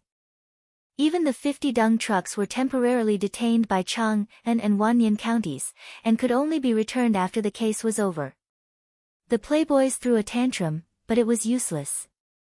Only then did they ride to Dingzhou village to find Li Wangyu to make a decision. Now, among the group of playboys, Li Wangyu was the youngest, but he had secretly become the backbone of the group of playboys. After listening to the playboys, Li Wangyu immediately thought of a word. He couldn't help but blurt out, "This is a scam." Fang Yai was confused, "What scam?" "Zio, what are you talking about?" Li Wangyu scratched his head, not knowing how to explain it to the playboys. This scam was invented by the descendants of the 8 banners in the late Qing dynasty. These people lacked a source of income and had no skills, so they came up with this crooked idea. Usually, they would hold a precious piece of porcelain in their hands as they walked through the busy streets. Looking for an opportunity, they deliberately let the moving carriage accidentally bump into him, causing the porcelain in their hands to fall to the ground and shatter. Then, they could righteously pester the owner of the carriage and ask for compensation based on the price of the precious porcelain. In fact, it was essentially extortion. Li Wangyu couldn't be bothered to explain what scam was to the playboys, so he asked, "Brothers, who do you think did this?" "Bastard, if I find out who's behind this, I'll crush his balls." Qing Chumo, Yuchi Baolin, and the others were furious, but they didn't know who would do this. Chai Lingguo, Wei Shuyu, and the others looked at each other and blurted out, "Luo Hui." Li Wangyu also nodded. After hearing this, the first person he thought of was Luo Hui. Other than Luo Hui, doing this had no meaning to anyone else. However, Li Wangyu didn't think that a lowly person would have the guts to go against him and the other silk pants in such a blatant manner. This person must have eaten a bear's heart and leopard's guts. Qing Chumo roared, "It's him. Why didn't you say so earlier? I'm going to beat this bastard to death right now." He turned to leave, but was stopped by Chai Lingguo and the others. "Brother Chumo, We were afraid that you would be impulsive before, so we didn't tell you. Think about it, what's the use of beating up that Luo Hui? Do you have evidence that these things were ordered by him? It's easy to catch Luo Hui, but it's easy to give people a reason to talk about it. Li Wangyu also nodded, that's right, this matter was most likely ordered by Luo Hui. Ha, I underestimated this Luo Hui. I didn't expect that for the sake of 200,000 strings of cash a year, this person would be so crazy. But Brother Chumo, if you want to beat up that Luo Hui, I'm afraid it won't be of any use. This kind of lowly person, when the time comes, will definitely bite you back, and the censorate will accuse you of malicious injury. He dares. I'll kill him. Ching Chumo cursed, but he was no longer in a hurry to leave. Ching Chumo seemed to be reckless, but he wasn't stupid. He turned to Li Wangyu, Zio, what do you think we should do about this? Chapter 555. Li Wangyu had no experience in dealing with this kind of fraud. In later generations, there were all kinds of driving records and traffic cameras to prove innocence, but in the Tang dynasty, how to deal with it was a bit of a headache. If he directly used his and the foppish playboy's influence to suppress this matter, it was not impossible. But he was afraid that he would be targeted by people with ulterior motives and make a fuss about it, and then it would cause more trouble. Li Wangyu was well aware that those aristocratic families had been waiting to catch his weakness for a long time.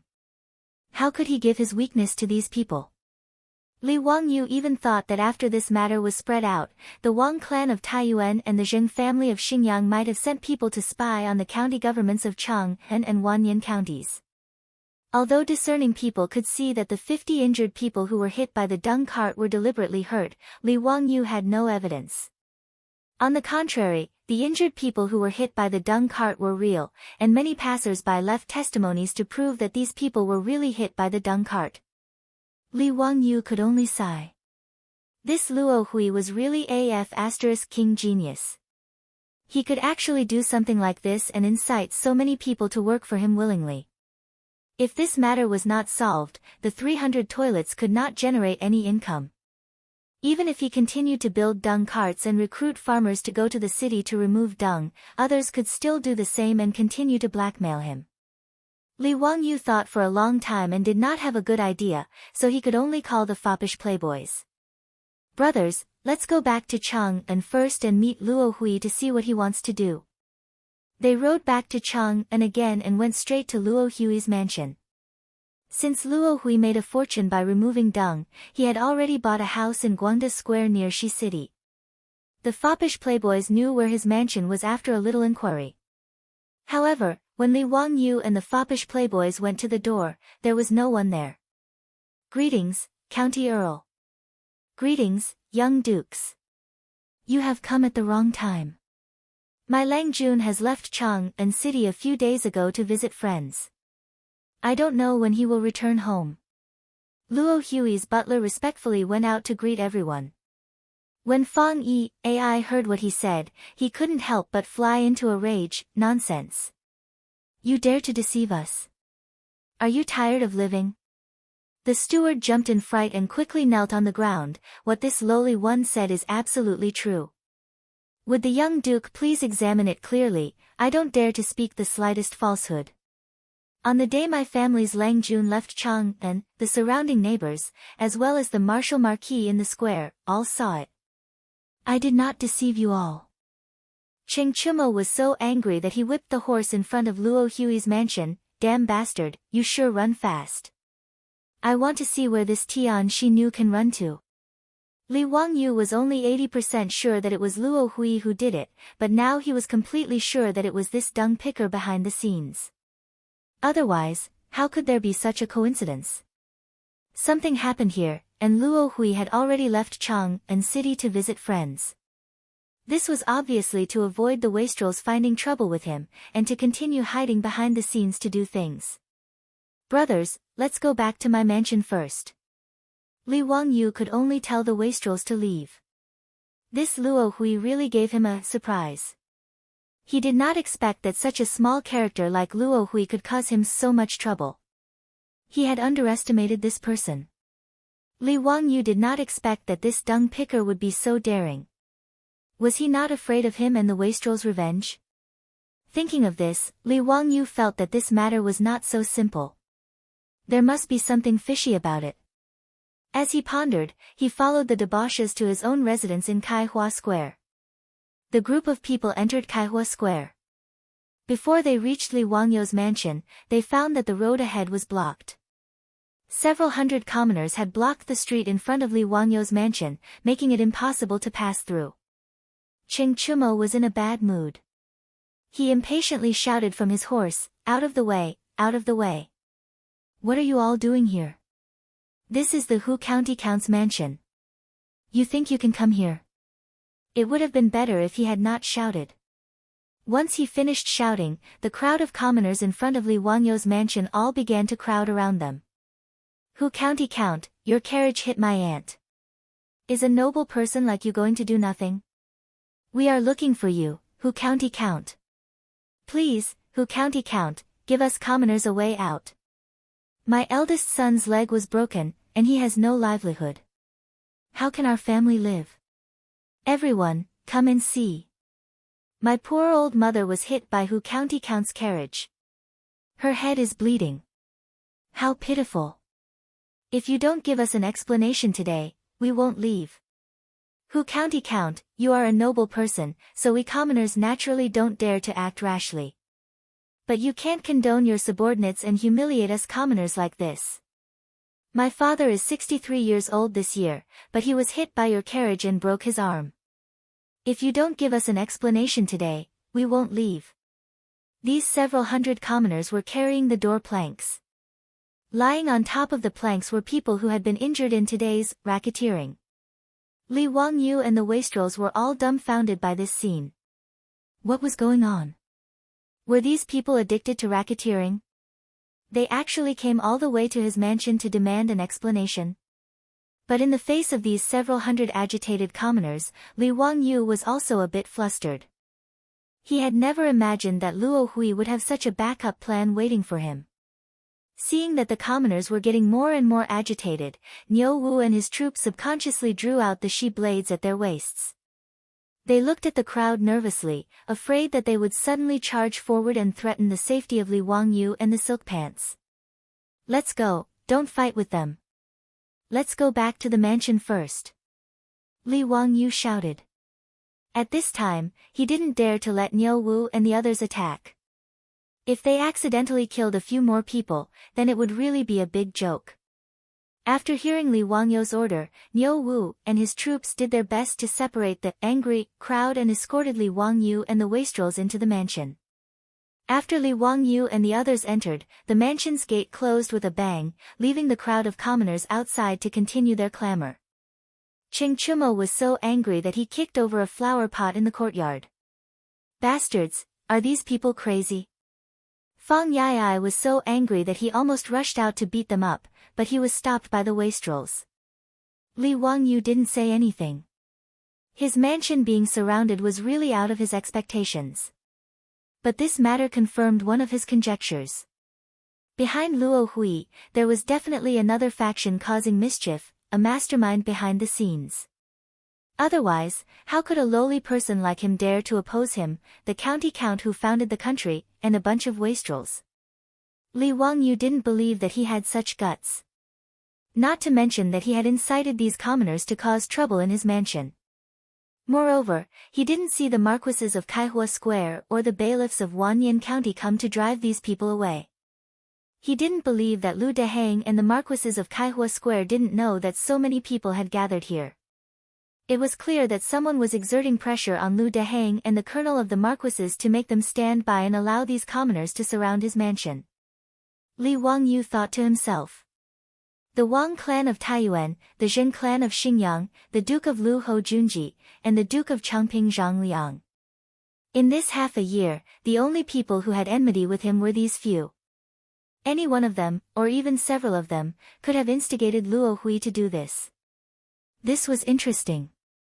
It seemed like these people had suffered a loss and were very unwilling to accept it. Chapter 556. The commotion in front of Li Wangyu's mansion lasted for more than 2 hours before a martial marquis finally came to disperse the crowd. After the crowd surrounding his mansion dispersed, Li Wangyu ordered people to open the mansion door. He walked out and looked at the mess on the ground, then looked at the group of martial marquis standing in front of the mansion door with their hands hanging down. He could not help but sneer. "Everyone, I will remember today's matter and will definitely repay you in the future." Li Wangyu's words immediately scared the martial marquis into kneeling on the ground. "County Count Hu, please calm down. It's not that we want to be negligent, we. The martial marquis commander couldn't speak clearly. He really felt sullen. Both sides were big shots, masters he couldn't afford to offend. Ching Chumo strode out and didn't try to reason with them. He arrogantly said in a loud voice, "What are you all doing? Speak. Who ordered you to do this? If you can't explain, this old man will put this on your heads." The martial marquis gloomily looked at each other. This was a fight between immortals, and mortals suffered. They hesitated for a moment, but before they could speak, they saw the two brothers Ching Chubi and Ching Chuyang standing on either side of their brother. "Big brother, it seems that our Duke Lu Mansion's reputation is not enough." "They are not afraid at all." Yuchi Bao Lin and Yuchi Bao Chi also stood out. "If you think that the Duke Lu Mansion is not enough, then add my Dukey Mansion. And my Duke Chiao Mansion. My Lai Mansion will advance and retreat with the County Count Hu Mansion. Duke Liang Mansion also has the same attitude. Duke Sheng Mansion also has the same attitude." Niu Jinping dragged his lame leg out. "Hee, our Langia County Duke Mansion can't compare to these Duke Mansions, but if anyone wants to oppose the County Count Hu Mansion, then they can try the Langia County Duke Mansion's blade." The words of the wastrels finally made the martial marquis clearly remember the power behind these wastrels. They were so scared that they almost wet their pants. Their backs were soaked in cold sweat. They now felt that they were like pigs in a mirror, completely inhuman. He wanted to say who was the instigator, but when he thought about that person's power, crushing them was not much harder than crushing ants. Thus, he swallowed the words that were about to come out of his mouth. "County Count Hu, young dukes, today is all our fault. Please punish us, County Count Hu and young dukes." The colonel of the Wu Marquis shop opened his mouth for a long time, but he didn't dare to say that name. He just kept kowtowing. The colonel's words made Ching Chumo and the others furious. They rushed over and wanted to beat him up, but were stopped by Li Wangyu. He walked in front of the colonel and squatted down to look into his eyes. "Even if you don't say it, I can guess it. If I'm not mistaken, did Duke Lu instruct you to do this?" Li Wangyu's words made the colonel's eyes widen as he looked at him in disbelief. You didn't say anything." The colonel was so scared that his teeth were chattering. With his reaction, how could Li Wangyu not know that he had guessed correctly? He chuckled and stood up. "You don't have to say any more. I already know." The colonel didn't dare to say anything and just kept kowtowing. Li Wangyu stood up and sneered. "All right, I won't make things difficult for you. But as Wu Marquises of the Tang dynasty, you are not the servants of a certain family. Don't make a mistake." After saying this, he turned and walked back into his residence. The wastrels coldly snorted and looked around at the kneeling Wu Marquises before following him back into their residences and slamming the gates shut.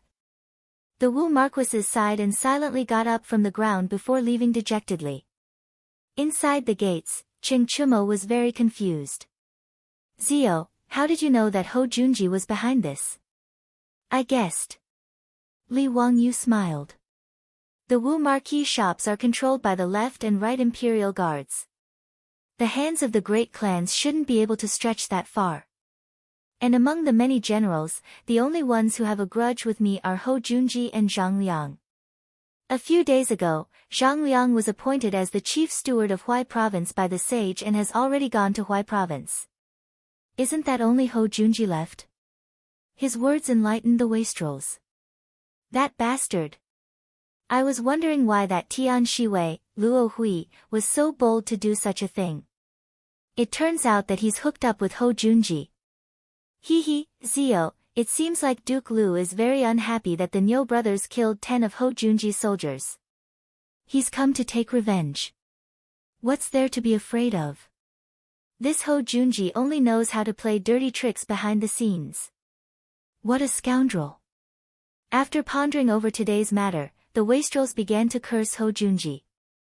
Li Wangyu lowered his voice and said, "Brothers, have you thought of a problem? How could a lowly dung picker like Luo Hui have a relationship with a duke like Ho Junji?"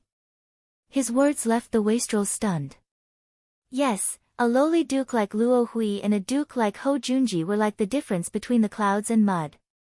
How could a proud person like Ho Junji collude with someone like Luo Hui?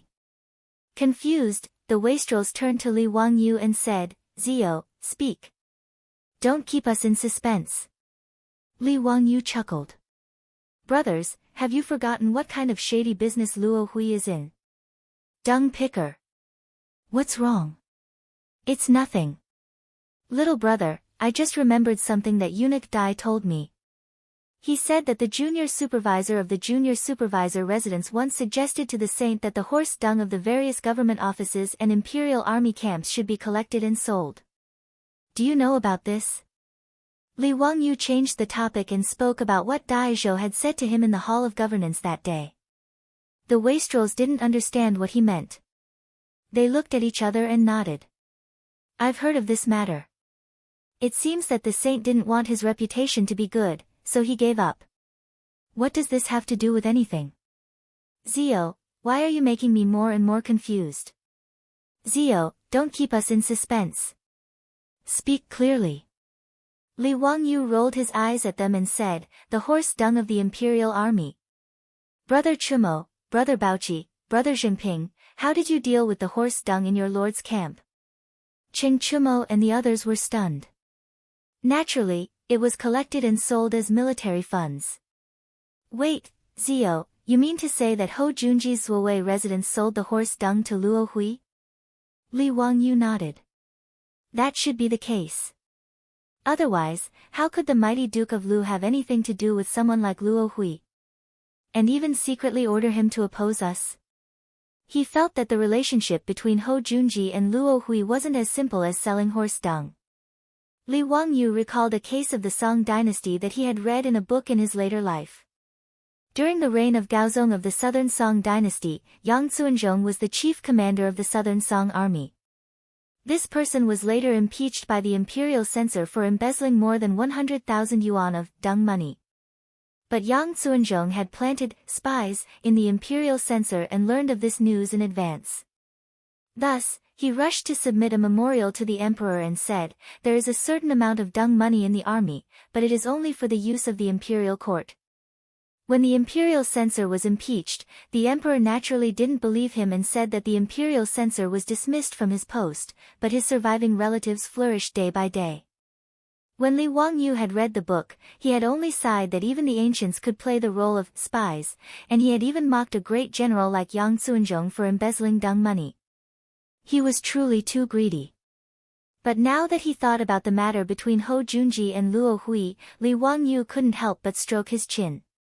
There was an 80% chance that Ho Junji had embezzled the dung money of the Zuowei residence, right? This matter could be used as an excuse. Chapter 557. Even though they knew that Ho Junji was behind the scenes, they couldn't resolve the predicament that Li Wangyu and the wastrels were facing. The 50 manure carts had all been blackmailed, the 100 farmers of Hu County had been detained, and the injured had come to cause trouble for Li Wangyu. Yang Quan of Hu County had also sent someone to deliver the bad news. Upon learning that the 100 farmers had all been arrested by Chang and Wanyan counties, the families of these farmers panicked and ran to the county office to complain. Yang Quan was in a sorry state, but all he could do was try his best to appease them. Yang Quan hadn't expected that the 100 farmers who had entered the city to remove manure would all be arrested and imprisoned. He had spent a great deal of effort to coax and bluff those weeping farmers back. Fortunately, Lu Deheng and Cui Zhuo could tell that this wasn't something they should be involved in, so they didn't do anything about it. Those farmers who had entered the city to remove manure had only been imprisoned. They hadn't been interrogated or tortured, so they hadn't suffered much. But this matter couldn't be dragged on, or else Luo Hui and Ho Junji's wishes would be fulfilled. The 300 toilets had been left unattended, and not only would they not be able to generate any income to operate the charity hall, no one would be able to clean the toilets. Moreover, with no one to remove manure, once the toilets were filled with filth, not only would they be unusable, Li Wangyu would also be scolded. But the 50 victims of the accident were very difficult to deal with. Li Wangyu and the wastrels racked their brains, but they couldn't think of a good way to resolve this matter. Bastard! This won't do. This old man will bring people to find those bastards. I don't believe that they've all been bewitched by Luo Hui and aren't afraid of death. I don't believe that they won't tell the truth under torture. Ching Chumo couldn't think of a solution and was about to explode in anger. Fang Yai glared at him. Brother Chumo, you're even stupider than this little brother. Who knows how many eyes in Chang'an are watching us right now? If you go and torture those people, won't you really be fulfilling their wishes? Ha, I'm willing to bet that those great clans won't let Zio off. It would be strange if no one impeached Zio in the morning court tomorrow. How about it? Is there anyone who wants to bet with me? Chai Linggu said with a smile. Wei Shiyu replied snappily, aren't you talking nonsense? If you want to bet, sure. I bet that someone will impeach Zio. You can set the odds. How about that? You guys, that's enough. You're still in the mood to joke at a time like this? If we can't overturn these crimes, we'll really become a joke. Li Wangyu glared at these bastards. They actually wanted to use him to open a gambling house. Du He shrugged, what can we do? How can we prove that those people intentionally rammed into the carriage if there are too many witnesses? Unless we can prove that they are lying, it will be difficult to overturn this case. Wei Shiyu shook his head. Don't even think about it. It's impossible for them to retract their testimony. That group of people was really ruthless. In order to frame those farmers, they were willing to send their own hands and feet to the wheels of the car. I've sent people to the county government to ask around. The doctors have examined the injuries of those people. They weren't faking it. Their arms and legs were truly crushed and broken. TSK, the doctors said that there were a few people who couldn't be cured and would definitely become disabled. Yes, and it's even more impossible for them to retract their testimony. They would have to be flogged 80 times and pay a large sum of copper coins. That group of people, I think 80 flogs would be enough to kill half of them. Fang Yai added. Bah! It'll be a clean death. Ching Chumo spat angrily. Li Wangyu was also very speechless. This group of scammers were much more dedicated than those who pretended to lie on the ground in the future. They really dared to risk their own lives. Everyone was at a loss about this situation. Wei Shiyu, Du He, Du Go, and Fang Yai even made a trip back to their own houses to ask for their father's opinion. This bizarre carriage case had now been heard by all the civil and military officials in the imperial court. Wei Zheng, Du Ruhui, and Fang Xianling, these big shots, naturally also knew about it. But in the face of their son's inquiry, these top think tanks of the Tang dynasty could only smile bitterly and shake their heads. The other side was too willing to go all out. Even a discerning person could see that they were doing this on purpose, but there was no evidence. Unless they tortured these people to make them tell the truth, they didn't know what to do. But torture was even more impossible. In any case, there was no reason to torture the victims. Moreover, the vast majority of these 50 people were women, children, and the elderly. If they were interrogated by torture, they would probably be beaten to death. No one could bear the responsibility for that. In the view of Fang Xianling, Du Ruhui, and the others, the only thing they could do was to reconcile with Ho Junji. They were willing to be Li Wangyu's middleman. After Wei Shiyu and the others returned dejectedly, they relayed their father's words to them. Li Wangyu shook his head. I won't go. I won't reconcile with that bastard Ho Junji. And when the time comes, Ho Junji will definitely demand half of the profits. That money is going to be used for charity. We can't just let that bastard Ho Junji get away with it. The wastrels naturally understood the meaning of Li Wangyou's words. Ho Junji had clearly ordered Luo Hui to do this not just to discuss them, but also for the sake of profit. Not many people could be like Li Wangyou, who did not want a single cent of the 200,000 strings of cash a year and used it all for charity. This is neither right nor left. Then what should we do? Ching Chumo was also anxious.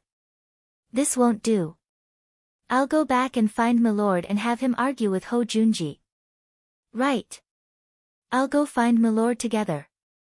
I don't believe that Ho Junji won't give face to so many high dukes.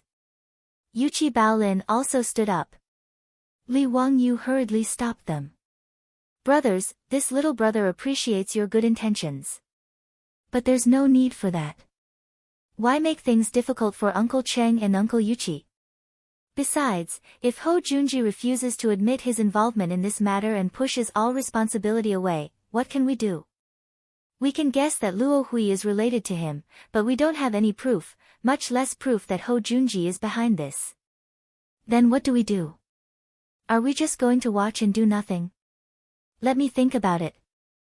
There will be a way. Li Wangyou paced back and forth in the hall, his mind in turmoil. Ching Chumo was furious. He waved at Niu Wu and said, Brother Niu, bring us some wine. Bastards! Why doesn't the heavens just send down lightning and strike these bastards to death? Li Wangyou suddenly stopped in his tracks. Brother Chumo, what did you say? Me? I'll have the Niu brothers send wine over. Ching Chumo was confused. No, what did you say after that? I said, why doesn't the heavens just strike these bastards to death? After Ching Chumo finished speaking, Li Wangyou slammed his fist against his palm. Wahahaha. This daddy has an idea. Zio, what idea? Quickly tell me. Hurry up and say it. What good idea do you have? Li Wangyou smiled mysteriously. Ha, brothers, there's no need to be anxious. This little brother can't explain it clearly in a few words. When I'm ready, I'll show you. Niu Wu, hurry, I'll have to trouble you to make a trip back to Dingzhou village and retrieve something from Changqing for me. Come back quickly, I'll wait for you. His secretive look made the other rich kids even more curious. Chapter 558. The next day, Li Wangyou woke up early, changed into the robes of a county count, and went to line up in the imperial city. Cheng Yaojin was delighted to see him. Wahahaha, kid, you're quite self-aware today. What? You know that you're going to be impeached, so you came to be scolded? Li Wangyou chuckled and whispered, Uncle Cheng, I'll treat you to a good show today. This old man knew that you wouldn't suffer a loss. It seems like you have a card up your sleeve. But this old man is very curious. How are you going to quibble? Those farmers that you and those scoundrels got to pick dung really did injure several dozen people. This old man had the estate's subordinates investigate, and quite a few of them had their arms and legs broken. Kid, you should be careful. There are quite a few imperial censors who are prepared to impeach you today. Li Wangyou only chuckled in response to Cheng Yaojin's words of concern. But Li Wangyou's heart was rather warm. This old hoodlum was rather concerned about him. He would just waive the money he owed him for mahjong. It wasn't just Cheng Yaojin who was concerned about Li Wangyou attending the court.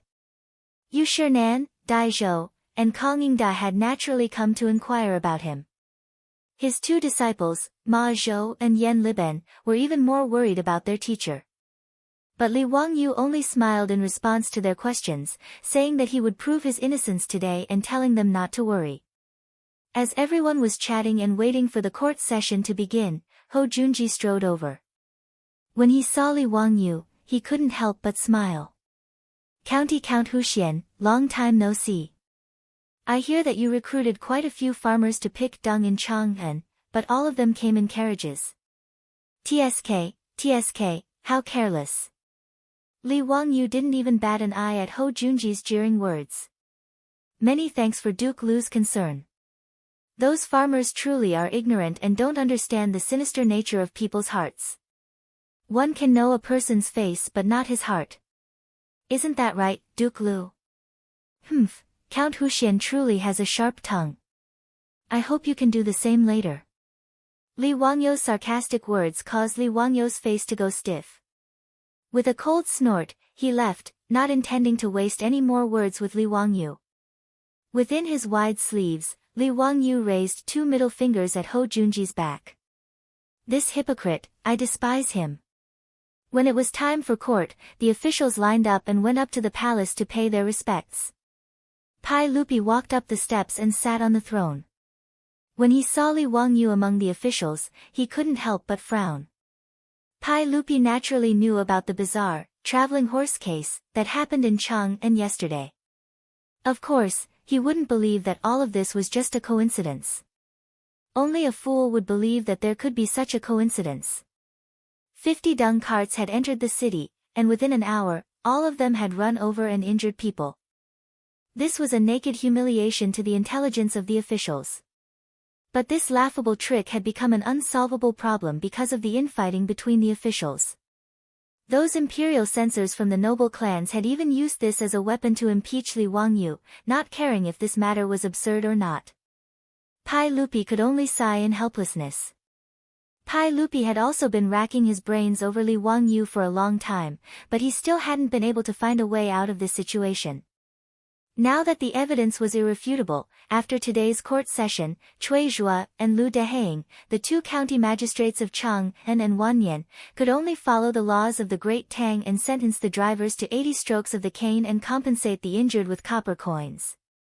And now that Li Wangyou had been impeached by the imperial censors, Pai Lupi couldn't protect him in front of the officials. He could only reprimand him and add copper coins to the punishment. Li Wangyou had lost face and was fined some copper coins, but this wasn't important.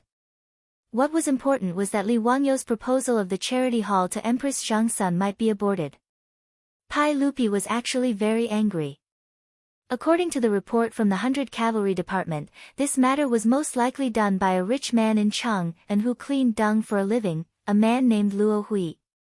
Hearing this news, Pai Lupi almost thought that the 100 Cavalry Department was spouting nonsense.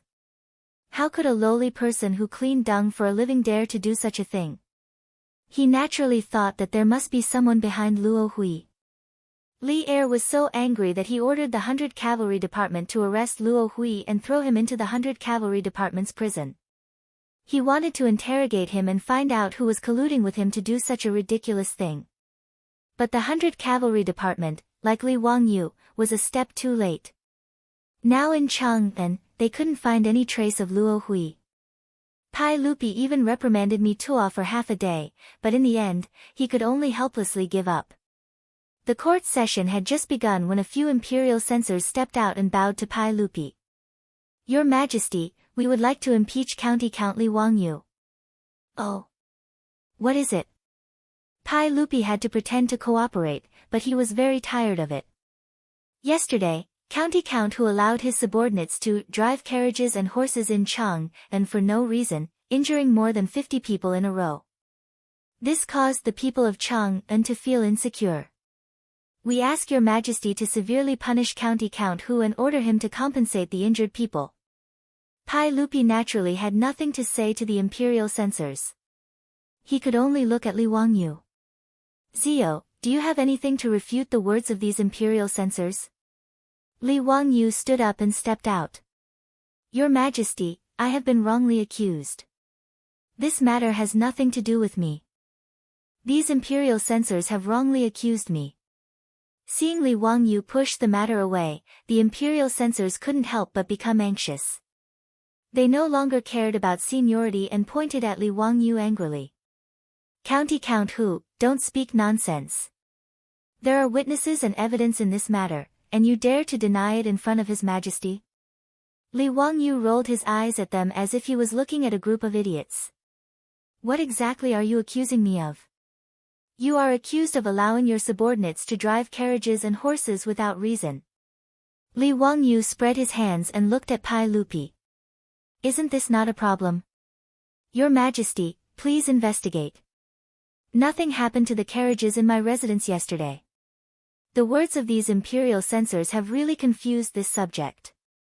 You dare to speak such nonsense in front of His Majesty? Do you dare to say that the carriages that injured 50 people in Chang'an City yesterday didn't belong to you, County Count Hu? A young imperial censor also became anxious and pointed at Li Wangyu angrily. Li Wangyu shrugged. They really didn't belong to me.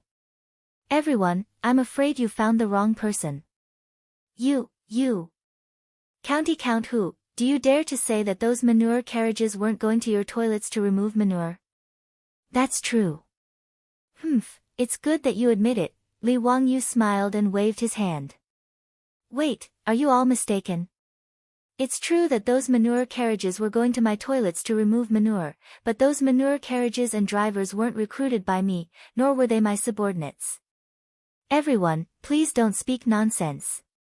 His words stunned the imperial censors. They opened their mouths but didn't know what to say. They simply turned their heads and knelt before Pai Lupi. Your Majesty, those carriages that injured people belong to County Count Hu. Everyone in Chang'an City knows about this. Now, County Count Hu is actually trying to shirk responsibility. It's truly despicable. Your Majesty, please make a judgment. Pai Lupi also felt a headache coming on. He couldn't help but look at Li Wangyu. Zio, what's going on? Explain it clearly to us. Yes, Your Majesty. Those manure carriages were indeed going to this official's toilets to remove manure, but the manure carriages and drivers have absolutely nothing to do with this official. Li Wangyu smiled very easily. Oh. Then these imperial censors have misunderstood you. Who did those carriages belong to? Li Wangyu smiled even more happily. He had been waiting for these words. Pai Lupi really was a good supporting actor. Reporting to Your Majesty, those carriages and coachmen were all created and recruited by Qing Chumo, Qing Chuliang, Qing Chubi, Yuqi Baolin, Yuqi Baoqi, Du He, Du Go, Fang Jun, Wei Shuyu, Chai Lingguo, and Niu Jinping. Li Wangyu's words instantly silenced the hall. Ho Junji, the clan officials, and the imperial censors who had impeached Li Wangyu all began to curse in their minds. Shameless, truly too shameless. Since he could push the blame onto these debauches, Fang Xianling, Du Ruhui, and the others glanced at each other, wondering what Li Wangyu was up to. Chapter 559. Li Wangyu's words left even Pai Lupi speechless. This brat was actually able to throw the blame away so cleanly.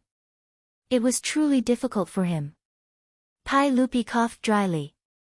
Zio, are you sure? Those carriages and farmers belong to Qing Chumo and the others.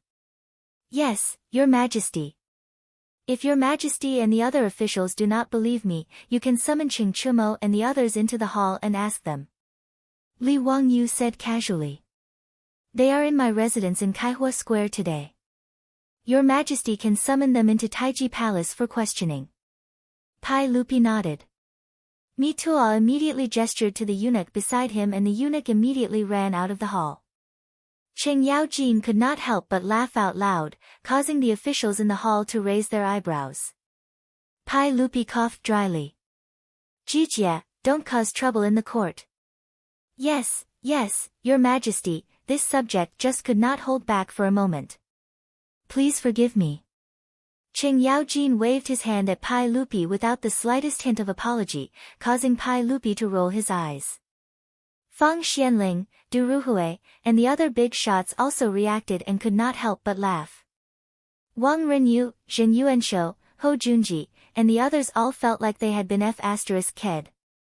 Today, the aristocratic families wanted to use yesterday's case of moving carriages for no reason to slap Li Wangyu's face. Although they could not do anything to him, it was still good for them to vent their anger.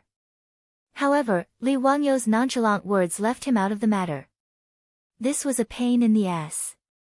If the imperial censors continued to impeach him, they would offend Fang Xianling, Du Ruhui, Cheng Yaojin, Yuqi Jingda, Chai Shao, and the other big shots. But it was even more impossible to not impeach him. They could not possibly go to Pai Lupi and say, sorry, we impeached the wrong person. We won't impeach him, right? Cheng Yaojin thought of this and could not help but laugh, mocking the aristocratic families for being humiliated today. None of the imperial censors had expected Li Wangyu to be so shameless. Everyone in Chang'an knew that the horse carriage that entered the city to remove dung yesterday belonged to his mansion. But he refused to admit it. What could he do? Not long after, the group of hedonistic sons were led into the Taiji palace by the servants and had an audience with Pai Lupi. The censors who impeached Li Wangyu were extremely disgusted at this moment, but they could only pinch their noses and ask the foppish lords, "General Cheng, may I ask if the carriage that killed someone in Chang'an yesterday belongs to you?" Cheng Chumo nodded his head casually. "That's right, that's exactly the case." The faces of the imperial censors became more and more ugly. Director Cheng had tacitly agreed to this matter, making their impeachment today a complete farce. "Your Majesty, the carriages of General Cheng and the others are traveling in Chang'an City. We feel that Your Majesty should reprimand them to not disturb the people." The censors could only be careful with their words and tried their best to speak to Li Erqi in a tactful manner. Pai Lupi naturally knew why they changed their minds, but he was too lazy to say more. Just as he was about to reprimand the foppish lords, Li Wangyu suddenly opened his mouth. "Your Majesty, the imperial censors had impeached me for the same crime, but they had asked Your Majesty to severely punish me and order me to compensate the injured people. Why is it that when it comes to Cheng Chumo and the others, you only reprimand them? What kind of logic is this? I ask Your Majesty to severely punish Cheng Chumo and the others as a warning to others." Li Wangyu said these words righteously, as if he was the upright and plain-spoken imperial censor who was absolutely irreconcilable with Cheng Chumo and the others. His words made the faces of the imperial censors who had impeached him turn even darker, but they could not refute. They could only shut their mouths and pretend to be ostriches, allowing Li Wangyu to slap their faces. Cheng Chumo and the others looked very wronged and bowed to Pai Lupi. "Your Majesty, if we were not strict enough and the carriage in Chang'an injured dozens of people, we are willing to accept Your Majesty's punishment. However, we are not satisfied with this matter. The so-called injured people who hit the carriage were deliberately injured. If we are punished because of this, we are not satisfied. We ask Your Majesty to issue an edict to order Chang'an and Wanyan counties to interrogate the injured people and give us justice." The imperial censors did not know how to respond to the foppish lord's complaints. If these words were said by Li Wangyu, they would naturally jump out and righteously reprimand Li Wangyu for talking nonsense. They would also take out a large number of witnesses and evidence to prove that Li Wangyu's carriage hit and injured the people. But these words were said by the foppish lords, so the imperial censors did not know what to do.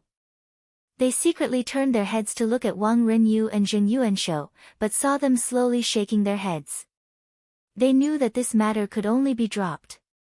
Pai Lupi did not expect that Li Wangyu could shift the blame to such an effect. Previously, he was like Feng Xianling and the others. They were all thinking that Li Wangyu would be impeached and it would be difficult for them to get away. But he did not expect that Li Wangyu and the foppish lords would change the target of the imperial censor's impeachment to a group of foppish lords. The great clans were naturally unwilling to offend so many imperial court bigwigs over such a small matter. This gave Li Wangyu and the others a chance to reverse the situation. As long as the officials did not obstruct them, Pai Lupi would naturally agree to the demands of the foppish lords. As long as they were willing to investigate this matter, they would definitely find the truth. Wang Renyu and Zheng Yuanshou glanced at each other and decided not to intervene. Today, Li Wangyu had gotten off lightly. While the great clans were unwilling to participate in this matter, Ho Junji's complexion turned unsightly. At this point, he could no longer continue to watch from the sidelines. Before Pai Lupi could speak, Ho Junji stepped forward and said, "Your Majesty, this subject believes that Cheng Chumo's words are incorrect. Those 50 injured people were all hit by carriages. This matter is absolutely true, and there are several dozen passers-by as witnesses. How pitiful and innocent are these injured people. It's one thing for the authorities not to compensate the injured, but how can they be interrogated? This is truly detrimental to Your Majesty's reputation of loving the people as your own children. This subject believes that this matter cannot be allowed." Li Wangyu and the foppish lords were not at all surprised by Hou Junji's words. On the contrary, they looked at each other and smiled. Li Wangyu had naturally predicted that Hou Junji would make such a choice. If he didn't step forward, then all his previous efforts would have been for naught. As long as he interrogated those injured people, the matter would naturally become clear. At that time, those injured people would be falsely accused and the peasants would be released. How could he, Hou Junji, stop Li Wangyu and the foppish lords from organizing people to enter the city to remove excrement? That was a profit of 200,000 strings a year. Li Wangyu did not believe that Hou Junji, famed for his greed in history, would be able to hold himself back. Reality was just as he had predicted. The great clans had retreated because of the factions backing the foppish lords, but Hou Junji had charged in. Cheng Chumo chuckled and said, "Your Majesty, since Duke Lu has said so, I would like to ask Your Majesty to make a trip to Chang'an County and have the injured confront the farmers. Ask them about the case and clear our names." "Nonsense. Your Majesty must not." Hou Junji was just about to stop him when Pai Lupi waved his hand at him. Pai Lupi stood up from his throne and said, "Junji's words are reasonable. There are many injured people in this matter and cannot be underestimated. However, since Cheng Chumo and the others feel that they have been wronged, there is a need to clarify the case. Since that's the case, why don't we do as Cheng Chumo suggested and confront these peasants? Let's see if they drove the carriage for no reason, or if they were framed. Someone, send a carriage to Chang'an. We will personally interrogate them today." "Yes. Send a carriage to Chang'an."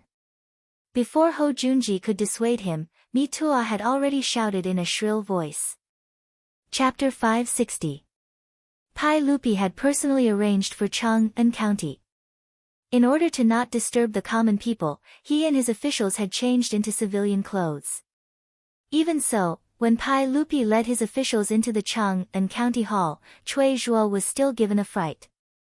Upon learning that Pai Lupi was going to personally interrogate yesterday's carriage case, Cui Zhuo immediately ordered the bailiffs to summon the peasants to the hall. Lu Dehaing, the county magistrate of Wanyan County, was also summoned to Chang'an County. The peasants imprisoned in Wanyan County were also escorted to the Chang'an County Hall so that they could be interrogated together. As for the injured people who had been hit by the carriages, the bailiffs naturally went to inform them so that they could be brought to Chang'an County for a face-to-face confrontation with the peasants. Many of the injured had to be carried to the main hall of the county yamen. Their bodies were wrapped in bandages and blood was seeping out of them. They looked very miserable. Seeing this, Li Er couldn't help but frown. This group of people was willing to do such a thing to him. He was afraid that it wouldn't be easy for Li Wangyu and the others to confront them and force them to change their words. Those who could harm themselves to such an extent were clearly people of firm will. How could they so easily change their statements? As long as they insisted that it was the peasants who had hit them with their carriages, the case would be impossible to overturn. Hou Junji scornfully chuckled. He had only wanted to dissuade Pai Lupi from coming to Chang'an County Hall because he didn't want to complicate matters, but he didn't think that Li Wangyu and his group of wastrels had any chance of overturning the case. Li Wangyu and his group of wastrels had guessed correctly. It was naturally Hou Junji who had ordered Luo Hui to injure the peasants of the 50 dung carts that had entered the city to scrape dung. This brazen blackmail was to send a clear signal to Li Wangyu, don't even think about scavenging for money in Chang'an. Ever since Hou Junji had lost his gambling house to his subordinates, he had hated Li Wangyu to the bone. For a greedy person like him, losing his money tree, the gambling house, was as painful as losing his life. And when he learned from Luo Hui that the 300 toilets Li Wangyu had built in Chang'an and were bringing in more than 200,000 strings of cash each year, Hou Junji's eyes had gone red. Luo Hui didn't dare to oppose Li Wangyu, the county count who founded the country, but Hou Junji did. Stimulated by this enormous profit, Hou Junji had ordered Luo Hui to stop Li Wangyu's men from entering the city to scavenge the excrement. He had to seize this fat piece of meat. The two of them planned this absurd car and horse case in order to embarrass Li Wangyu. Ho Junji had even calculated the reaction of the great clans, and he was certain that they would not let go of this opportunity to impeach Li Wangyu. As long as the great clans sent men to impeach Li Wangyu, they would be able to turn this absurd, car and horse case, into an ironclad case. If Li Wangyu could not send men into the city to scavenge for excrement, Luo Hui would be able to openly claim the 300 toilets as his own. He wouldn't even need to share half of the profits with Li Wangyu. Ho Junji did not believe that Li Wangyu would be so shameless as to argue with Luo Hui over those filthy things and fight over Jinkala. Moreover, if the toilets were left unattended, excrement would spill everywhere and pollute the environment, and Ho Junji might even find someone to impeach Li Wangyu. Luo Hui had gone to scavenge for excrement, but he had done a good deed without leaving his name behind. How could he be blamed? This was Ho Junji's wishful thinking. He had never imagined that Li Wangyu would shift the responsibility of scavenging for excrement onto the wastrels. Ho Junji was filled with regret that the great clan's impeachment plan had been abandoned halfway. But Ho Junji didn't care. If he couldn't scam Li Wangyu, then so be it. The most important thing right now was to stop those farmers from scavenging for excrement. As long as he could pin down the crime of car and horse case, Ho Junji didn't believe that anyone would dare to scavenge for excrement in Chang'an. Luo Hui had carefully selected these self-inflicted wounds from his own subordinates, and these elderly, women, and children were the family members of Luo Hui's excrement pickers. Luo Hui had promised them a large sum of money, and once the matter was settled, these excrement pickers would no longer have to pay him. All the money they earned from scavenging for excrement in Chang'an would belong to them. As the saying went, birds die for food and men die for wealth. These excrement pickers were already their family members, so how could they not be tempted by these conditions?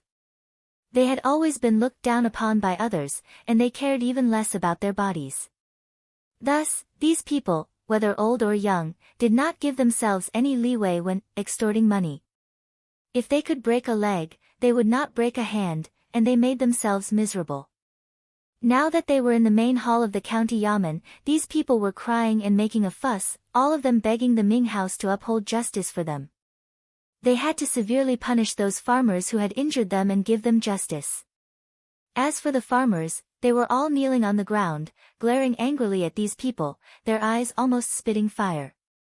At the time, Lu Shi had believed that he had accidentally run into that old woman while driving the carriage. But after he was imprisoned in the Chang'an County prison, he understood everything. How could he have been careless? Someone was clearly trying to frame them. Even if Lu Shi was a fool, he would never believe that he and his companions had accidentally run into someone. The chances of this happening were even lower than winning 200 taels of gold in the lottery. Ming House, we've been wrongly accused. These people clearly ran into our carriage on purpose. Ming House, please uphold justice for us. Ming House, we're all honest farmers in the county. We came to Chang'an to pick up manure, but we encountered such an undeserved disaster. How could 50 manure wagons all run into people? We've been wrongly accused. Lu Shi knocked his head on the ground loudly. Ming House, please uphold justice for us. While the farmers were crying for justice, the injured naturally started to make a fuss again. Nonsense. How many people in Chang'an have seen you run into us with your carriages and horses? You farmers are not allowed to quibble. Ming House, my leg is broken. The doctor said that it can't be cured. These farmers still dare to slander us. Ming House, please uphold justice for us. God damn it. I'm already so old, and you still dare to accuse me? Aren't you farmers afraid of being struck by lightning? The Chang'an County Yamen was as noisy as a market. Both sides were crying for justice. Cui Zhuo was so angry that he picked up his gavel and slammed it loudly. Only then did everyone shut up. If anyone dares to cause trouble in court again, I'll give them 20 strokes of the cane. After Cui Zhuo's anger, neither the farmers nor the injured dared to say another word. Lu Deheng looked at Pai Lupi, who was sitting on the side and watching the trial. Your Majesty. Oh, Eunuch Li, how do you think this case should be handled? Do you want to call in witnesses? Pai Lupi was non-committal. Do as you see fit.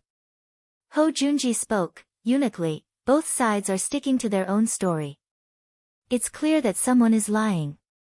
There are witnesses and evidence, so these drivers can't quibble. Why don't we use torture? I don't believe that they won't tell the truth. Cui Zhua and Lu Dehang were naturally annoyed by Ho Junji's words. They couldn't bring themselves to use torture on these farmers in front of County Count Huxian and all the other hedonistic scions. Li Wangyu chuckled and stood up as well. Uncle, everyone, Duke Lu's words are reasonable. There are bound to be people lying on both sides, but it's not like they won't confess under torture. I don't want that either. It's easy to tell if they're telling the truth. I have a divine tool that can detect if someone is lying. Since both sides are sticking to their own story, why don't we try my divine tool and use it to detect if someone is lying? Divine tool. Detect if someone is lying? Pai Lupi and everyone else felt their minds go blank. What was the meaning of this? Chapter 561. Pai Lupi was drinking tea, and when he heard Li Wangyou's words, he almost choked to death. There was naturally no such thing as a lie detector in the Tang dynasty, but based on its literal meaning, everyone could understand that it was a test to see if one was lying, right? The officials naturally didn't believe Li Wangyou's words and began to question him. Zio, don't joke around. How could there be such a thing? Ha, this is the first time in this old man's life that I've heard of an object that can detect lies. This is truly interesting. County Count Hu, don't mess around. How could there be such a thing? The human heart is hard to fathom. What kind of object can detect if someone is lying? Zio, how can that divine artifact of yours detect lies? Li Wangyou's smile only grew wider and wider in the face of everyone's doubts. Everyone, as the saying goes, if one lies, they will be struck by lightning. This divine artifact of mine is the same. It can distinguish between good and evil. If one lies, they will be struck by lightning. It is extremely accurate. If everyone doesn't believe me, you can give it a try. His words made Pai Lupi and the officials look at each other in dismay. They felt that Li Wangyu was getting more and more ridiculous. That lie detector test had already made everyone feel that it was inconceivable. Why was there a question about being struck by lightning? Could this Li Wangyu really be the reincarnation of an ancient expert? Now that he had recovered his memories, he could even produce such a divine artifact. Ho Junji's heart thumped. He felt that something was wrong and wanted to speak up to stop him. But Pai Lupi lightly coughed and said, since Zio says so, then bring out that divine artifact of yours and let us see it. Since Pai Lupi had spoken, Ho Junji naturally couldn't say anything to stop him.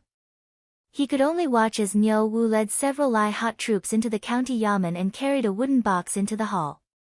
It was a square wooden box with a handle on the side. There was nothing else that stood out about it. Pai Lupi was slightly disappointed. Zio, this is your divine artifact. It can detect lies. You'll be struck by lightning? Li Wangyu smiled and nodded. He walked in front of the wooden box and pulled out two thick, black copper wires. The two copper wires were connected to two shiny copper plates. He signaled Niu Wu to shake the handle on the wooden box, and then gently touched the two pieces of copper together. Pai Lupi and the group of officials were all startled by the sudden pop from the copper plate. What made them even more incredulous was that the copper plate emitted a lightning-like electric light. Although it wasn't as earth-shattering as the thunderbolts, it could be seen that the lightning flashing from the copper plate was very similar to the thunderbolts falling from the sky. Zio, what is this? Electricity. Was that Mo Fei just an electric light? Tao ancestor above, is it really lightning? Are my eyes playing tricks on me? The Tang people naturally didn't know how lightning was formed, but they knew enough about electricity. As the saying goes, sound is thunder, light is electricity, the battle between yin and yang is thunder, and the excitement is electricity. Electricity is the brilliance of yin and yang.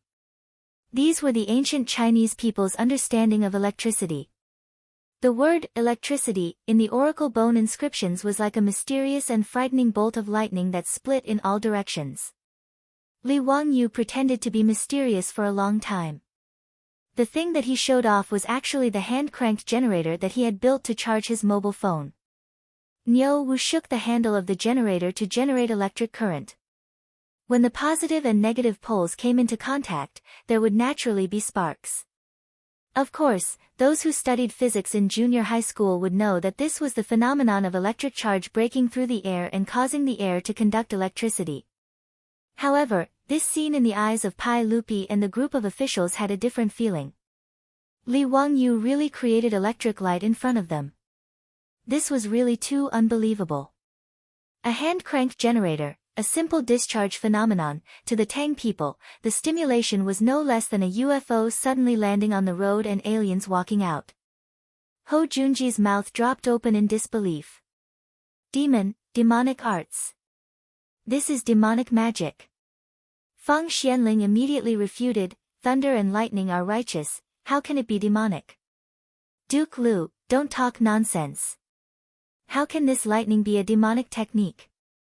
Du Ruhui also nodded. Since ancient times, China believed that thunder and lightning were controlled by the god of thunder and the goddess of lightning. Thunder and lightning had the meaning of punishing evil and promoting good. The god of thunder could distinguish between good and evil in the human world, enforce the law on behalf of the heavens, kill evil people, and uphold justice. After seeing the copper plate of the hand-cranked generator emitting electric sparks, everyone present believed that this thing could distinguish good from evil and detect lies.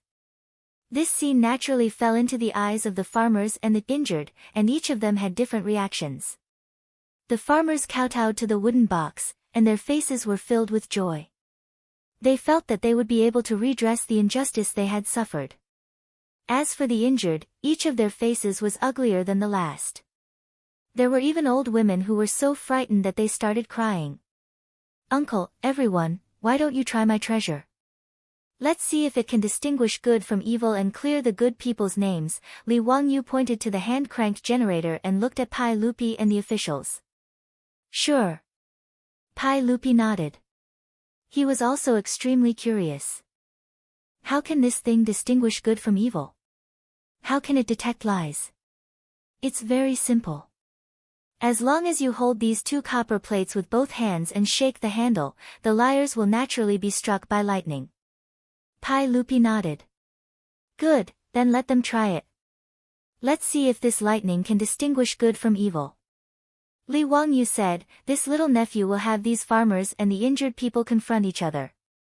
Good and evil, can be determined with a single test. When Lu Shi heard this, he immediately stood up and bowed to Li Wangyu. County Count Hu, I am willing to go first and confront that old woman. Okay, then I'll start with you. Hold these two copper plates and recount what happened that day. You cannot lie, or else you will be punished by the lightning. As Li Wangyu spoke, he placed the two copper plates in Lu Shi's hands and then indicated that Lu Shi could start shaking the handle. Pai Lupi and the other officials stared at Lu Shi without blinking. But Lu Shi was completely fine. Holding the copper plates, he began to recount what had happened the day before. Uncle, please take a look. The lightning did not punish this farmer, which means that he is telling the truth, Li Wangyu said with a smile. Ho Junji suddenly stepped forward. Wait a moment, you want this one to shake the handle? Is that possible? He naturally didn't believe in some divine tool. He felt that Li Wangyu must have done something to it, so he wanted him to personally shake the handle. Li Wangyu naturally didn't object. He indicated that Niu Wu should step aside and hand the handle to Ho Junji. Duke of Lu, this treasure of mine is extremely simple to control. Once they start talking, just shake the handle, and this divine tool can tell if that person is lying or not. Ho Junji expressionlessly nodded. He carefully examined the wooden box, and after confirming that there were no traps, he took the handle. He was still worried, so he had Lu Shi hold the copper plates in one hand and repeat what he had said just now while shaking the handle. Seeing that there was still no reaction, he awkwardly stopped.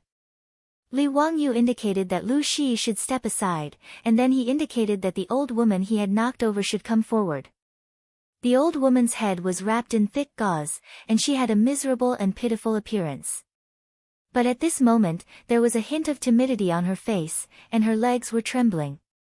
However, in the main hall of the county yamen, in front of the two Ming residence officials and a group of officials, she did not dare to say anything. She could only tremble as she received the two copper pieces and held them carefully in her hands. This old woman went out yesterday, and as soon as she stepped out of the workshop, she was knocked over by that carriage. Ah! Just as the old woman began to speak, she howled miserably as if she had received a huge shock. She threw away the copper plate in her hand.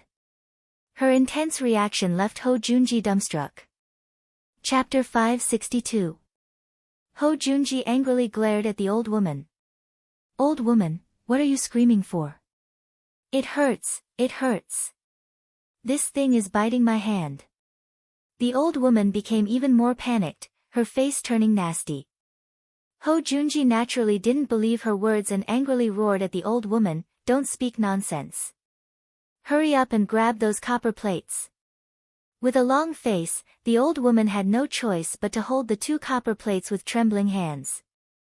Ho Junji shook the handle, and just as expected, the old woman screamed again and threw away the copper plates. Li Wangyu and the other wastrels couldn't help but laugh, and Niu Wu was grinning from ear to ear. Back then, he had been tricked by his Lang Jun just like this. When Li Wangyu had first created the hand-cranked generator and wasn't sure if it would succeed, he had tricked Niu Wu into touching the copper wires. Niu Wu had been badly tricked. Niu Wu had long ago known that this wooden box was so magical that just by shaking the handle, it could generate electricity. Although he didn't know what this electricity was for, he knew that it couldn't be touched. Li Wangyu inwardly laughed. It would be strange if the old woman didn't scream. Unless she had mutated into a superhero like the Storm, anyone would scream after being electrocuted. Li Wangyu wasn't sure how many volts the hand-cranked generator he had created could produce. In short, while it couldn't kill, it was still uncomfortable, no better than being electrocuted. In any case, ever since Li Wangyu had seen Niu Wu get electrocuted, he had no intention of personally trying it out. And yesterday, he had sent Niu Wu back to Zhou village to ask for this hand-cranked generator from his beautiful superior. In order to keep the generator a secret, Li Wangyu had Carpenter Lu make him a sealed wooden box to seal the generator within. After seeing the item that Niu Wu brought back, the silk pants didn't understand what was going on. After being fooled by Li Wangyu, each and every one of them foolishly ran to touch the copper plate that was connected to electricity. Naturally, they were electrocuted to the point that they screamed in pain. They had personally experienced the power of this hand-cranked generator. The sight of the old woman being electrocuted and being forced by Ho Junji to touch the wire again naturally made these scions grimace in laughter. As for why Lu Shi hadn't been electrocuted when he was holding the copper plate, that was obviously because Li Wangyu and the other rich kids had cheated. The silk pants had long sent a lot of beeswax to the prisons of the two counties in Chang'an, so that the peasants could smear a thick layer of beeswax on their palms. Beeswax did not conduct electricity. It formed a translucent protective layer in the palms of the farmers. Therefore, Lu Shi didn't feel anything when he held the copper piece. Any junior high school student in the future would laugh their heads off if they saw such a trick. But in the eyes of the Tangs, this was what Li Wangyu meant when he said that the divine artifact could distinguish good from evil and detect lies. The reason why the old woman was bitten by the copper plate was naturally because she had lied. Faced with such a situation, the old woman really didn't know what to do. She simply knelt on the ground and wailed. Cui Zhuo's eyes brightened. He waved his hand, indicating for the yamen runners to push the crying old woman to the side, and then for another farmer to come forward. Just like Lu Shi, this farmer didn't panic in the slightest. Gripping the copper plate with both hands, he began to recount what had happened yesterday. Ho Junji continued to turn the handle, but it was to no avail. After saying this, the farmer bowed to the crowd and retreated to the side. The injured person he had run over was also carried over with a mournful face. This injured person's calf had been crushed by the wheels of the carriage, and he could only lie on the door as the yamen runners carried him over to the divine artifact. His face ashen, he gripped the 2 copper plates as if he was about to be executed. Yesterday, this lowly person was walking along the street when that carriage. Aya! Another scream was heard. Under the stimulation of the electric current, no matter how strong the person's willpower was, he could not bear the pain. He screamed and threw away the copper plate in his hand. Wahahaha, Zio, this divine artifact of yours is truly interesting. It seems like there's no need to continue investigating this case. Isn't it obvious who's loyal and who's a traitor? You scoundrels actually dared to frame a good man. Even the heavens won't let you go. Qing Yaojin laughed heartily. Pai Lupi and the others nodded in agreement. This scene was enough to explain the problem. Ho Junji still wasn't willing to give up. He pointed out several more farmers and had them hold the copper plate while he turned the handle of the generator. Ho Junji's efforts were naturally futile.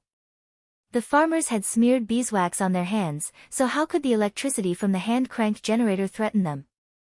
As for the victims, they screamed as they were electrocuted. None of them were able to escape. This ironclad fact was placed in front of everyone's eyes. The group of victims, who were still clamoring before, no longer made a sound. One by one, they knelt on the ground and kowtowed repeatedly. At this point, there was nothing more to be said. Ho Junji was so angry that he threw down the generator and returned to stand among the officials in a daze. He had no idea how things had come to this. Cui Zhuo and Lu Dehang glanced at each other and then slapped down the gavel. What else do you have to say? Hurry up and confess the truth.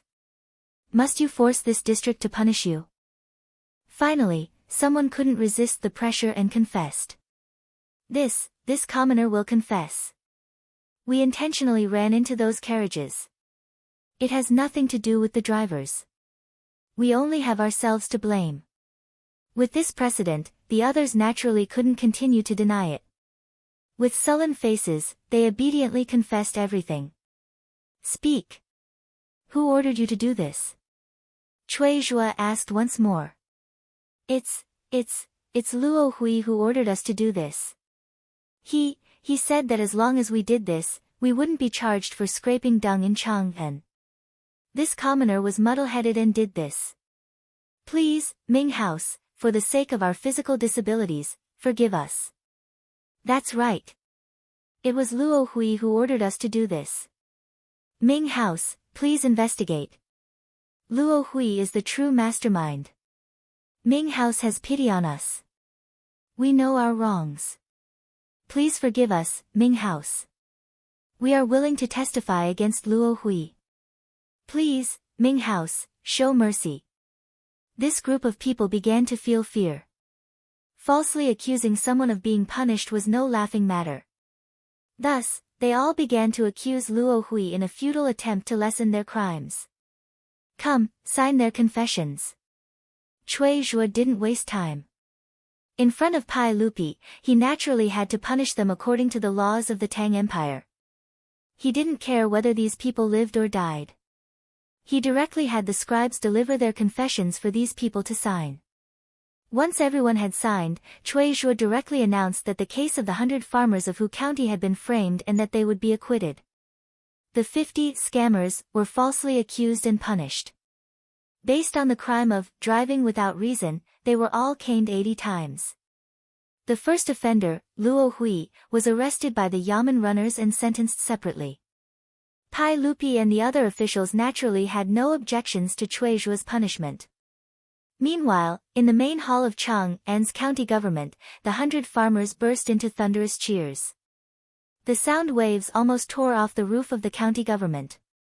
Ming House is wise. This lowly commoner kowtows to Ming House. The farmers all knelt down and thanked Cui Zhuo and Lu Dehang. Then they turned their heads and kowtowed to the rich playboys and Li Wangyu. Pai Lupi nodded in satisfaction. He got up and prepared to return to the palace. However, he waved at Li Wangyu and whispered, Zio, can you give me that precious magical item of yours? Li Wangyu looked around, then moved closer to Pai Lupi's ear and whispered, "Uncle, that thing is fake. It doesn't have the ability to detect lies." When Pai Lupi heard this, he became a Spartan. Damn, I was tricked by this bastard again. Chapter 563. Pai Lupi angrily glared at Li Wangyu. He knew that this wasn't the place to talk, so he indicated for Li Wangyu to follow him back to Taiji Palace. As for the hand-cranked generator, Pai Lupi had Mitua bring it back. Li Wangyu saw that it was still early, so he hurriedly called out to the other scions and had them arrange for the farmers to start digging excrement today. They didn't want to waste any more of their time to earn money. As for Ho Junji, his expression was constantly shifting. Standing among the officials, he gave Li Wangyu an extremely unfriendly look. Li Wangyu would occasionally meet his gaze, and when he saw this expression, not only did he not fear it, he even smiled even more happily. After following Pai Lupi back to Taiji Palace's administrative hall, Pai Lupi had Mitua bring the hand-cranked generator over and walked around the wooden box a few times. After asking Li Wangyu, he indicated for Mitua to open the wooden box. After carefully examining the structure, he couldn't help but be disappointed. As expected, it wasn't some divine treasure. It was just some copper wire wrapped around a magnet, and it didn't have any mysterious energy. In truth, this was the second hand-cranked generator that Li Wangyu had built. The one made of silver wire was still in his residence, and it was powered by water to charge his mobile phone. This was just a backup, so it didn't matter if Pai Lupi took it apart. Pai Lupi couldn't figure out what it was, so he turned to Li Wangyu and asked, "Zio, what's the use of this thing?" Li Wangyu spread out his hands. "Uncle, you've also seen it. This little nephew named this thing a hand-cranked generator. As for its use, it's naturally capable of producing electricity." "What use does this electricity have? Can't it distinguish between good and evil and detect lies?" Pai Lupi was still unwilling to give up. If there really was something that could do this, it would be far too useful to him. Li Wangyu couldn't help but sweat. This superstitious person who didn't understand science was too stubborn. "Uncle, this thing can only produce electricity. It can't distinguish between good and evil." Pai Lupi did not believe him and asked, "Then what happened in the hall of Chang'an County just now? Why aren't those farmers afraid of this electricity?" "Hee, uncle, those farmers have smeared beeswax on their hands to block out the lightning." "Oh. Beeswax had such an effect? Isn't that person afraid of being struck by lightning?" Li Wangyu was speechless. He didn't expect Pai Lupi to be so imaginative. Imagine a person covered in beeswax going out to be struck by lightning on a stormy day. That scene was simply too beautiful. He hurriedly shook his head. "Uncle, the electric light produced by this hand-cranked generator is just a drop in the ocean compared to thunder and lightning. The power is completely different. Applying beeswax on my hands can isolate the electricity from the hand-cranked generator, but it can't isolate the lightning." Li Wangyu gave Pai Lupi a general knowledge of electricity. Pai Lupi listened with great interest. Pai Lupi even let Mitua and a few of his servants have a taste of being electrocuted. Mitua kept looking at Li Wangyu with resentful eyes. "Zio, what other use does this electricity have other than electrocuting people?" Nothing." Li Wangyu also had a headache. He really couldn't think of any use for electricity in the Tang dynasty. Other than the unique mobile phone and speaker in the hands of his beautiful boss, there were no other electrical appliances. As for light bulbs and the like, that was not something he could make, let alone other electrical appliances. These things really had no use for the Tang dynasty. Hearing Li Wangyu's reply, Pai Lupi couldn't help but be greatly disappointed. After fiddling with the hand-cranked generator for a while, Pai Lupi lost interest and turned to Li Wangyu. "Zio, what's going on with Na Luohui? A lowly person dares to oppose you, the county earl who founded the country?"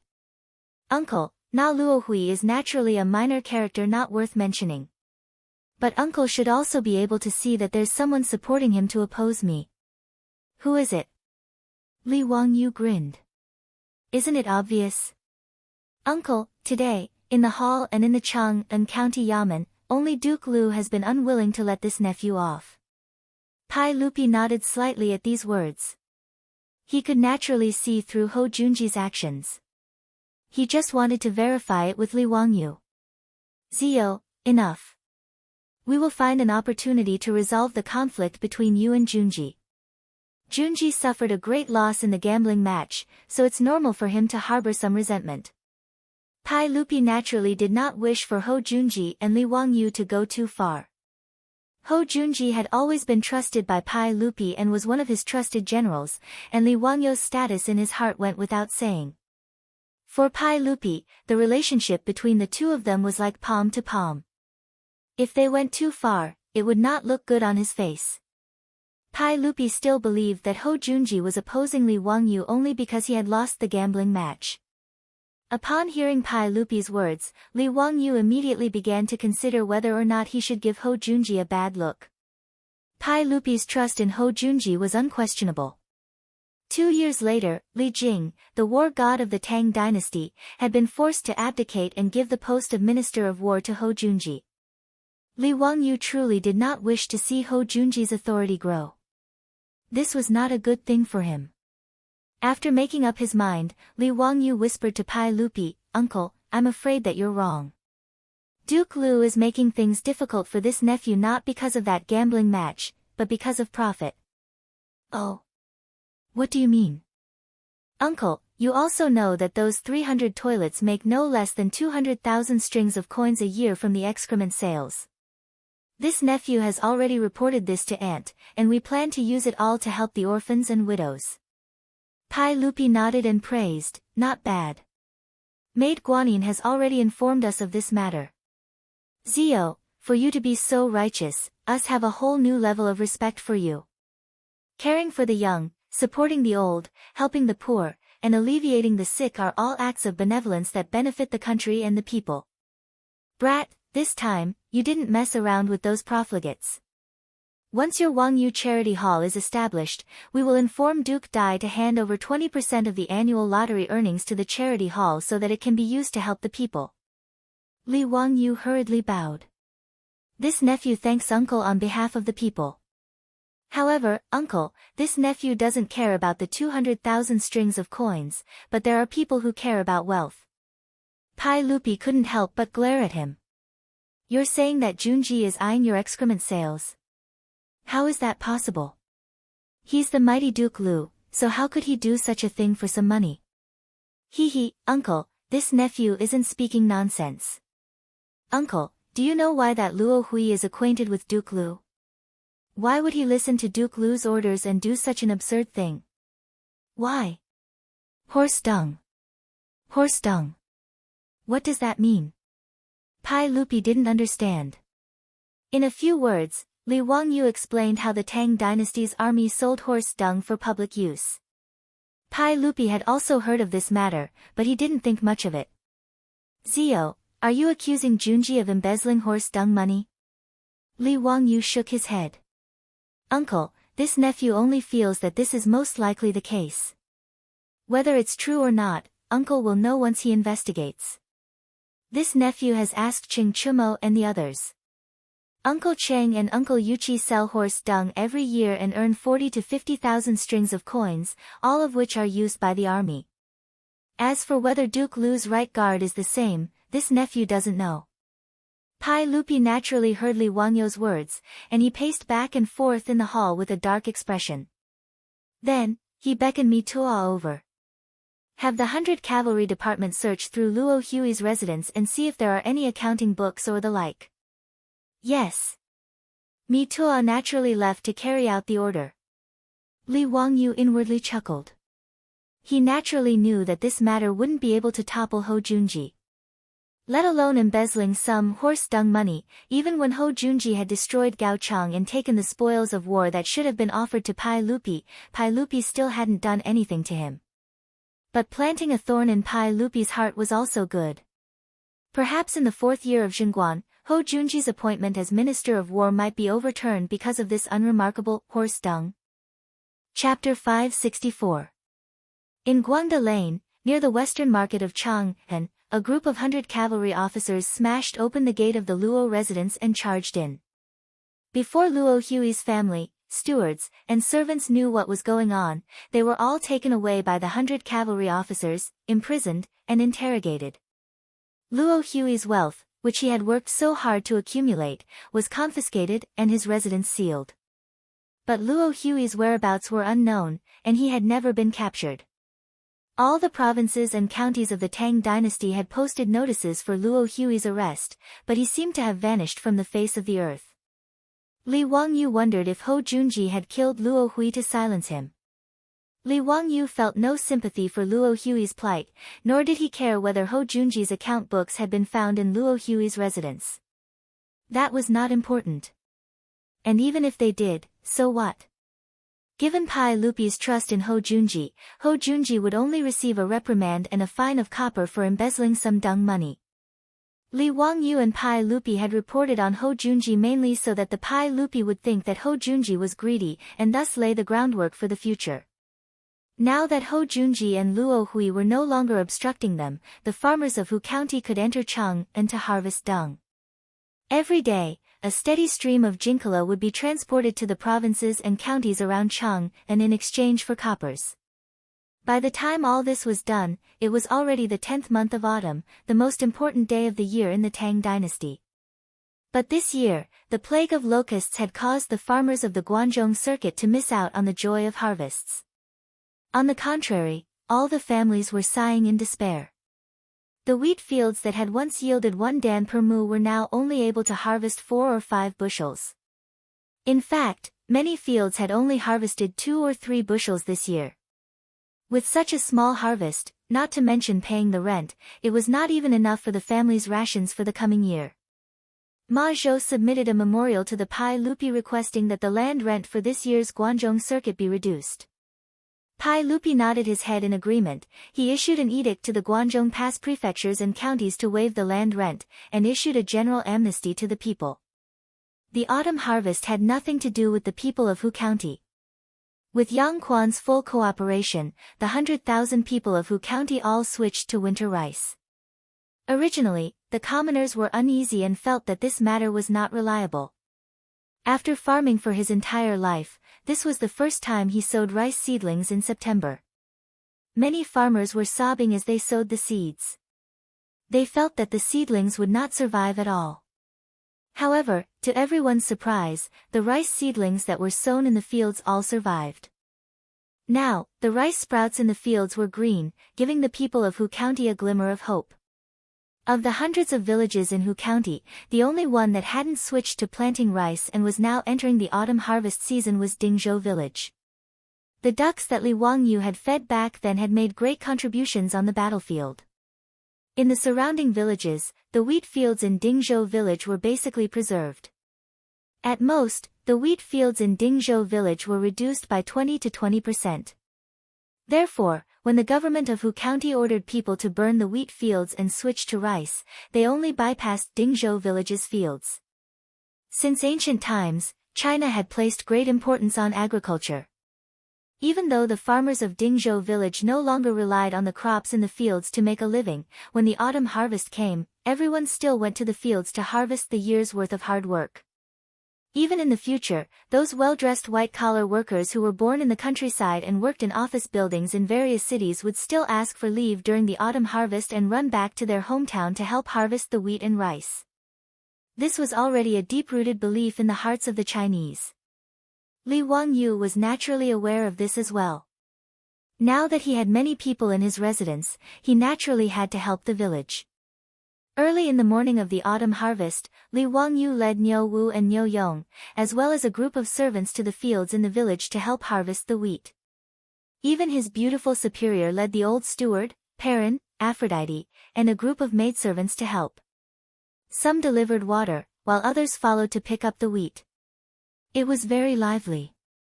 Li Wangyu symbolically harvested a few clumps of wheat before he was so tired that he was sweating profusely. He felt like he couldn't even straighten his back. The old village chief hurriedly advised him to rest at the side. His beautiful superior waved at him from under the shade of a tree. Didn't someone boast to me that he was a village boy? Why can't you do it after just a few times? Your body is really weak. Li Wangyu was so angry that he almost wanted to drag her back to his residence to prove his ability after being teased by his beautiful superior for being weak. However, this was clearly just a thought. Li Wangyu rolled his eyes at her. Nonsense. When I was young, my family harvested by hand, but it wasn't my turn to work at that time. By the time I grew up, the village was already harvesting mechanically. Every year during the autumn harvest, there would be an army of harvesters that would come to work with harvesters. They would only harvest 100 pieces of wheat per moo. Who would be so full as to put in the effort to harvest? Sophistry. In the end, you are too weak. With your small body, I don't know where you got the courage to kill 3 Japanese in a row. The beautiful superior changed the topic and brought up this matter again, making Li Wangyu very embarrassed. He could only touch his nose and not say anything. That day in the prison, he drew his sword and killed 3 Japanese. Naturally, the beautiful superior knew about it immediately. Because of this, the beautiful superior was so scared that she couldn't sleep well for several nights. She had nightmares and had to comfort Perrin, who was also scared.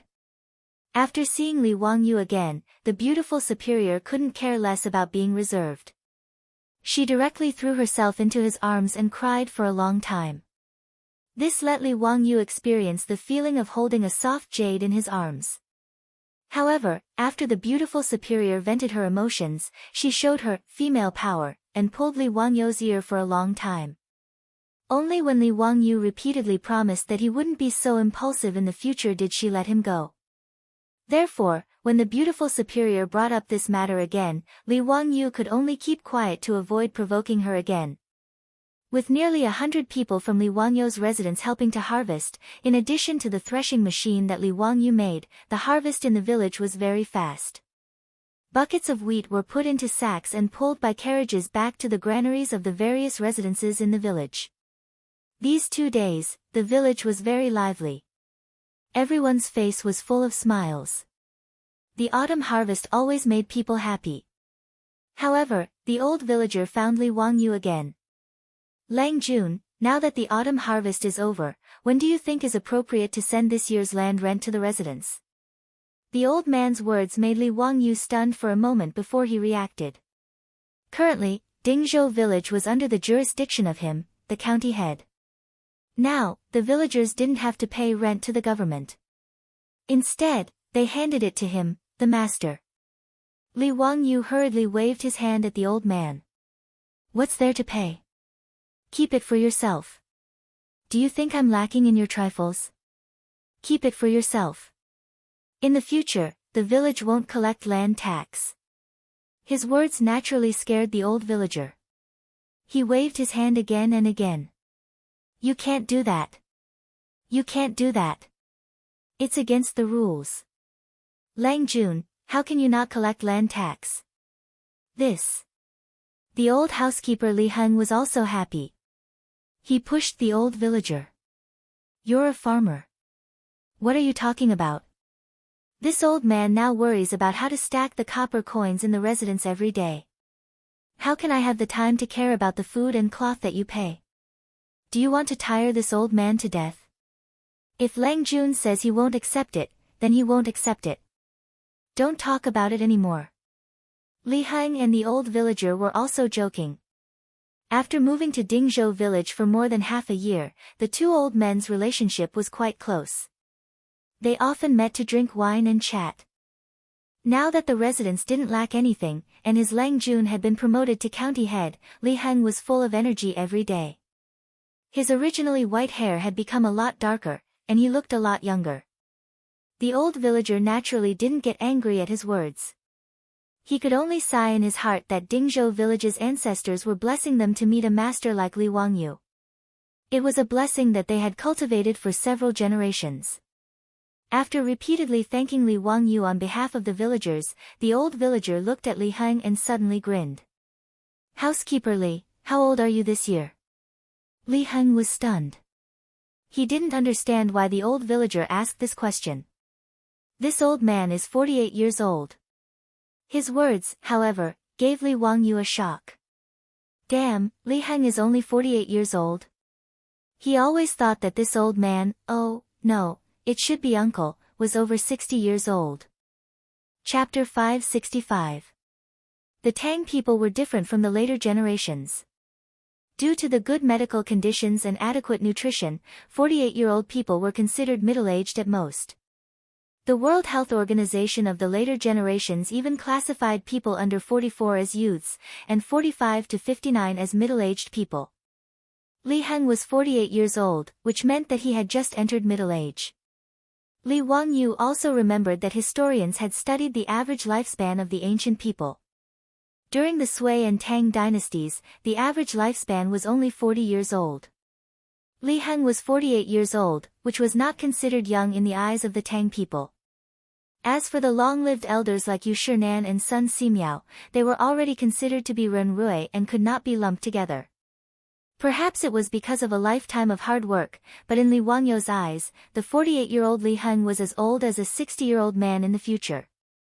He had never asked about Li Heng's age, and the original owner of his body did not seem to know either.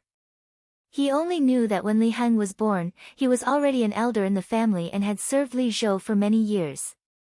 However, like Li Heng, he did not understand why the old village chief asked about Li Heng's age. The old village chief laughed. Housekeeper Li, you haven't married yet, right? You should have seen the wife of the Zhao family in the village, right? She is 33 years old now, and she is also very beautiful. In the early years, her husband was also a government soldier, but he was unlucky and did not come back. This wife of the Zhao family raised her daughter and has been a widow ever since. Hee, now this wife of the Zhao family has taken a fancy to you, old man. I just don't know if you are a good man or... The old village chief did not finish his words, but Li Wangyu and Li Heng immediately understood what he meant. Was he trying to be a matchmaker? As for whether Li Heng was a good man or a slave, this was naturally a prerequisite for the wife of the Zhao family to be willing to remarry. If Li Heng was a slave, then this wife of the Zhao family, no matter how much she secretly admired Li Heng, would not choose to marry him. After all, if she married a slave, she and her descendants would all become slaves. Without waiting for Li Heng to speak, Li Wangyu immediately nodded repeatedly. Good status, of course it's good status. Li Heng is only my residence's housekeeper, not a servant. Old village chief, is that Madame Zhao the mother of that Madame Zhao who once sold me a pig? Exactly. And, that little Miss Zhao is a diligent and dutiful girl. Madame Zhao also looks decent. Li Heng, isn't this too convenient for you? Now I have a wife and a daughter. Li Heng's face turned red when he heard their words. No, Lang Jun, I can't do that. Why not? Are you looking down on that Zhao family's wife, or do you dislike other people's daughters? Li Wangyu glared at him. Li Heng quickly waved his hand. No, I don't mind. Old slave means, what slave? I've already given you your discharge papers. Don't talk nonsense. Go to the county yamen today and find Registrar Lu to go through the procedures. If you can't do it, don't return home. Previously, when they were still at the old residence in Hu County, Yang Quan wanted to collect his debt, but Li Wangyu released all of the servants in the residence. This angered Yang Quan so much that he almost died. At that time, the discharge papers he wrote to Li Heng were torn to shreds by this stubborn old man. At that time, Li Wangyu couldn't do anything about it. However, ever since he was conferred a title and paid off his debt, he wrote another discharge papers for Li Heng. However, Li Heng didn't want to remove his status, so he kept delaying going to the county yamen to go through the procedures. Li Wangyu then looked at the old village chief. Village chief, I'll agree to this on behalf of Li Heng. I'll have to trouble you to ask Zhao family's wife. If there's no problem, I'll have a matchmaker go to her house and give her 3 betrothal gifts so that Li Heng can marry her. The old village chief grinned and said, a widow's family doesn't need any betrothal gifts. A banquet is enough. Zhao family's wife is naturally willing. It's her fortune to be able to marry stewardly, leave this matter to the old me. I guarantee it'll be done properly. Li Heng's face turned even redder when he saw his Lang Jun and the old village chief talking about his wife in just a few words. That won't do. This old man is already so old. How can I delay Zhao family's wife? Li Wangyu didn't bother to pay attention to him. He went to discuss with the old village chief how to give the betrothal gifts and how to pick up the bride. After the discussion, Li Wangyu was full of joy. When he was about to call everyone back to the mansion, he felt that the troops behind him seemed to be looking at him. He turned his head and saw a few resentful eyes looking at him. What did this mean? Li Wangyu was frightened by the eyes of his troops. It took a long time for him to react. Damn, when these old bachelors heard that Li Heng was going to marry a wife, they all wanted to marry a wife, right? Damn, he seemed to have promised them that he would introduce a palace maid to them to be their wives. He had long forgotten this matter. Well, a man can't live without integrity. As a master, he couldn't deceive the troops. Li Wangyu didn't go back to the mansion. Seeing that it was still early, he led the troops to Chang'an City. In the legislative hall, Pai Lupi was reading the memorials and dealing with official business. When he heard that Li Wangyu wanted to see him, he was very surprised. Zio, how come you have time to come to the palace to see me today? What's the matter?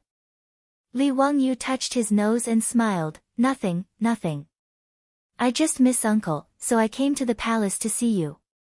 Pai Lupi looked up and glanced at him with a faint smile. Is there really nothing? If there's nothing, then you can go back. I have to deal with official business and have no time to chat with you. Li Wangyu was speechless. F***ck, can't you be more polite? He racked his brains and thought about how to ask Pai Lupi for the 73 palace maids. If he directly asked, he was afraid that Pai Lupi would beat him up.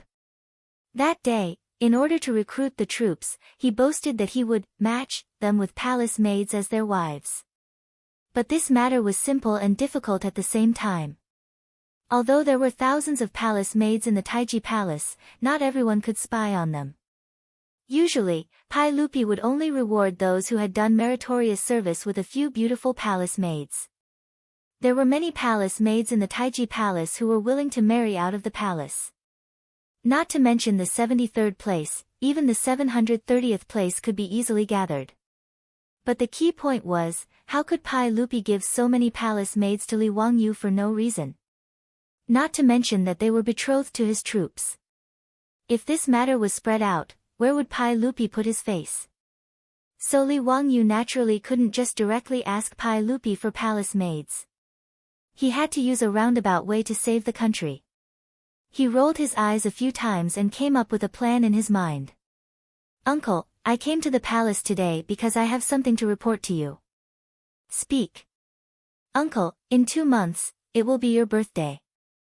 I want to give you a special birthday gift, so I came to the palace today to borrow some people from you. Pai Lupi's birthday was on the 5th day of the 12th month, which was the 22nd day of the 12th month of the lunar calendar. There were only 2 months left until now. Li Wangyu's words aroused Pai Lupi's interest. He put down the memorial in his hand and said with a smile, Ziyu is thoughtful. What do you want to give me? What kind of people do you want to borrow? Hee, uncle, wouldn't it be meaningless to talk about the birthday gift? Please allow this nephew to keep it a secret and give uncle a surprise on uncle's birthday, okay? I want to borrow 300 palace maids to prepare the birthday gift. Pai Lupi didn't think much of Li Wangyu's words. He only raised his head and laughed loudly. Good, good. Then I will wait for Ziyu's gift. What palace maids do you need? You can tell me Tua and choose them yourself. Thank you, uncle. Li Wangyu hurriedly bowed, but his heart was blooming with joy. Chapter 566. After Li Wangyu thanked Pai Lupi, he asked, Uncle, if these palace maids are disobedient, do I have the right to punish them? Pai Lupi didn't take it seriously and waved his hand at him. I'll leave them to you. Naturally, you can punish them however you want. Anyone who refuses to obey will be beaten to death. Li Wangyu had been waiting for him to say this. After thanking Pai Lupi again, he hurriedly pulled Mi Tua out of the hall of government and prepared to select palace maids. May I ask, County Uncle Hu, what kind of palace maids do you need? I'll send someone to inform them in advance. Li Wangyu chuckled. Naturally, I need someone who can sing and dance and who is good at all kinds of musical instruments. As for their age, they can't be too young. It would be best if they are at least 20 years old. It would be best if they are palace maids who are willing to leave the palace to marry. His words stunned Mi Tuo. He didn't understand what Li Wangyu meant. It was easy to understand that he needed someone who could sing and dance and know how to play musical instruments. However, he needed someone who was old and willing to leave the palace to marry. What was this for? What did this have to do with giving Pai Lupi a birthday gift? County Uncle Hu, how come I don't understand what you're saying? Don't ask. This is a secret. A secret, you know. I didn't even tell the saint when he asked. If I told him, there would be no surprise. Li Wangyu wasn't willing to tell Mi Tua the truth. Naturally, he vaguely sent him away. Mi Tua had no choice but to follow Li Wangyu's instructions and take him to Taichung Temple. He picked out 300 palace maids who were good at singing and dancing and were willing to marry and handed them to Li Wangyu to take out of the palace. Seeing Li Wangyu enter Taiji Palace and come out with hundreds of beautiful women following behind him, Niu Wu and his troops, who were waiting for Li Wangyu outside the palace gate, widened their eyes. Li Wangyu kicked Niu Wu angrily.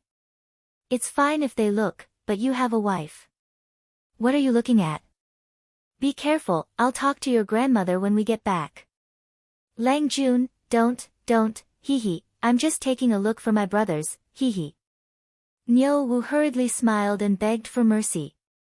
Li Wangyu angrily glared at him. Quickly go to the East Market and ask the villagers to bring the carriages here. Otherwise, we won't be able to return to Dingzhou village today. Lang Jun, are you letting the young ladies sit in that four-wheeled carriage? Those are carts for transporting goods. Niu Wu mumbled. Nonsense, if we don't take those four-wheeled carriages, are you going to carry them back? There are 300 palace maids here, where am I going to find so many horses? Why don't you ask the farmers to prepare some benches and other things and put them in the carriage? That's right, someone should go back first and inform Lady Su and Li Heng to make preparations. These 300 palace maids will be staying in the residence for 2 to 3 months. Niu Wu naturally could only follow Li Wangyu's instructions. He arranged for a troop to go back to Dingzhou village to report, and then hurried to the Shunfeng Carriage Company in the East Market. While waiting for the carriage to arrive, Li Wangyu suddenly thought, should I make four-wheeled carriages for customers? Previously, he had asked Carpenter Lu to make many luxurious versions of the four-wheeled carriages and gave them to the dukes, including Empress Shangsun, and received the appreciation and gratitude of everyone. Now in Chang'an City, there were more and more people who commissioned craftsmen to make these four-wheeled carriages. However, the customers were all nobles and rich businessmen. In Chang'an City, ordinary people still relied on the number 11 bus to travel and relied on walking. After all, there were only a few people who could afford to raise mules and horses. In such a big city like Chang'an, even if one went out of the city to buy something in the East Market and West Market, it would take half a day to walk.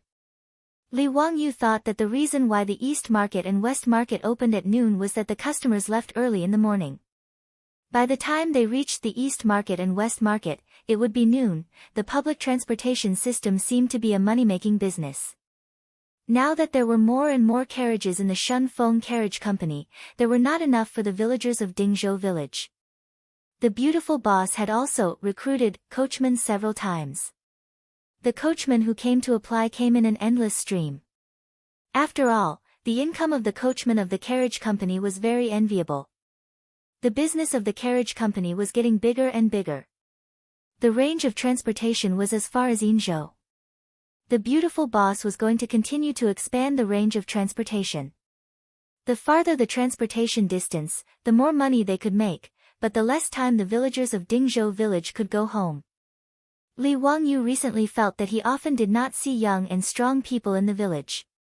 This was not what he wanted to see.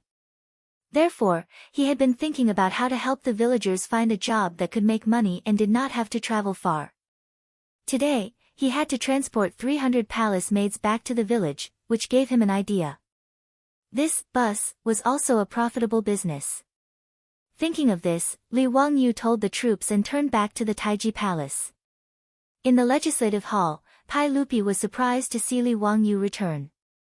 Zio, is there anything else? Uncle, I just thought of something and came to report it to you. What is it? Uncle, the population of Chang'an City is close to 1 million. However, there are only a few people who can raise mules and horses. In Noda's Chang'an City, it is inconvenient for the people to travel. It is very distressing. Pai Lupi heard this and was slightly stunned. Then, he slowly nodded. Zio, you are right. I have heard that many people are complaining about this. However, I have no choice. Chang'an City is so big. I can't send a horse and a mule to each of them. Li Wangyu rubbed his hands and laughed. Uncle, I have a way to solve the problem of the people of Chang'an City. Are you interested? Pai Lupi asked curiously, what is it? Tell me quickly. Public carriage. What is a public carriage? Pai Lupi did not understand. He understood the word public. The records of the Grand Historian explained it as, the law belongs to the emperor and the world is public. Which means publicly owned, public. But how did the carriages become public? Uncle, I plan to build a batch of carriages with built-in benches for people to sit in. They will follow a fixed route in Chang'an City. When the people need it, they can raise their hands and call for a stop. When they reach their destination, they can get off at any time. The fare is also very cheap. I think 2 coins per person will be enough. In this way, the problem of the people of Chang'an City being difficult to travel can be solved. Pai Lupi carefully thought about Li Wangyu's words. He nodded and then shook his head. Zio, your idea is very good.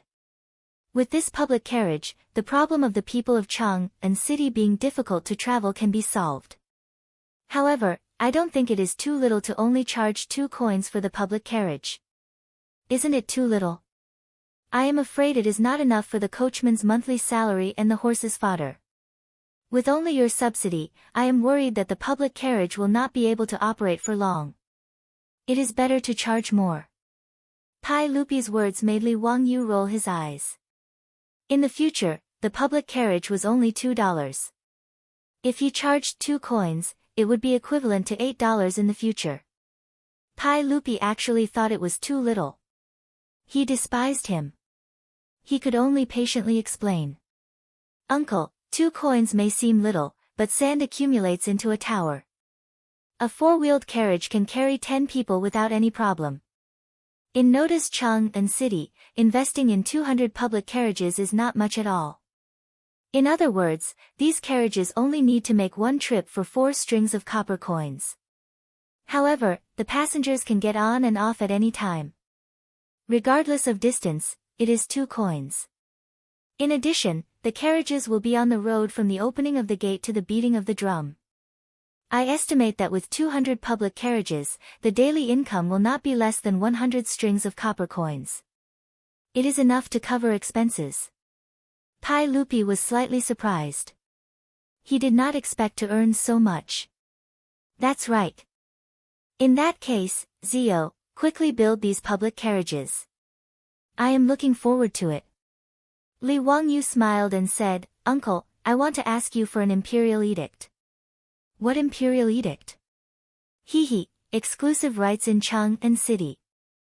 Chapter 567. Li Wangyu had asked Pai Lupi for exclusive rights because he was afraid that others would see the benefits and also build carriages to compete with him. This public carriage was the private land that he had prepared for the villagers of Dingzhou village. Naturally, he would not let others have a share of the profits. Not only the public carriages in Chang'an City, but also between Hu County and Chang'an City, he planned to open public carriages for the people to travel. Pai Lupi naturally saw through his thoughts. He could not help but shake his head and smile bitterly. Zio, you are really thinking about the future of your villagers. Hee, uncle, no matter what, the villagers of Dingzhou village are business partners with Aunt. We should take care of them. Li Wangyu smiled slyly. He was not wrong. The royal family owned 50% of the shares of Shunfeng Carriage Company, Li Wangyu owned 30%, and the remaining 20% belonged to Chang and's Chou family and Dingzhou village. A small shareholder was still a shareholder. Alright, this public carriage is your idea, so I will do as you wish. Only your family is allowed in Chang'an City, but I also have a condition. Uncle, please say it. Since you said that 2 coins is enough, then after the public carriage is put into use, the price cannot be raised. How about it? Are you willing to agree? Li Wangyu nodded repeatedly. Of course, I can guarantee it. Pai Lupi nodded with satisfaction and agreed to Li Wangyu's request. Although he had never seen a public carriage before, he could imagine the many benefits it would bring to the city. It would be convenient for the people to travel, and the people in the city would come and go more frequently. The vitality of Chang'an City would also naturally increase. Pai Lupi thought about Li Wangyu's suggestion of a public carriage and secretly praised him. He felt that his nephew was indeed a genius. No one in the world could compare to his quick thinking. Chang'an City was not easy to live in and it had been difficult for the people to travel for a long time. However, none of the civil and military officials in the court could think of such an inconceivable method like his 16-year-old nephew. Pai Lupi picked up a brush and wrote the words, public carriage, on the paper. He looked around and was very satisfied. Zio, I will give you this calligraphy. Don't let me down. Li Wangyu quickly took Pai Lupi's calligraphy with both hands. Uncle, don't worry, within 10 days, this public carriage will appear in Chang'an City. I can guarantee it. In fact, public carriages were not the ideas of Li Wangyu. Public carriages appeared in Paris as early as the 19th century. The appearance of public horse carriages also promoted the development of the city, shortening the distance between the city and the neighboring villages, and increasing the frequency of travel. After bidding farewell to Li Er and leaving the Taiji Palace, Niu Wu returned with several dozen carriages. With the help of Wuha's palace, Wuha, Wuha, Wuha, Wuha Wuha Wuha, Wuha Wuha, and Wuha, Wuha. Lai Hat's palace guards were even more attentive. They rode their horses around the carriages and chatted cheerfully with the Wuha maids. It was very lively. Li Wangyu shook his head.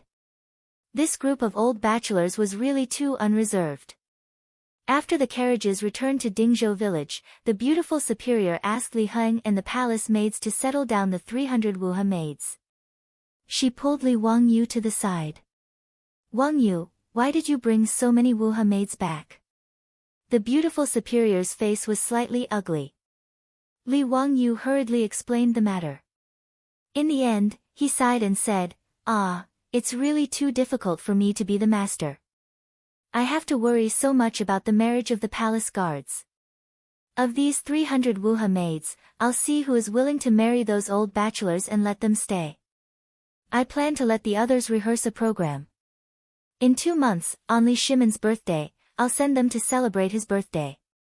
After figuring out Li Wangyu's plan and knowing that she had misunderstood him, the beautiful superior stuck out her tongue in embarrassment. She thought that Li Wangyu felt that there weren't enough women in the palace and asked Pai Lupi to expand his harem. When Li Wangyu saw the change in her expression, he knew that the beautiful superior had misunderstood. He couldn't help but feign anger and said, F***ck. Changqing, you don't think that I plan to bring these 300 Wuha maids back to enjoy myself, do you? You're too evil. Bah, I don't think that way. Don't talk nonsense.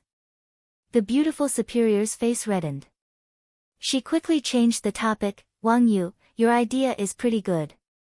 But these Wuha maids aren't people that you can privately keep, right? Aren't you afraid that Li Shimon will settle accounts with you? Hee, I've already thought about it. I've asked him before. If these Wuha maids are disobedient, will they be at my disposal? Ha, when the time comes, I'll say that those Wuha maids didn't listen to this count's words and were punished by me. I'll punish them by marrying them to the troops in my palace and forbidding them from returning to the palace in the future. Wahahaha, Li Shimin can't go back on his words, right? Letting me deal with them is his golden mouth and jade words. The beautiful superior speechlessly rolled her eyes. You can think of it. Humph, you see, Li Shimin will definitely settle accounts with you. Hee, who cares about him? Anyway, when the time comes, they will be married. Can he still take them back? Li Wangyu said indifferently. Then what program are you going to let these Wuha maids rehearse? I haven't thought about it yet. Song and dance. Choir? You help me think about it again. Anyway, it's as lively as possible. I'm afraid that I can't suppress Li Shimin and his group of country bumpkins. The beautiful superior was speechless. This guy really doesn't treat the emperor as a cadre. By the way, Changqing, I thought of another idea today. Li Wangyu talked about the public carriage again, but the beautiful superior nodded repeatedly. This is a good idea. Chang'an City is too big. Without horses, it's really difficult to move around. I think the public carriage will work. Are you going to let the villagers of Dingzhou village drive the public carriage? Well, I think so. Now they often have to run long-distance transportation. Once they go out, they can't go home for a few days. It's very hard. It's far better to drive the public carriage in Chang'an City. It's close to Dingzhou village and can go back and forth every day. Li Wangyu said. The beautiful superior nodded. I think this is a good idea. In a while, let someone invite the old village chief and the others to discuss this matter.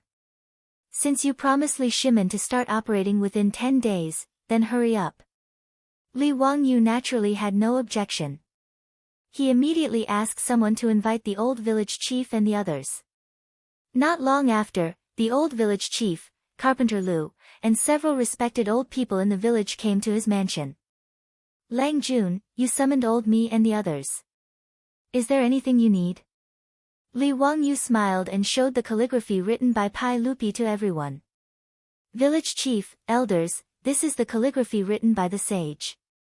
Today, I've invited all of you here because I want to change the livelihood of the villagers to operate the public horse carriages. His words made the old village chief and the others look at each other. Public horse carriages were something that no one had heard of before. From Li Wangyu's words, it seemed that he didn't intend to let the young men in the village work as drivers for the four-wheeled carriage. This caused everyone to feel a little hesitant. The villagers drove the carriages. Although it was hard, the income was quite good. They could earn 200 coins a day and 6 rounds of cash a month, which was the same as the monthly salary of the second-class leaders in the imperial court. If they were to run the public carriage business, would they still be able to make such a profit? But since this matter was proposed by Li Wangyu, the old village chief and the others naturally had no reason to refuse. The old village chief gritted his teeth and nodded in agreement. We'll do as you say. Dingzhou village won't dare to talk nonsense. Lang Jun, don't worry. If anyone has the slightest complaint, old me will personally beat that bastard to death. Yes, the village chief is right. Whoever has complaints will be driven out of the village. We don't want such an ungrateful person in Dingzhou village. A group of old people in the village echoed. Li Wangyu was stunned at first, then he laughed loudly. Chapter 568. Li Wangyu's laughter made the old villager and the others confused.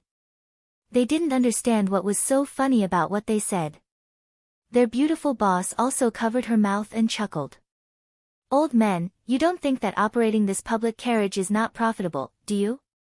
The old villager and Carpenter Lu looked at each other and felt that they might have misunderstood. The old villager hurriedly cupped his hands to Li Wangyu and said, Old me and the others are slow-witted. Please enlighten us. They really didn't know what Li Wangyu meant by public carriage.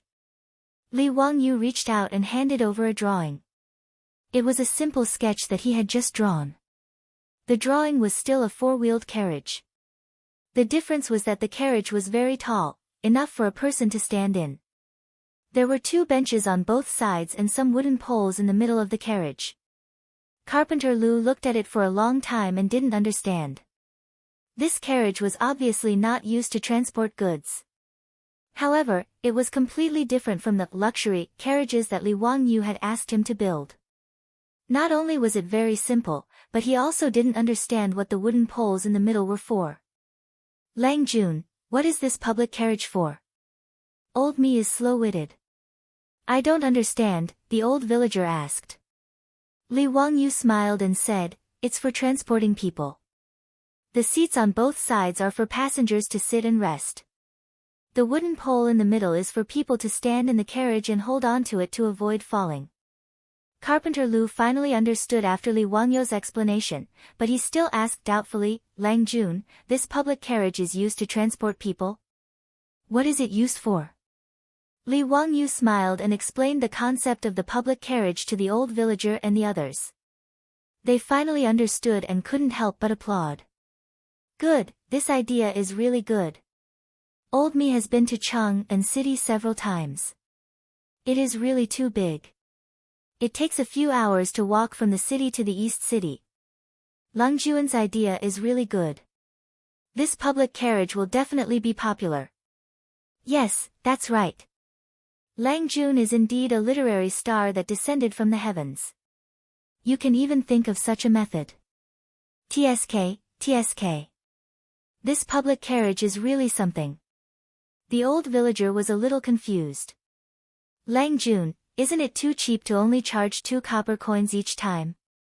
Li Wangyu was speechless. Why was this old man the same as Pai Lupi? They all felt that 2 copper coins was too little. He could only calculate the expected income of the public carriage for the old villager and the others. Only then did these old men become happy. As long as this public carriage could make money, they believed that Li Wangyu would definitely not mistreat the farmers. In the end, Li Wangyu said, the public carriage in Chang'an City. I intend to cooperate with the village in this business. What do you think of it? Lang Jun, you are flattering us. How can we refuse? Old me and the other 127 villagers thank you for your kindness, Lang Jun. The old villager hurriedly bowed to express his gratitude. He naturally knew that Li Wangyu was giving money to their village again. That's good. In that case, the cost of building the carriage and buying the horses will be paid by me. As for the income, let's split it 50-50. My mansion and the village will each take half. As for how much the villagers who drive the carriage will take, I'll leave it to you to discuss. Li Wangyu's words shocked the old villager. He hurriedly stood up and waved his hands to refuse. Lang Jun, we can't do that. We can't do that. The village can take 10%. How can we share it 50-50 with you? It doesn't make sense. Yes, Lang Jun, it's too much. We can't do that. Lang Jun, how can we just sit back and reap the benefits when you pay all the capital? We can't do that. Li Wangyu rubbed his temples. This group of old men was too stubborn. Well, the village will also pay half of the capital, and then we'll split it 50-50. That's it. If you say one more word, I won't do this business. Dingzhou village was not short of money now. Back then, the Chiu family took out a large amount of copper coins to buy 10% of the shares from the old villager. In addition to the share from the carriage company for half a year, the village's public account was full of money. When the old villagers saw that Li Wangyu was so determined, they could only thank Li Wangyu again and settle this matter. Carpenter Lu patted his chest and said, Old me will immediately go back and start building the carriage. I guarantee that it won't delay Lang Jun's business. Nowadays, Li Wangyu asked Carpenter Lu to build more and more things. Even the surrounding villages came to look for Carpenter Lu to build their own water carts, carriages, and other things. Carpenter Lu also had a keen eye. He simply recruited many apprentices from the village and the surrounding villages and set up the first carpentry workshop in Dingzhou village. His 3 sons all became masters in the workshop. They led a group of apprentices to build all kinds of things. The business was doing quite well. Among the villagers of Dingzhou village, there were close to 200 coachmen in the Shun Feng Carriage Company. Within 10 days, Carpenter Lu's workshop naturally could not build so many public carriages. However, Li Wangyu was not in a hurry. He pushed all 200 public carriages to Chang'an City. After 10 days, there would be about 50 public carriages on the road to meet the initial demand. After the matter of opening public carriages in Chang'an City was confirmed, the villagers of Dingzhou village were naturally all smiles. Driving a public carriage in Chang'an City was much better than running on the road in the rain and wind every day. Moreover, they did not have to travel far. They could drive the carriage back to Dingzhou village after getting off work every day. Why not? Li Wangyu also went to Chang'an City a few times in the past few days. He found Cui Zhuo and Lu Deheng. The three of them followed the map of Chang'an City and planned a preliminary route for public carriage operation. Cui Zhuo and Lu Deheng were completely convinced by Li Wangyu's ability to create trouble. These things happened one after another. The storm of building toilets in Chang'an City had just passed a few days ago. This county earl who created a public carriage. However, Cui Zhuo and Lu Deheng, the two county magistrates of Chang'an City, had to admit that Li Wangyu created good things. Not to mention the toilets. Since the 300 toilets were put into use, and with the supervision of the yamen runners and the marquis, the situation of people urinating everywhere was no longer there. There were no yellow and white things in the streets and alleys. Even the flies and mosquitoes had decreased a lot. This public carriage was even better. It only cost 2 coins to make it convenient for people to travel. Naturally, it was a good thing for the country and the people. However, the two of them did not understand why Li Wangyu had to define the route of public carriages with such strange names as First Road Public Carriage and Second Road Public Carriage. Li Wangyu was too lazy to explain. Of course, this was just his bad taste acting up. Li Wangyu was never tired of being able to bring about all kinds of shadows of later generations in the Tang dynasty. Cui Zhuo and Lu Deheng did not delve into why these public carriages had to be called First Road Public Carriage. They just raised a question, which made Li Wangyu depressed. County Earl who, most of the people here are illiterate. Even if you write, Second Road, on the carriage, I'm afraid it won't work, right? Not to mention the carriage stop you mentioned. No one will be able to understand the words on it. Li Wangyu was speechless. Damn, I forgot about this. Nowadays, illiterates were everywhere in the Tang dynasty. Chapter 569. The earliest tram in China was put into use in Tianjin in 1900. At that time, the literacy rate of the people in Tianjin was not much better than that of the Tang dynasty. Therefore, they did not use numbers to distinguish the lines, but instead used colors. Red, yellow, blue, green, white, flower, and purple. 7 tram lines ran through the main bustling roads in Tianjin. As for the term, certain road, that people in later generations were used to, it actually originated from England and was translated from English as route. In the face of Cui Zhuo and Lu Deheng's questions, Li Wangyu could only shake his head and suggest using colors to distinguish the public carriage lines. This made Cui Zhuo and Lu Deheng applaud. The people were illiterate, so colors were the most convenient way to distinguish. After the three of them discussed, they arranged 3 horizontal and 3 vertical routes in Noda's Chang'an City, and a circular route between West City and East City. There were a total of 7 public carriage lines, which corresponded to the 7 colors of red, yellow, blue, green, white, black, and purple. After the discussion, Cui Zhuo and Lu Deheng were responsible for arranging the bailiffs to post notices in each lane, informing the people that the public carriage was about to be put into operation and the route map of the 7 routes. This immediately became the hottest topic in Chang'an City. Everyone talked about the public carriage when they met. De Lang, have you heard? County Count who came up with something new again. I know. You're talking about the public carriage, right? Ha, this is something new. The county magistrate said that you can ride a horse carriage for 2 copper coins. Is there such a good thing? Won't County Count Who suffer a loss? Who knows? Anyway, County Count Who doesn't lack money. He can afford it. If this is true, I have to thank County Count Who. This is good for us. Of course. My mother has always wanted to go to Xuandu Temple to burn incense. I'm an unfilial son. I can't borrow a carriage, and my mother's legs are inconvenient, so I haven't been able to go. If the public carriage is real, then it is the blessing of the Tao ancestor. I can bring me to the Xiandu Temple. Just wait. The bailiff said that the public carriage will be in operation in 5 days. I asked clearly, this blue plate carriage has to go from the Qixia Gate Street in front of our inner square to the Golden Light Gate Street. If we change to a red plate carriage, we can go directly to the East Market or the West Market. It is too convenient to buy things. In fact, compared to the original 100 copper coins price for an ox cart that could carry a load of 100 caddies and travel 50 kilometers in the Tang dynasty, the 2 copper coins public carriage fare was not cheap. However, the starting price for an ox cart was 50 copper coins. Regardless of whether the distance was less than 50 li, the price was still the same. In this way, 2 copper coins for a ride in a carriage was much cheaper. The average monthly income of the people in Chang'an was consistent. 2 coins was not a low cost, but the enthusiasm and expectation of the public carriage did not diminish.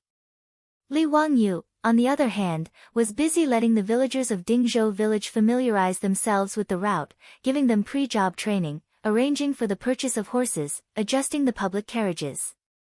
10 days passed in the blink of an eye after a series of tasks were completed. Early in the morning drum of Chang'an city had just been beaten and the gate was opened. The old soldier guarding the gate saw many people pouring out of the gate and standing on the street outside the gate, looking around. Have they come? Have they come? Have you seen them? It can't be that early, right? The gate has just opened. Let's wait a little longer. Did the announcement say today? Yes, today is the day. The old soldier was puzzled. He went forward and asked, "Everyone, what are you waiting for?" "Waiting for the public carriage." "May I ask what a public carriage is?" The old soldier did not understand and continued to ask. His words made the people around him laugh. "This soldier, have you not been in Chang'an city these days?" The old soldier nodded. "A few days ago, I asked for leave to go back to my hometown to attend a funeral. I only returned to Chang'an city yesterday." "No wonder you don't know about this. This public carriage is a new thing made by the county count. It is the carriage that carries passengers. It travels along 7 fixed routes in Chang'an city. Anyone who needs to take a carriage can wave for the carriage to stop. When they arrive at their destination, they can get off at any time. The fare is only 2 copper coins each time." The people in the square immediately explained enthusiastically. The old soldier was surprised. "There's such a good thing. Does the county count have so much gold in his manor that he has nowhere to spend it? When I go off duty later, I'll give it a try." "Ha, that's what everyone is thinking. Look, aren't we all waiting for the public carriage to arrive?" Everyone raised their heads in anticipation. Suddenly, someone shouted, "It's here, it's here. The green carriage is the public carriage passing by our square. I see the sign on the carriage." Everyone looked in the direction he was pointing. It was a 4-wheeled carriage that was slowly approaching. The carriage was taller than a normal carriage. There was a green sign on top of it. On the sign, there were 4 large words written in white, "Public Carriage." Naturally, this was Pai Lupi's handwriting. Li Wangyu had shamelessly printed the sign on the public carriage. Everyone hurriedly waved their arms, indicating that they wanted to get on the carriage. However, the carriage did not stop. As it slowly drove past the crowd, the driver helplessly said, "I'm sorry, everyone. The carriage is full. Please wait for the next one." His words naturally caused an uproar among the crowd. Then, those who reacted quickly turned around and ran in the direction of the carriage. This public carriage could only seat about 10 people. Just in front of their square, there were no less than 100 people waiting to try it. How long would they have to wait? Moreover, there were other squares in front of their square. They might as well run a few steps and stop the carriage in front of them. The people who managed to stop the public carriage with great difficulty excitedly raised 2 copper coins and asked the driver, "Is this 2 copper coins? I'm going to Shi City." The farmer of Dingzhou village smiled and nodded. "Yes, 2 copper coins. Just throw it in this box." At the entrance of every public carriage, there was a large locked box. There was a hole in the top for inserting coins. This was the money box that Li Wangyu had created. It was directly in place. No one is selling tickets. The people curiously threw in 2 Kaiyuan Tongbao coins and boarded the carriage. Even if there were no more seats and they could only stand in the middle of the carriage, they still enjoyed it. Regardless of whether they knew each other or not, they excitedly chatted about the novelty of this public carriage. The public carriage became popular on the first day of operation in Chang'an City. Carpenter Liu, his 3 sons, and a group of apprentices worked overtime for 10 days, but they only managed to build 50 carriages. There were a total of 7 routes in Chang'an City. On average, each route could only allocate 7 to 8 carriages. Even if all the carriages were filled, they could only transport 500 to 600 people at a time. There were millions of people in Chang'an City. Even if 1% of the people needed to travel, it would still be 10,000 people. These 50 carriages were just a drop in the bucket. The 50 farmers of Dingzhou village had not rested from morning till night. It was only when the evening drum sounded and the carriages stopped operating that they realized that they had not even eaten for the entire day. Everyone was so hungry that their chests were sticking to their backs. However, they were unusually excited. After everyone drove the carriages back to Dingzhou village, they opened the money box and counted. Everyone was shocked. In almost every carriage's money box, there was no less than 1 copper coin. The final tally of the 50 or so carriages was about 60 strings of coins. Even Li Wangyu did not expect such a profit. It was more than double what he had expected. Chapter 570. His beautiful boss solved the problem for Li Wangyu when there were not enough public carriages. She transferred more than 100 freight carriages from SF Express and sent them to Carpenter Liu's workshop to reinstall the carriages on the chassis of the freight carriages. As a result, there were more and more public carriages running on the streets of Chang'an City in a few days. After the people who wanted to try the new things experienced the novelty of the public carriages, they did not rush to take the carriages. Gradually, the operation of the public carriages returned to normal. But even so, after a month, the 200 public carriages actually earned a total of more than 4,000 strings of copper coins. This frightened the old village chief and the others. According to the agreement between Li Wangyu and the village, half of the copper coins, more than 2,000 strings of copper coins, would belong to the village. In a year, the village would get more than 20,000 strings of copper coins. Even if the 127 families in Dingzhou village shared the income, each family would get more than 180 strings of copper coins, which was more than 10 strings of copper coins per month. The old villager suddenly felt that the money was too hot. If he counted the dividends from the Shunfeng Express Carriage Company, wouldn't every family in Dingzhou village be able to get about 300 strings of copper coins in a year? Were they still villagers? Even the merchants in Chang'an City who opened shops could not earn more than 300 strings of copper coins a year. The old villager looked at the account book in his hand with a headache.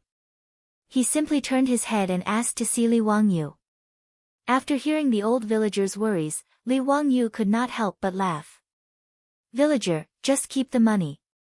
You should distribute it. Why are you hiding it? I want to make Dingzhou village the richest village in the Tang dynasty and make those people jealous. Lang Jun, this money is too much," the old villager said with a bitter face.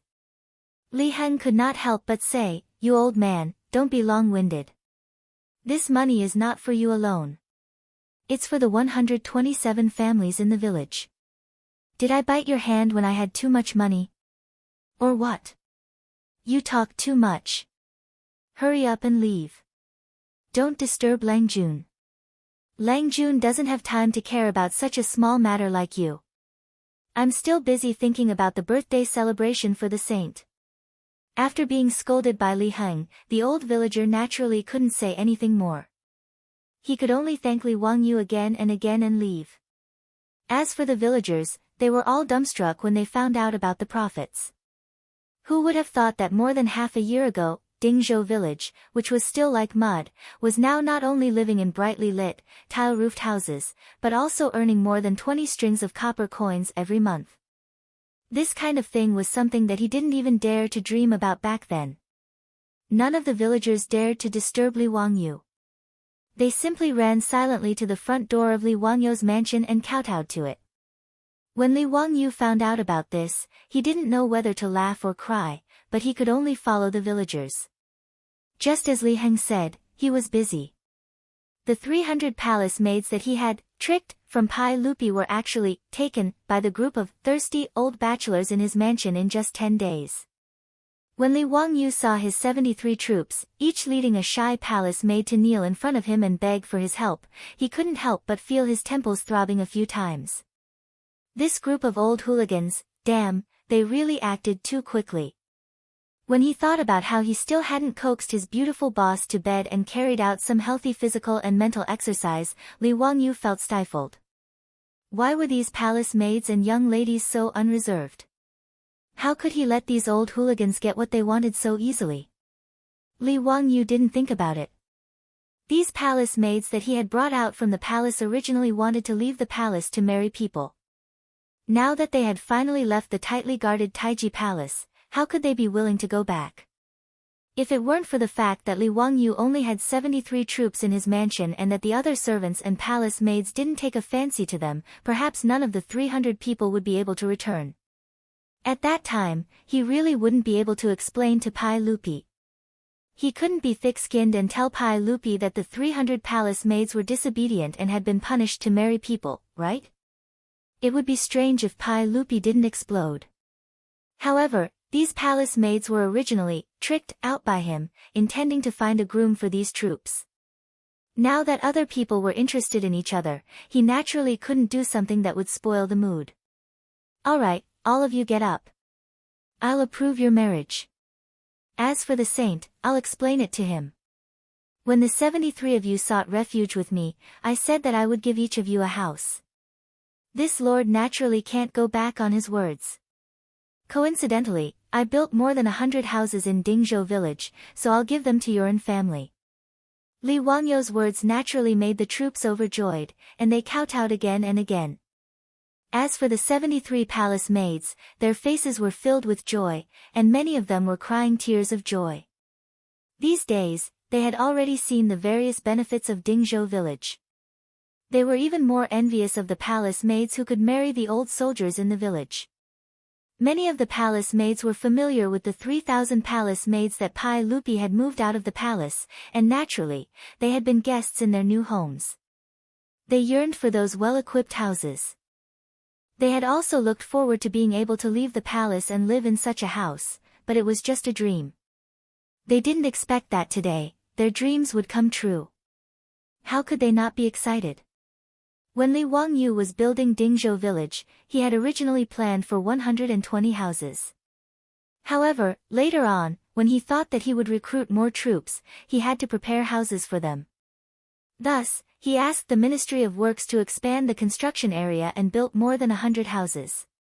He didn't expect that it would come in handy today. The two brothers, Niu Yong and Niu Wu, had already moved into the new house with their wives. They usually took turns to guard Li Wangyu's residence, and after their shift, they could go home and be intimate with their wives. These two were quite capable. Now that the two wives of the Niu family were pregnant, Niu Yong and Niu Wu were smiling from ear to ear all day long. A few days later, Dingzhou village became lively again. This time, 73 newlyweds were getting married.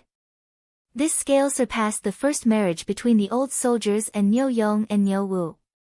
The wedding banquet was held in the village for 3 consecutive days. The main character was naturally the pig slaughtering feast that everyone ate 100 times. Now, It was naturally not Li Wangyou's turn to cook. Naturally, the kitchen maids in the residence would do it for him. If he, the county earl who founded the country, personally cooked, it was likely that everyone in the village would dare to eat. In fact, there were 74 newlyweds getting married. The marriage between Li Heng and Lady Zhao had also been settled.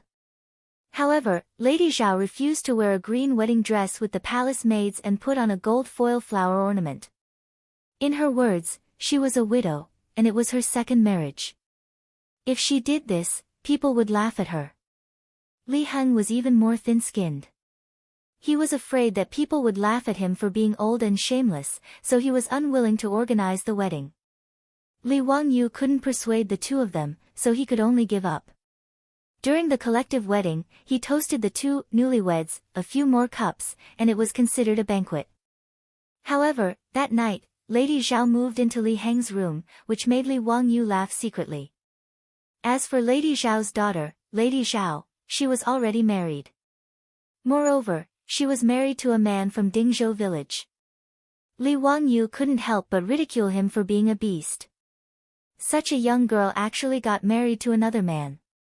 After dealing with these trivial matters, Li Wangyou began to ponder about what kind of program he should let the remaining 227 palace maids rehearse so that they could open the eyes of these country bumpkins of the Tang dynasty during Pai Lupi's birthday.